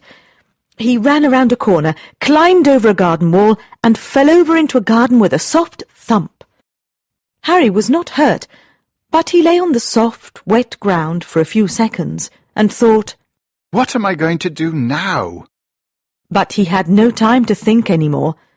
A large man was looking down at him. He picked Harry up easily and stood in front of him. Who are you? Demanded the man angrily. And why did you come into my garden in this way? Harry was too frightened to speak, so the man went on. Speak up, young man, or I'll take you to the nearest police station. Just look what you have done to my flowers." But as the man looked at the ground, his eyes opened wide and he said, "What's all this?" Harry looked where the man was looking. The hat box was open and, all over the ground around them, between their feet and under the roses, were diamonds. There were diamond rings, diamond earrings, a magnificent tiara made of diamonds, and dozens of diamonds shining in the sun.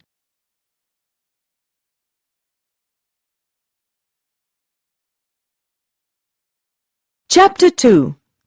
A Surprise in the Garden. Harry could not think of anything to say. All he could do was look at the diamonds.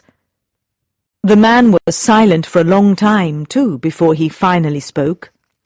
"Now I understand. You stole these and ran away.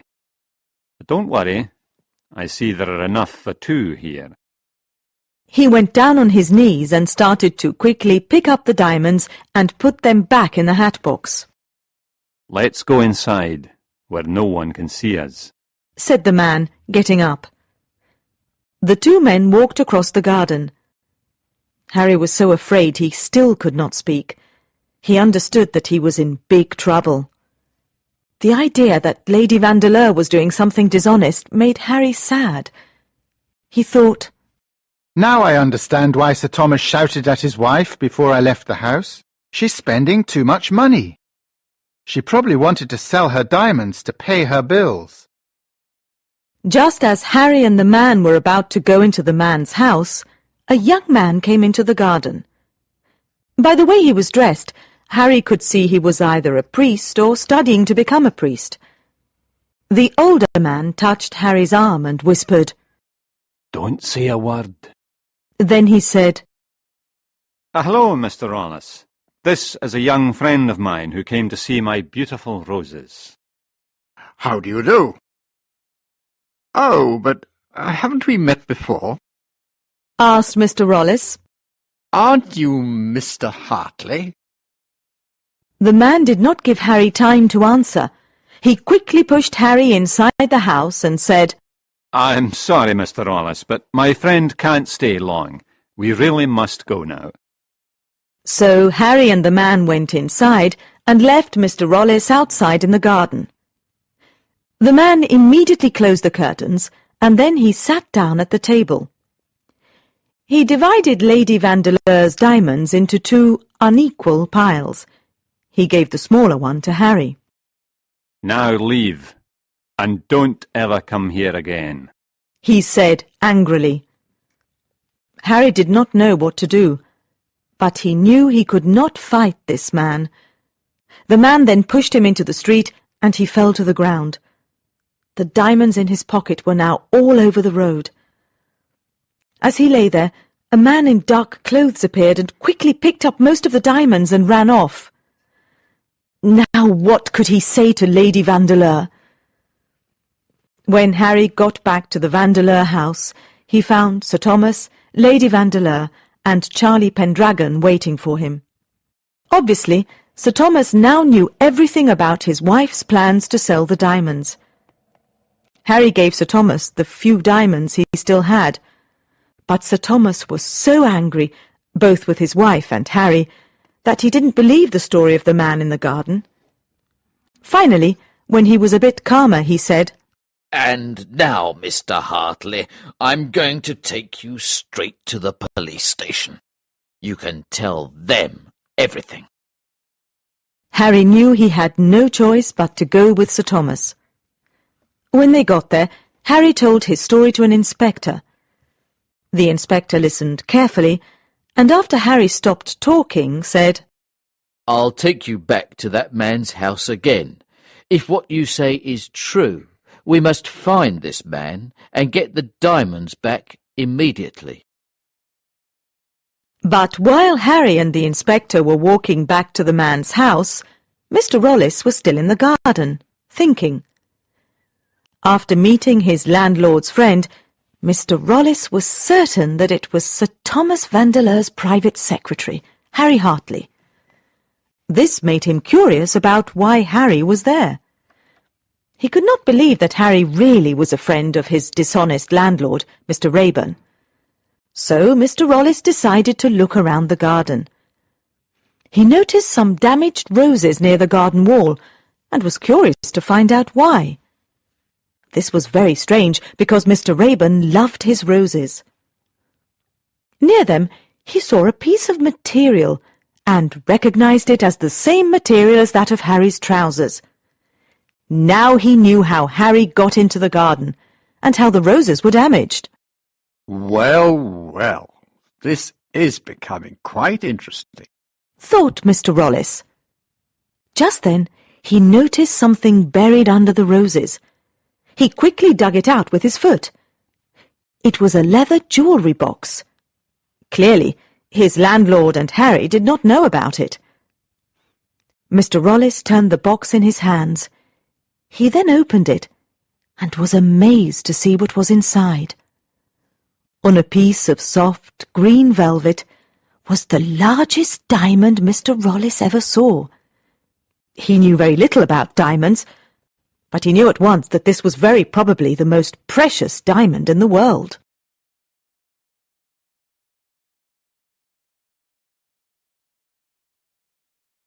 Chapter 3. The Prince and the Diamond Hunter. The more Mr. Rollis looked at the Rajah's diamond, the more he was attracted to it. It was as large as a duck's egg. Mr. Rollis next did something very unusual for his character. He quickly looked around the garden to see if anyone was there. When he saw that no one was there, he quickly put the box with the diamond inside his pocket. Then he quietly left the garden and took it back to his room. Now Mr. Rollis was a thief. Mr. Rollis still needed to talk to his landlord, so he returned to the garden. A few minutes later, the police inspector arrived with Harry Hartley. Terrified, Mr. Raeburn immediately gave back all the diamonds he had. As for Mr. Rollis, he told the police what he knew and added, I suppose your investigation is finished now. Oh, no, we're still missing some other jewels.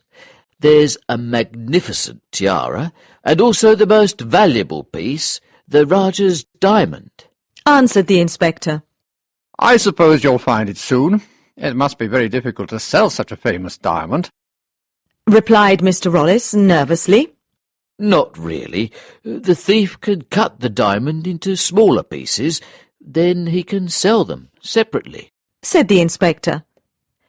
After everyone left, Mr. Rollis returned to his room. He was happy that now he knew how to sell the diamond. There was only one problem. He did not know how to cut diamonds. He looked in all his books, which had no useful advice at all, but then he remembered an old friend in Edinburgh. Of course. Why didn't I think of it before? My friend's a jeweller. He can teach me how to cut diamonds, thought Mr. Rollis. He decided he could not wait, so he decided to take the night train to Edinburgh the next day. The following afternoon, he left his bags at the railway station because his train was not leaving until the evening. He had time to have dinner at his club first. He met a friend of his when he arrived at the club. You're lucky to be here tonight. Prince Florizel of Bohemia and John Vandeleur are having dinner here, said his friend. I know Sir Thomas Vandeleur, but I've never met his brother, Mr. Rollis replied. Well, John Vandeleur is a great adventurer. He travels round the world looking for diamonds. He knows all about them, said his friend. When he heard this, Mr. Rollis suddenly became very interested in the two men. You must try to listen to their conversation. I'm sure it's going to be very interesting, added his friend. But how will I know who they are? Asked Mr. Rollis. Oh, you can't miss them. Prince Florizel is the finest gentleman in Europe. John Vandeleur is about 70, with long white hair and a scar across his face, answered his friend. Mr. Rollis hurried to the dining room. It was not difficult to find the Prince and John Vandeleur. The two of them sat at a table together and were talking intently. There was no one at the table nearest to theirs. Good. This is my big chance, thought Mr. Rollis as he sat down at the table. He tried to listen to what the two men were saying. Did you hear that someone stole the Rajah's diamond from my brother Thomas? Asked John Vandeleur. Yes, I heard all about it. I think that diamond should be at the bottom of the sea, replied Prince Florizel. It's dangerous. It makes people behave in strange ways. As a diamond hunter and a Vandeleur, I can't agree with you, said John Vandeleur. He seemed to be a bit angry. You may not agree with me, but a diamond worth so much money can have great power. It can make people do very strange things, said Prince Florizel. That's right. I'll do anything to find the Rajah's diamond. I'm sure I will one day, because I'm the best diamond hunter in the world, cried John Vandeleur fiercely. When he heard these words, Mr. Rollis suddenly felt very frightened. Oh, what if he finds out I have the Rajah's diamond? Thought Mr. Rollis. Then he looked at his watch. I must leave now, or I'll miss my train, he thought. A short time later, Mr. Rollis got on his train. He felt happy when the conductor said, You're lucky. Tonight there is only one other gentleman sharing your carriage. But Mr. Rollis was not happy for very long. He took a seat in his compartment. A man smoking a cigar was standing in the corridor. As the man turned around, Mr. Rollis' heart jumped. He had a scar across his face. Mr. Rollis was filled with fear. The other gentleman was John Vandeleur.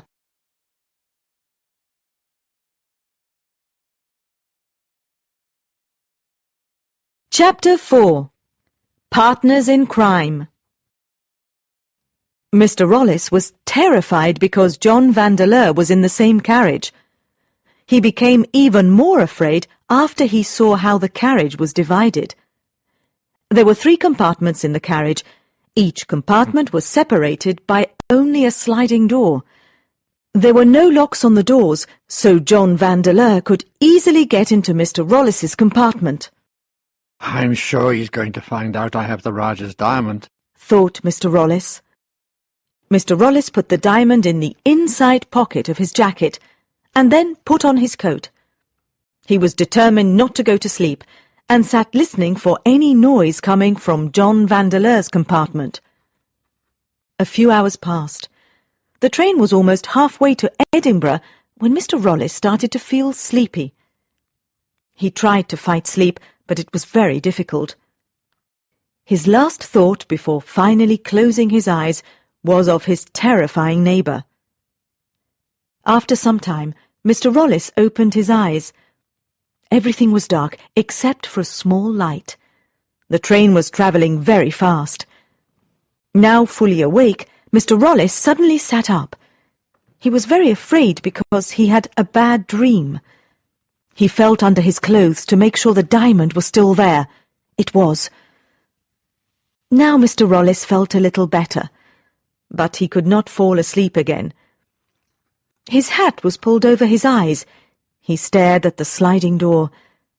Everything was quiet, except for the noise of the train. Suddenly, he noticed the door moving a little, then a little more. Finally, it moved enough for him to see John Vandeleur's head. He felt that John Vandeleur was looking at him. He kept very still. After some time, John Vandeleur moved his head back. Then he closed the door. Mr. Rollis did not know why, but he thought John Vandeleur was afraid of him. Maybe he just came to see if I'm asleep, thought Mr. Rollis. This made him feel brave enough to go and open the door himself. He got up and slowly made his way to the sliding door separating his and John Vandeleur's compartment. When he got there, he opened the door just enough to see what John Vandeleur was doing. He was shocked by what he saw. John Vandeleur had a knife in his hand. He's using it to cut the sleeve of his coat. But why? Thought Mr. Rollis. He soon saw the reason. There were diamonds in the sleeve of his coat, and John Vandeleur was taking them out and letting them drop into a hat box on the floor. After the diamonds, John Vandeleur took from the sleeve a magnificent tiara. Lady Vandeleur's tiara. It was exactly as the police inspector described it. So, John Vandeleur is a diamond thief too, thought Mr. Rollis. This made him feel brave. Without thinking, he opened the door completely and said, I take a great interest in diamonds. I see you do as well. I have something here that might interest you. John Vandeleur was very surprised and angry. Mr. Rollis quietly took the diamond box out. He opened it and showed Mr. Vandeleur the Rajah's diamond. John Vandeleur could do nothing but stare at it in shock. I see we have diamonds from the same collection, said Mr. Rollis. I don't understand. Aren't you a priest? Asked John Vandeleur. I'm a student of theology. But don't judge me so quickly. I'll tell you how I found the diamond. You'll understand why I did what I did, answered Mr. Rollis. Then he told John Vandeleur about his visit to his landlord's garden and how he met Harry Hartley. Mr. Rollis ended his story with these words. When I saw Lady Vandeleur's tiara, I knew that we see the world in the same way. I showed you the diamond because I hope you'll help me. Of course, you may have half of what I make. John Vandeleur didn't think twice about his answer. He said, You're certainly a very brave man, Mr. Rollis. You're also better at crime than you think. I can see this is the right job for you. Of course, I'll help you sell the Rajah's diamond. We must go to Paris together. But first, I just have to do something in Edinburgh for my brother. Then we can go to Paris. Before the end of the month, we'll be rich, Mr. Rollis. That was how the two men agreed to work together to sell the diamond. But to find out what happened to the Rajah's diamond, you must first read the story of a young man named Francis Scrimger.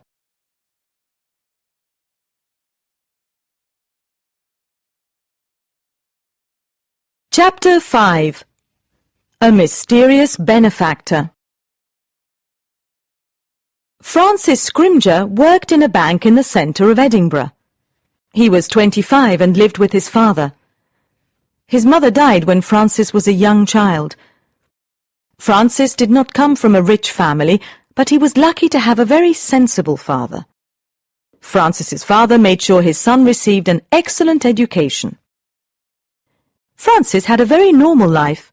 He liked his job and he was very affectionate to his father. Nothing extraordinary ever happened to him, but he was happy.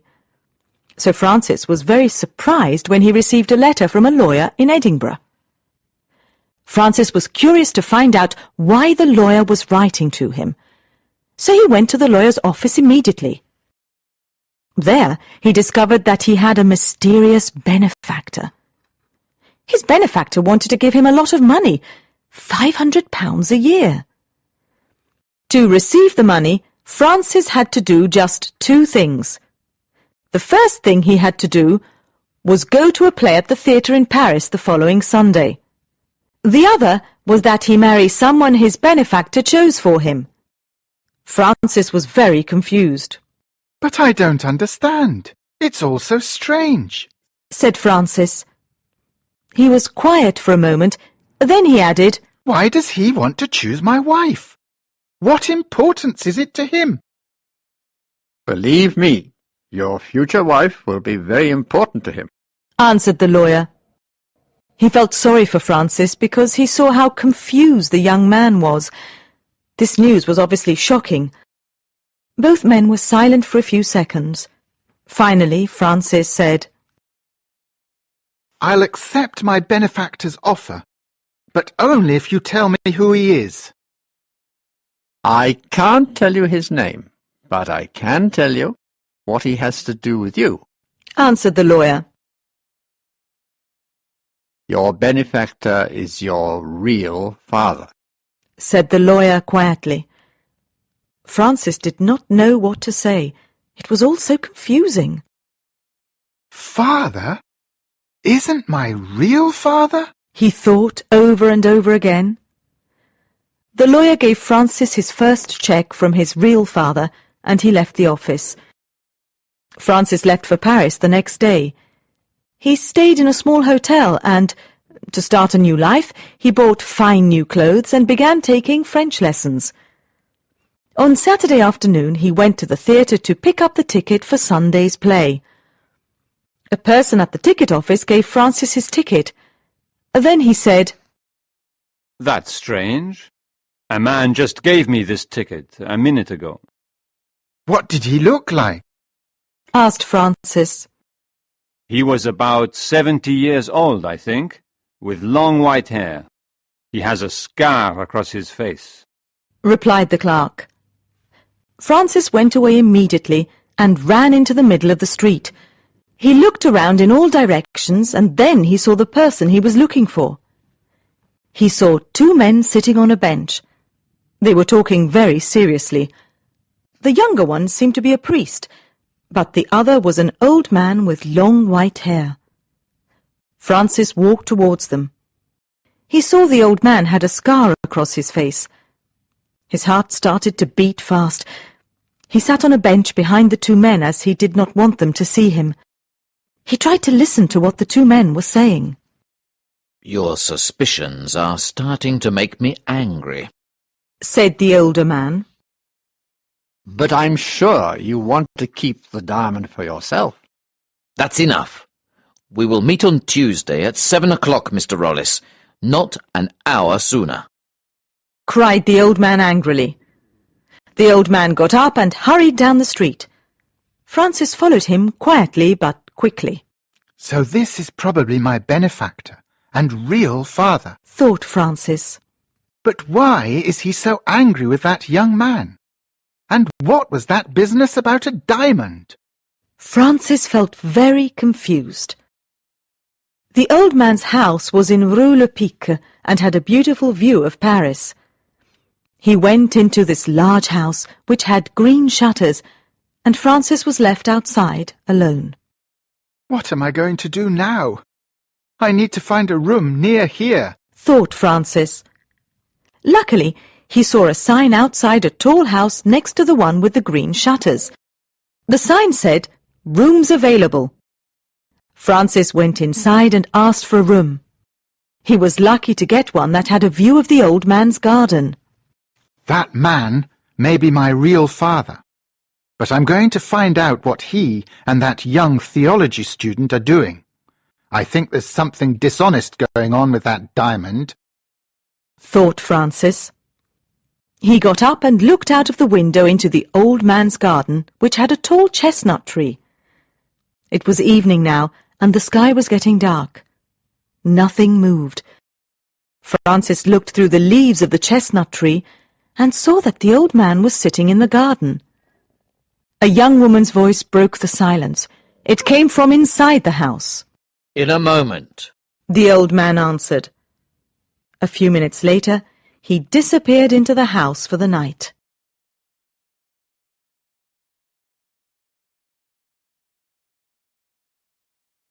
Chapter 6. A Shocking Night. Early the next morning, Francis looked out the window of his room. A young lady was walking through the garden.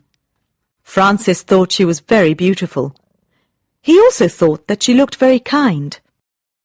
"She may be my sister, but if she's not, maybe she'll be my wife one day," thought Francis. On his way out of his room, Francis saw a porter. He stopped him and asked, Who lives in that big house with green shutters next door? A rich English gentleman called John Vandeleur.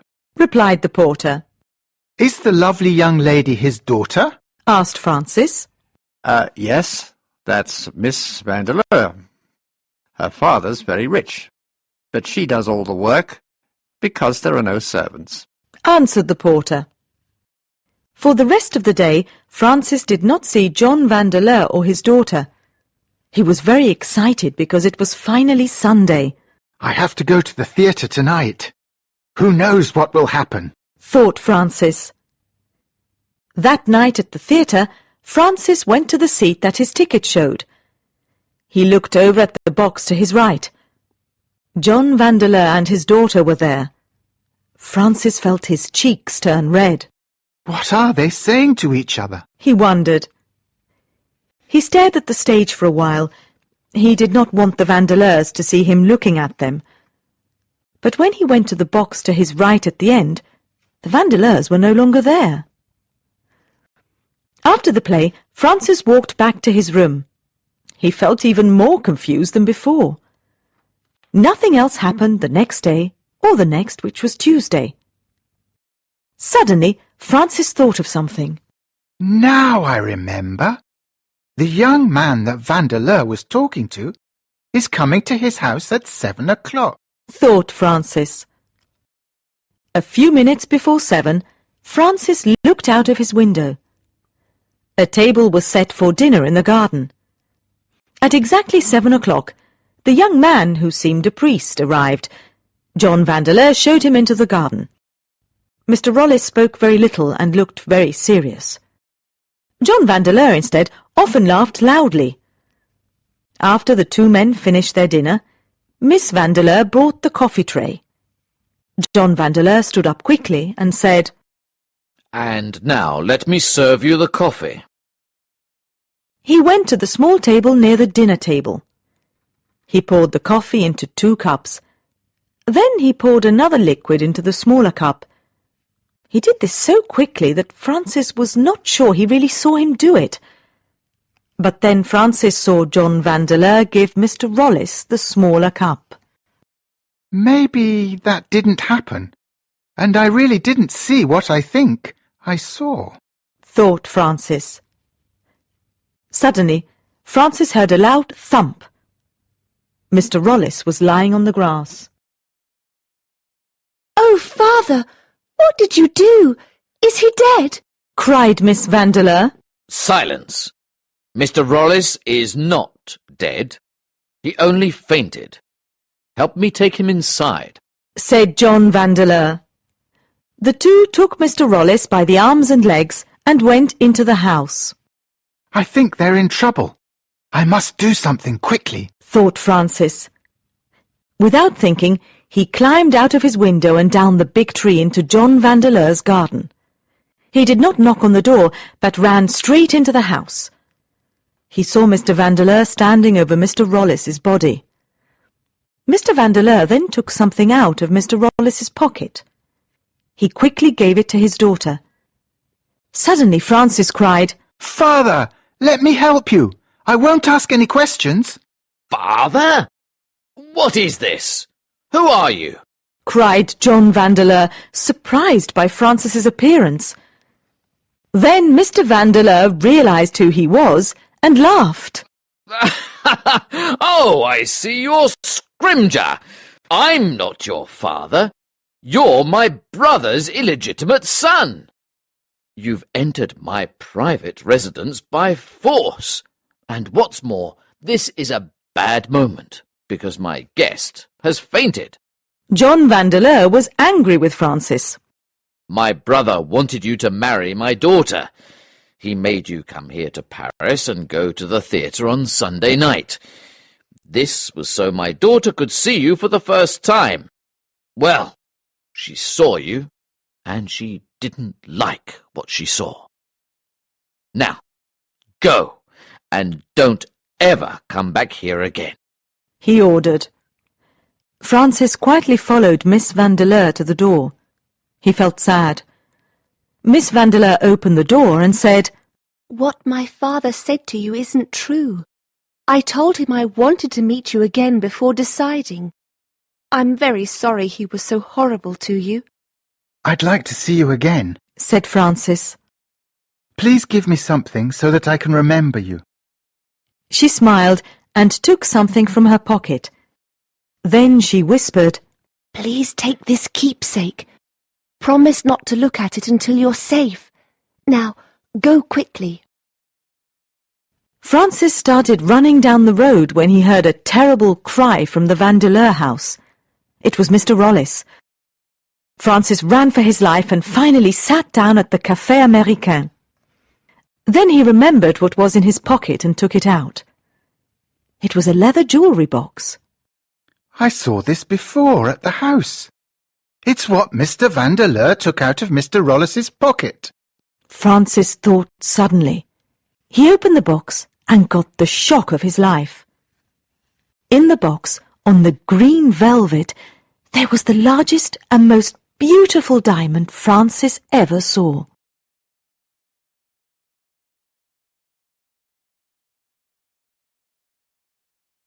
Chapter 7. A Prince to the Rescue. Francis continued staring at the diamond. He was still in shock a few minutes later when he felt a hand on his shoulder. He looked up and saw an elegantly dressed man standing next to his table.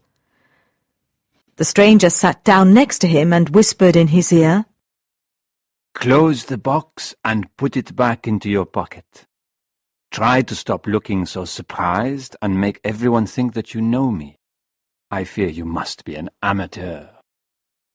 Francis looked at the man and saw that he was smiling. He had a friendly face. Please, tell me who you are and what this means, said Francis. Very well. But first you must tell me who you are and what you are doing with the Rajah's diamond, answered the man. The Rajah's diamond? Repeated Francis. Yes, that's what you were holding. I know, because I saw it at Sir Thomas Vandeleur's house many times, said the man. Francis was silent for a moment. He could not believe the famous Rajah's diamond was in his pocket.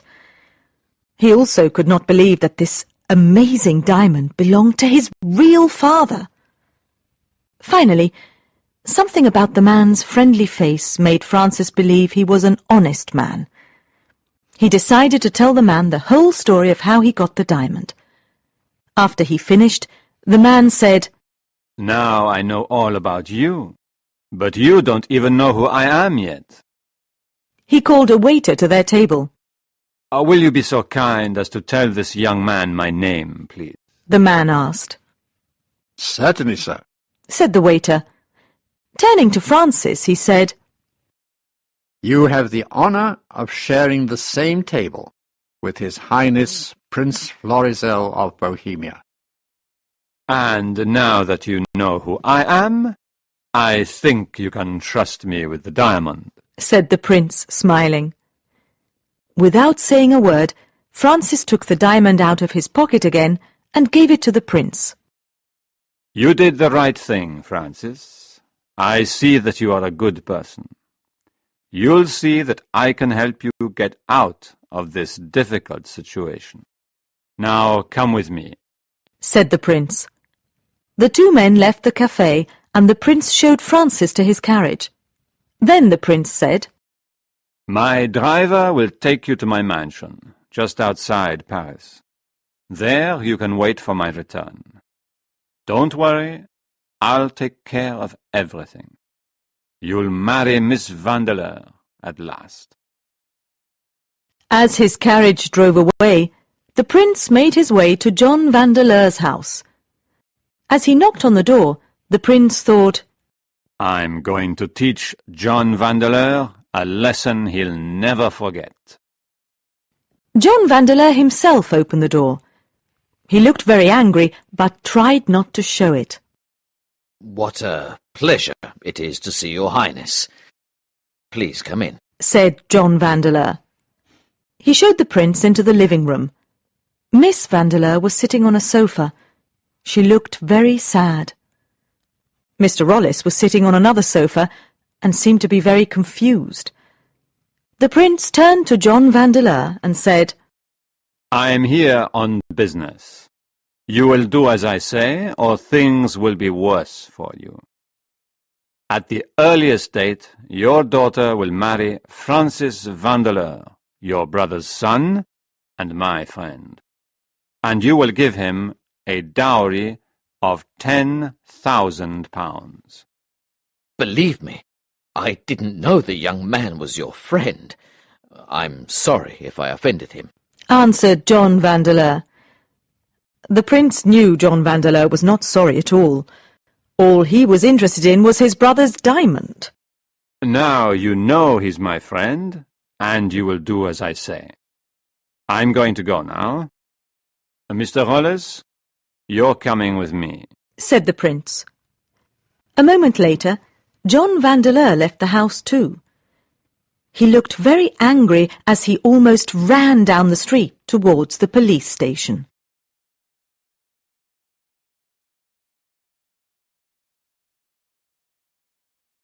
Chapter 8. A River Saves the Day. Prince Florizel and Mr. Rollis were almost at Mr. Rollis's hotel. I'm ruined. Cried Mr. Rollis. Please help me. I'm no good as a priest, and even worse as a thief. Try to forget what happened. Go to Australia and buy a farm, said the prince. Oh, but how do I know that diamond isn't ruining someone else? Cried Mr. Rollis. To show you that I believe you really are sorry, I'm going to tell you a secret. I have the Raja's diamond. I'm going to make sure it doesn't get anyone into trouble ever again, said Prince Florizel. Oh, thank you for believing me, said Mr. Rollis. Well, here we are at your hotel. Go inside and forget all your troubles. Goodbye, and good luck in Australia, said the prince. Prince Florizel turned around and started walking home. He was not sure about what he wanted to do with the diamond. Give it back to its owner, Sir Thomas Vandeleur? But Sir Thomas did not deserve it. Perhaps the only way was to get rid of the Raja's diamond forever. That diamond will always get its owner into trouble, thought the prince. He took the case out of his pocket and opened it. There was the brilliant, perfect diamond. If I look at it any longer, I'll want to keep it, thought the prince. But he still was not sure about what to do. He approached his home. He always felt happier when he got nearer. He lived in an elegant mansion along the River Seine, with tall chimneys and a beautiful garden. His was the only home in Paris that had a stork on its roof, and this attracted many people. Suddenly, as he was entering his home, a man came up to him. Do I have the honour of speaking to Prince Florizel of Bohemia? Asked the man. Yes, but what do you want at this late hour? Asked the prince. I'm a detective, Your Highness. I'm here to ask you to come with me to the police station. But what for? Asked the prince, surprised. I haven't done anything wrong. John Vandeleur has accused you of stealing the Raja's diamond, Your Highness, answered the detective. I see. I can tell you that I haven't stolen the diamond. Let me explain. Let's walk to the police station together, said the prince. I'm going to tell you the story of how Sir Thomas Vandeleur came to own the famous Raja's diamond. I'm very curious to hear it, answered the detective. Many years ago, began Prince Florizel, Sir Thomas Vandeleur was a soldier in India. He was not a very good soldier, and he wasn't very popular. But Sir Thomas was very lucky.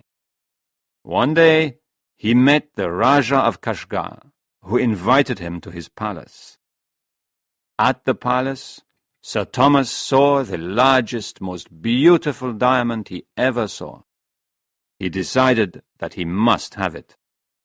So he decided to stay in India and serve the Rajah, who was not an honest man. For 3 years, Sir Thomas did many bad things for the Rajah. He even betrayed his own soldiers in danger. Because of him, thousands of men were killed. In the end, Sir Thomas made the Rajah a very large fortune. To thank him, the Rajah finally gave him the diamond he wanted so badly. Prince Florizel continued his story.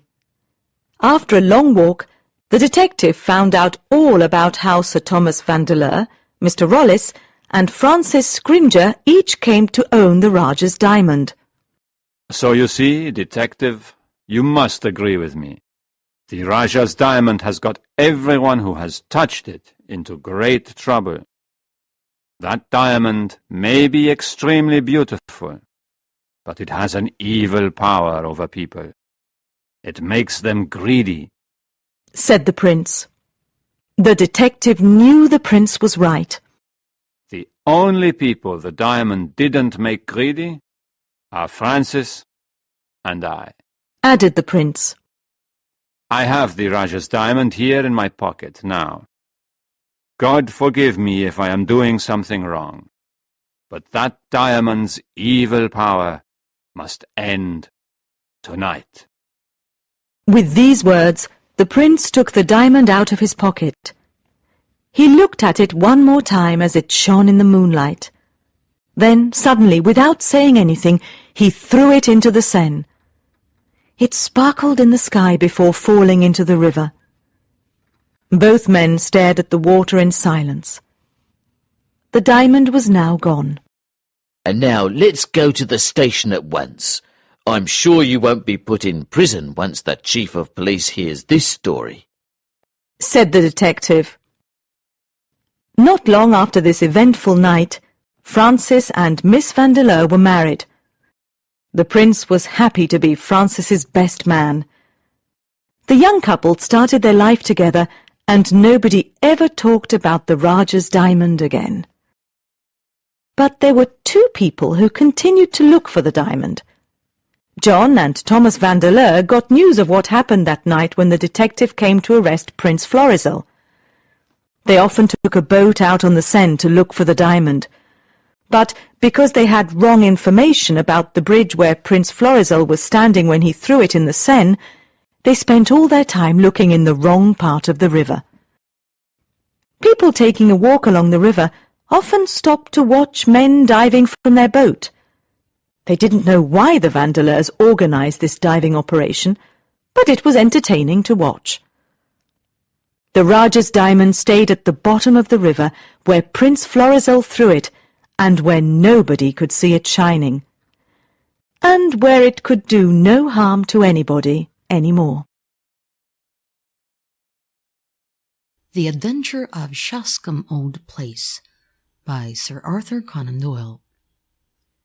Sherlock Holmes looked impatiently at his watch. "I am waiting for a new client," he said, "but he is late. By the way, Watson, do you know anything about horse racing?" "Yes, I do," I answered. "What do you want to know?" "I should like to know something about Sir Robert Norberton. Does the name tell you anything?" "Well, yes," I answered. "Sir Robert Norberton lives in Shascombe Old Place. He is the most daredevil rider in England. He is also a boxer and an athlete. But people say he is a dangerous man." "How is that?" said Holmes. "Everybody knows that he horsewhipped Sam Brewer once. He nearly killed the man." "And who is Sam Brewer?" "Sam Brewer is a well-known moneylender," I said. "Ah," said Holmes, "that sounds interesting. Now, Watson, can you give me some idea of Shascombe Old Place?" only that it is in the center of Shoscombe Park, and that the famous Shoscombe stud and training quarters are there. And the head trainer, said Holmes, is John Mason. Don't look surprised at my knowledge, Watson, for this is a letter from him which I have in my hand. But let us have some more about Shoscombe. There are the Shoscombe Spaniels, I said. You hear of them at every dog show. The lady of Shoscombe Old Place is very proud of them. The lady of Shoscombe Old Place? Sir Robert Norbiton's wife, I suppose, Sherlock Holmes said. No, I said. Sir Robert has never married. He lives with his widowed sister, Lady Beatrice Falder. The place belonged to her late husband, but when she dies, it will go to her husband's brother. Norbiton has no right to it at all. His sister draws the rents every year. And Brother Robert, I suppose, spends the money? Asked Holmes. Yes, I said. He gives her a lot of trouble, and still I have heard that she is very fond of him. But why do you ask me all these questions? What is wrong at Shoscombe? Ah, that is just what I want to know. And here, I think, is the man who can tell us. The door opened, and a tall, clean-shaven man with a firm, serious expression came in. He bowed coldly and calmly, and seated himself upon the chair which Holmes pointed to. You had my note, Mr. Holmes, he said. Yes, but it explained nothing. It was too difficult for me to put the details on paper, said the man. It was only face to face I could do it. Well, we are at your service. First of all, Mr. Holmes, went on the man, I think that my employer, Sir Robert, has gone mad. Holmes raised his eyebrows. I am a detective, not a doctor, he said. But why do you think so?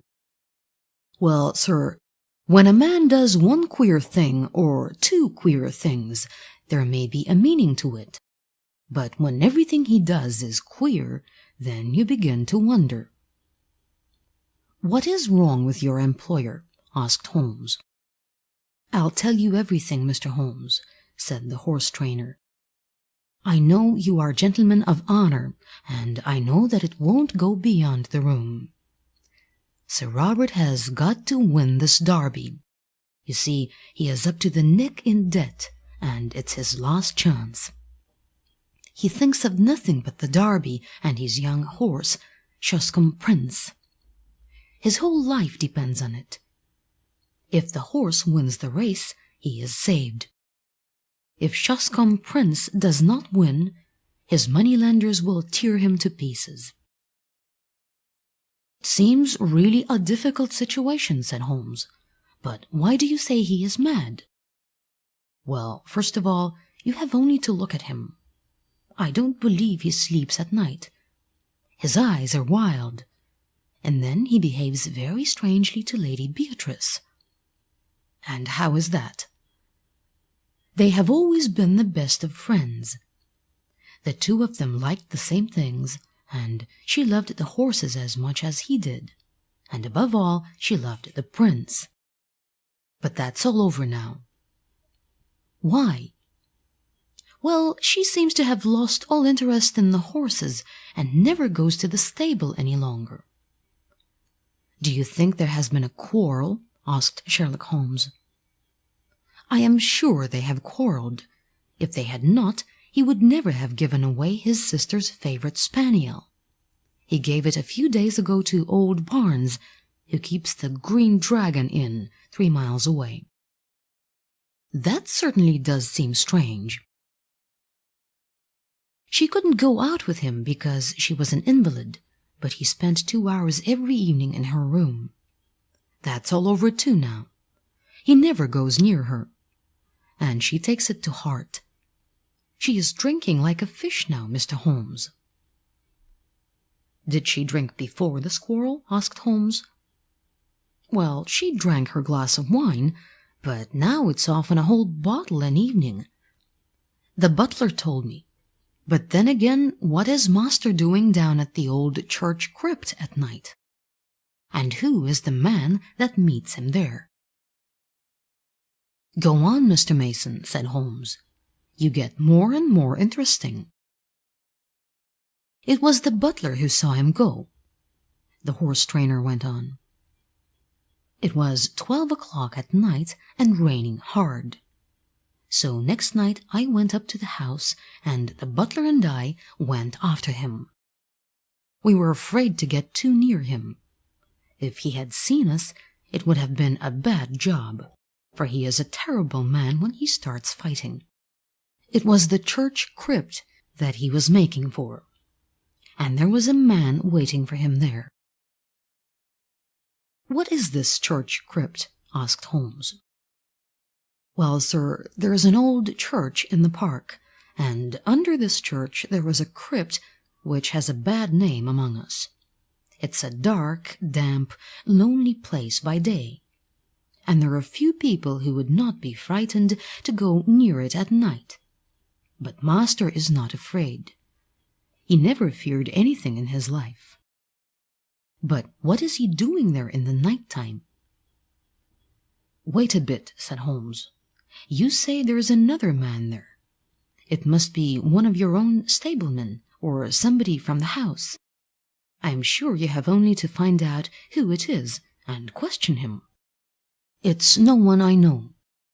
"How can you say that?" "Because I saw him, Mr. Holmes. It was on that second night." Sir Robert turned and passed us, while the butler and I were hiding in the bushes like two rabbits, because the moon was shining that night. But we could hear the other man going behind. We were not afraid of him. So we got up when Sir Robert had passed us. We pretended that we were just having a walk in the moonlight. We went straight towards him. "Oh, hello," said I. "Who may you be?" I don't think he had heard us coming, so he looked over his shoulder with a face as if he had seen the devil himself. He gave a loud cry and ran away as fast as he could in the darkness. Oh, yes, he could run. In a minute he was out of sight and hearing. And who he was or what he was, we never found. "But did you see him clearly in the moonlight?" asked Holmes. "Oh, yes, I would recognize his yellow face again." "What could he have in common with Sir Robert?" Holmes sat for some time thinking hard. "Who sits with Lady Beatrice?" asked Holmes. "She has a devoted maid who has been with her for 5 years." There was a pause. "And then," began Mr. Mason again, "why should Sir Robert want to dig up a dead body?" Holmes sat up quickly. "We only found it out yesterday, after I had written to you. Yesterday Sir Robert went to London, so the butler and I went down to the crypt. It was all in order, sir, except that in one corner there was a bit of a human body." "You informed the police, I suppose?" "Well, sir," answered the man with a grim smile, "I don't think it will interest the police. It was just the head and a few bones of a mummy, maybe 1,000 years old. But it wasn't there before. That I'll swear, and so will the butler. It had been hidden away in a corner and covered over with a board, but that corner had always been empty before."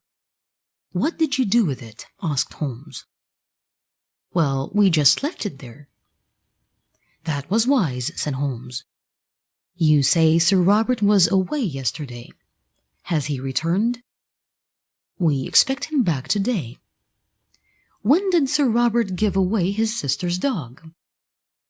It was just a week ago today. The dog was howling and Sir Robert got very angry. He caught it up and I thought he would kill it. Then he gave it to Sandy Bain, the jockey, and told him to take the dog to old Barnes at the Green Dragon, for he never wished to see it again. Holmes lit his pipe and sat for some time in silent thought. "It's not clear to me yet what you want me to do in this matter, Mr. Mason," he said at last. "Can't you make it more definite?" "Perhaps this will make it more definite, Mr. Holmes," said our visitor. He took a paper from his pocket and, unwrapping it carefully, showed us a burned piece of bone. Holmes examined it with interest. "Where did you get it?" "There is a central heating furnace in the cellar under Lady Beatrice's room. The boy who runs the furnace came to me this morning with this thing. He had found it in the furnace. He did not like the look of it." "Nor do I," said Holmes. "What do you make of it, Watson?" "It is burned black," said I. "But there's no doubt that it is part of a human leg bone." "Exactly." Holmes became very serious. "When does the boy who runs the furnace leave the cellar?" "He leaves it every evening," said Mr. Mason. "Then anyone could visit it during the night?" "Yes, sir." "Can you enter it from outside?" asked Holmes again. "There is one door from outside. There is another which leads up by a stair to the floor in which Lady Beatrice's room is situated." "You say, Mr. Mason, that Sir Robert was not at home last night?" "No, sir, he wasn't." "Then whoever was burning bones in the furnace, it was not he," said Holmes. "That's true, sir," said the horse-trainer. "What is the name of that inn you spoke of? The Green Dragon?" "Is there good fishing in that part of the country?" The honest trainer showed very clearly upon his face that he was sure that Sherlock Holmes had gone mad too. "Well, sir," he said, "I've heard there are fish in the river not far from the Green Dragon, and in the Hull Lake. It's in Shoscombe Park. Very good. Watson and I are famous fishermen. Are we not, Watson? We shall reach the inn tonight. Of course, I needn't say that we don't want to see you, Mr. Mason. But a note will reach us, and I'm sure I can find you if I want you." On a bright May evening, Holmes and I were discussing our plans for fishing with Mr. Barnes, the innkeeper. "What about the Hull Lake?" asked Holmes. "Are there many fish in it?" "Don't fish there, sir," answered the innkeeper. "You may find yourself in the lake before you have finished." "How is that?" "It's Sir Robert, sir. He doesn't want any strangers to come near his park. Sir Robert is the sort that strikes first and speaks afterwards. Keep away from the park." "Of course, Mr. Barnes," said Holmes. "We certainly shall. By the way, you have a beautiful spaniel here. We saw it in the hall. You are quite right, sir. There aren't any better in England. It was Sir Robert himself who gave it to me. I have to keep it on a lead. It would run back to Shoscombe if I let it run about." "We are getting some information, Watson," said Holmes when the innkeeper had left us. "By the way, Sir Robert is still in London, I hear. Let's go to Shoscombe and try to get some more information there." "Have you any theory, Holmes?" I asked him.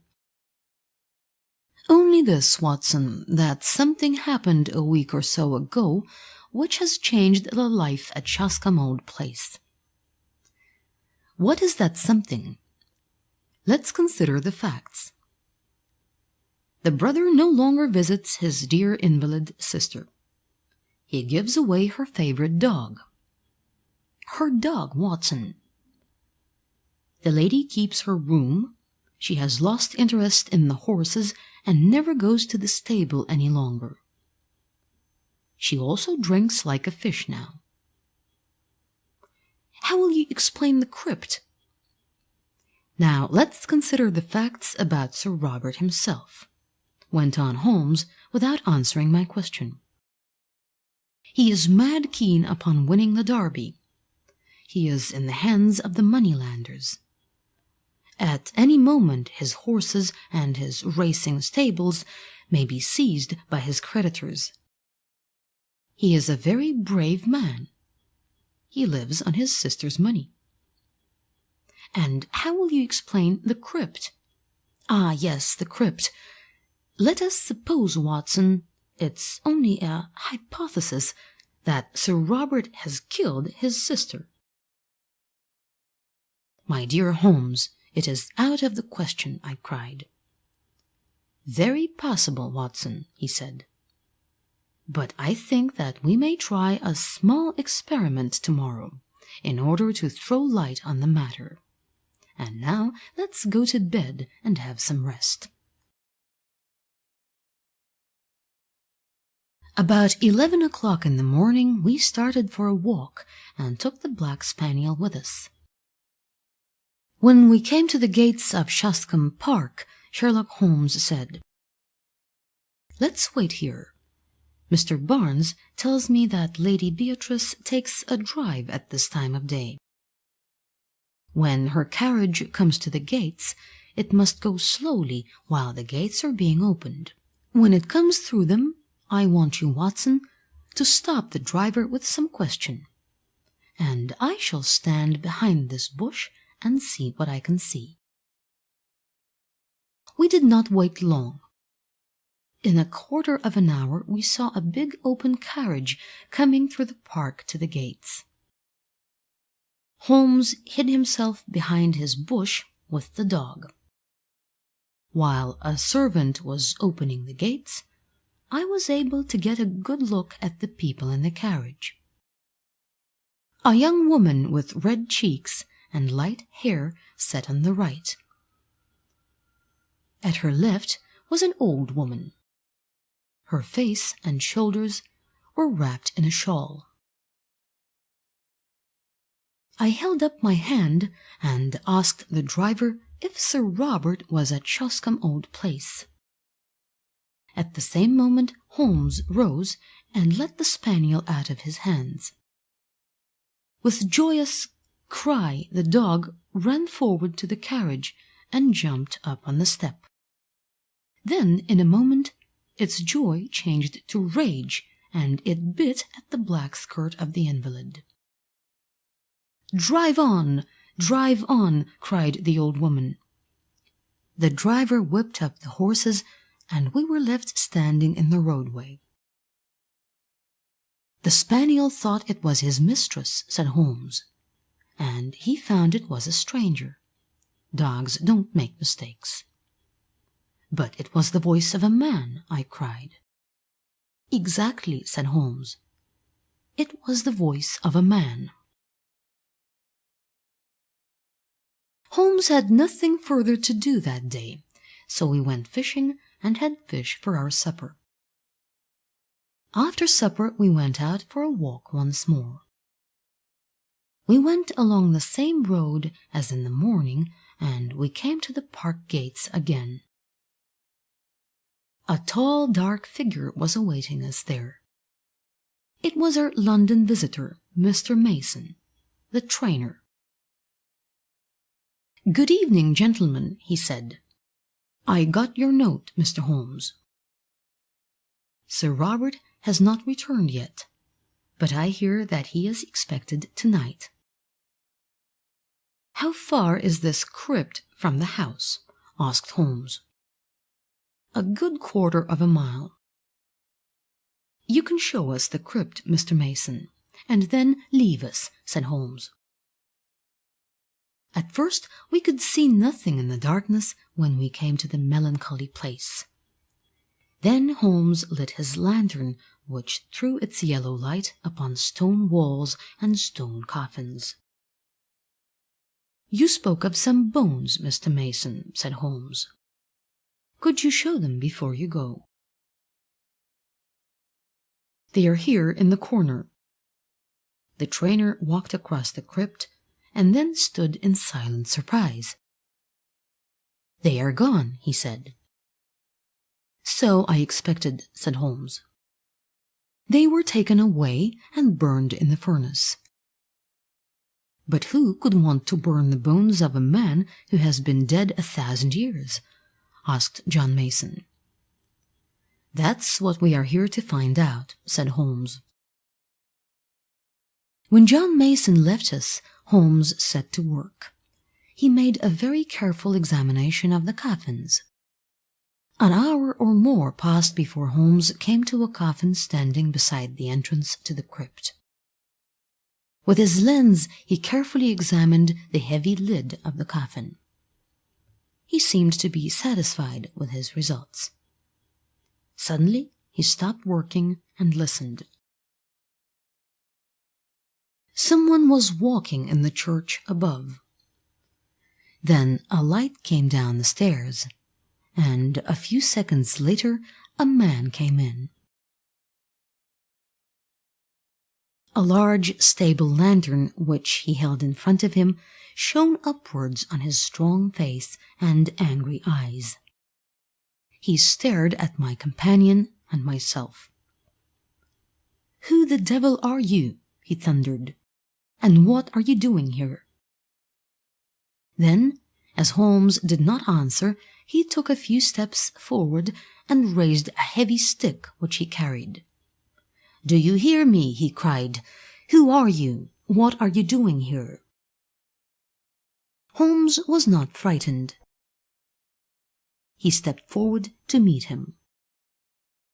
"I also have a question to ask you, Sir Robert," he said very seriously. "Who is this, and why is it here?" He turned and opened the coffin lid behind him. In the light of the lantern, I saw a body wrapped in a sheet from head to foot. I also saw a yellow face, all nose and chin. Sir Robert gave a cry and stepped back. "How did you come to know of this?" he cried. And then his courage returned to him, and he said, "What business is it of yours?" "My name is Sherlock Holmes," said my companion. "Possibly you have heard of me. In any case, my business is to support the law. It seems to me you have much to answer for." Sir Robert stared angrily for a moment, but Holmes' quiet voice and calm manner had their effect. "Believe me, Mr. Holmes," he said, "I could do nothing else, but I have not done anything criminal." "I should be happy to think so," said Holmes, "but I fear your explanations must be before the police." "Well, if it must be, it must," said Sir Robert. "Come to the house, and you can judge for yourself how the matter stands." A quarter of an hour later, we found ourselves in one of the rooms of the old house. Here Sir Robert left us for a few moments. When he returned, he had two companions with him. One of them was the young woman whom we had seen in the carriage. The other was a small man with a face like a rat. They looked surprised, which showed that Sir Robert had not yet had time to explain to them what had happened. "There," said Sir Robert, pointing to them with his hand, "are Mr. and Mrs. Norlett. Mrs. Norlett has been my sister's maid for 5 years. I have brought them here because I want to explain the true position to you, and they are the only two people upon earth who can support what I say." "Is this necessary, Sir Robert?" cried the woman. "Have you thought what you are doing?" "I know what I am doing," said Sir Robert. "Now, Mr. Holmes, listen to the facts. You know so much that I think you know I am going to run a young horse at the Derby, and everything depends upon my success. If I win, I am saved. If I lose, well, I do not dare to think of that." "I understand the position," said Holmes. "I depend upon my sister, Lady Beatrice, for everything," Sir Robert went on. "That is well known. It is also well known that when she dies, the place will go to her late husband's brother. Now, I am deeply in the hands of the money-lenders. I have always known that if my sister died, my creditors would be here immediately. They know that no one will keep me with money after her death. Everything would be seized, my stables, my horses, everything. And my worst creditor is my worst enemy, Sam Brewer, whom I had to horsewhip once. Well, Mr. Holmes, my sister did die just a week ago." "And you told no one?" "What could I do? If I did, I should be a ruined man. And the race was to take place in 3 weeks. So I decided to conceal my sister's death for the next 3 weeks.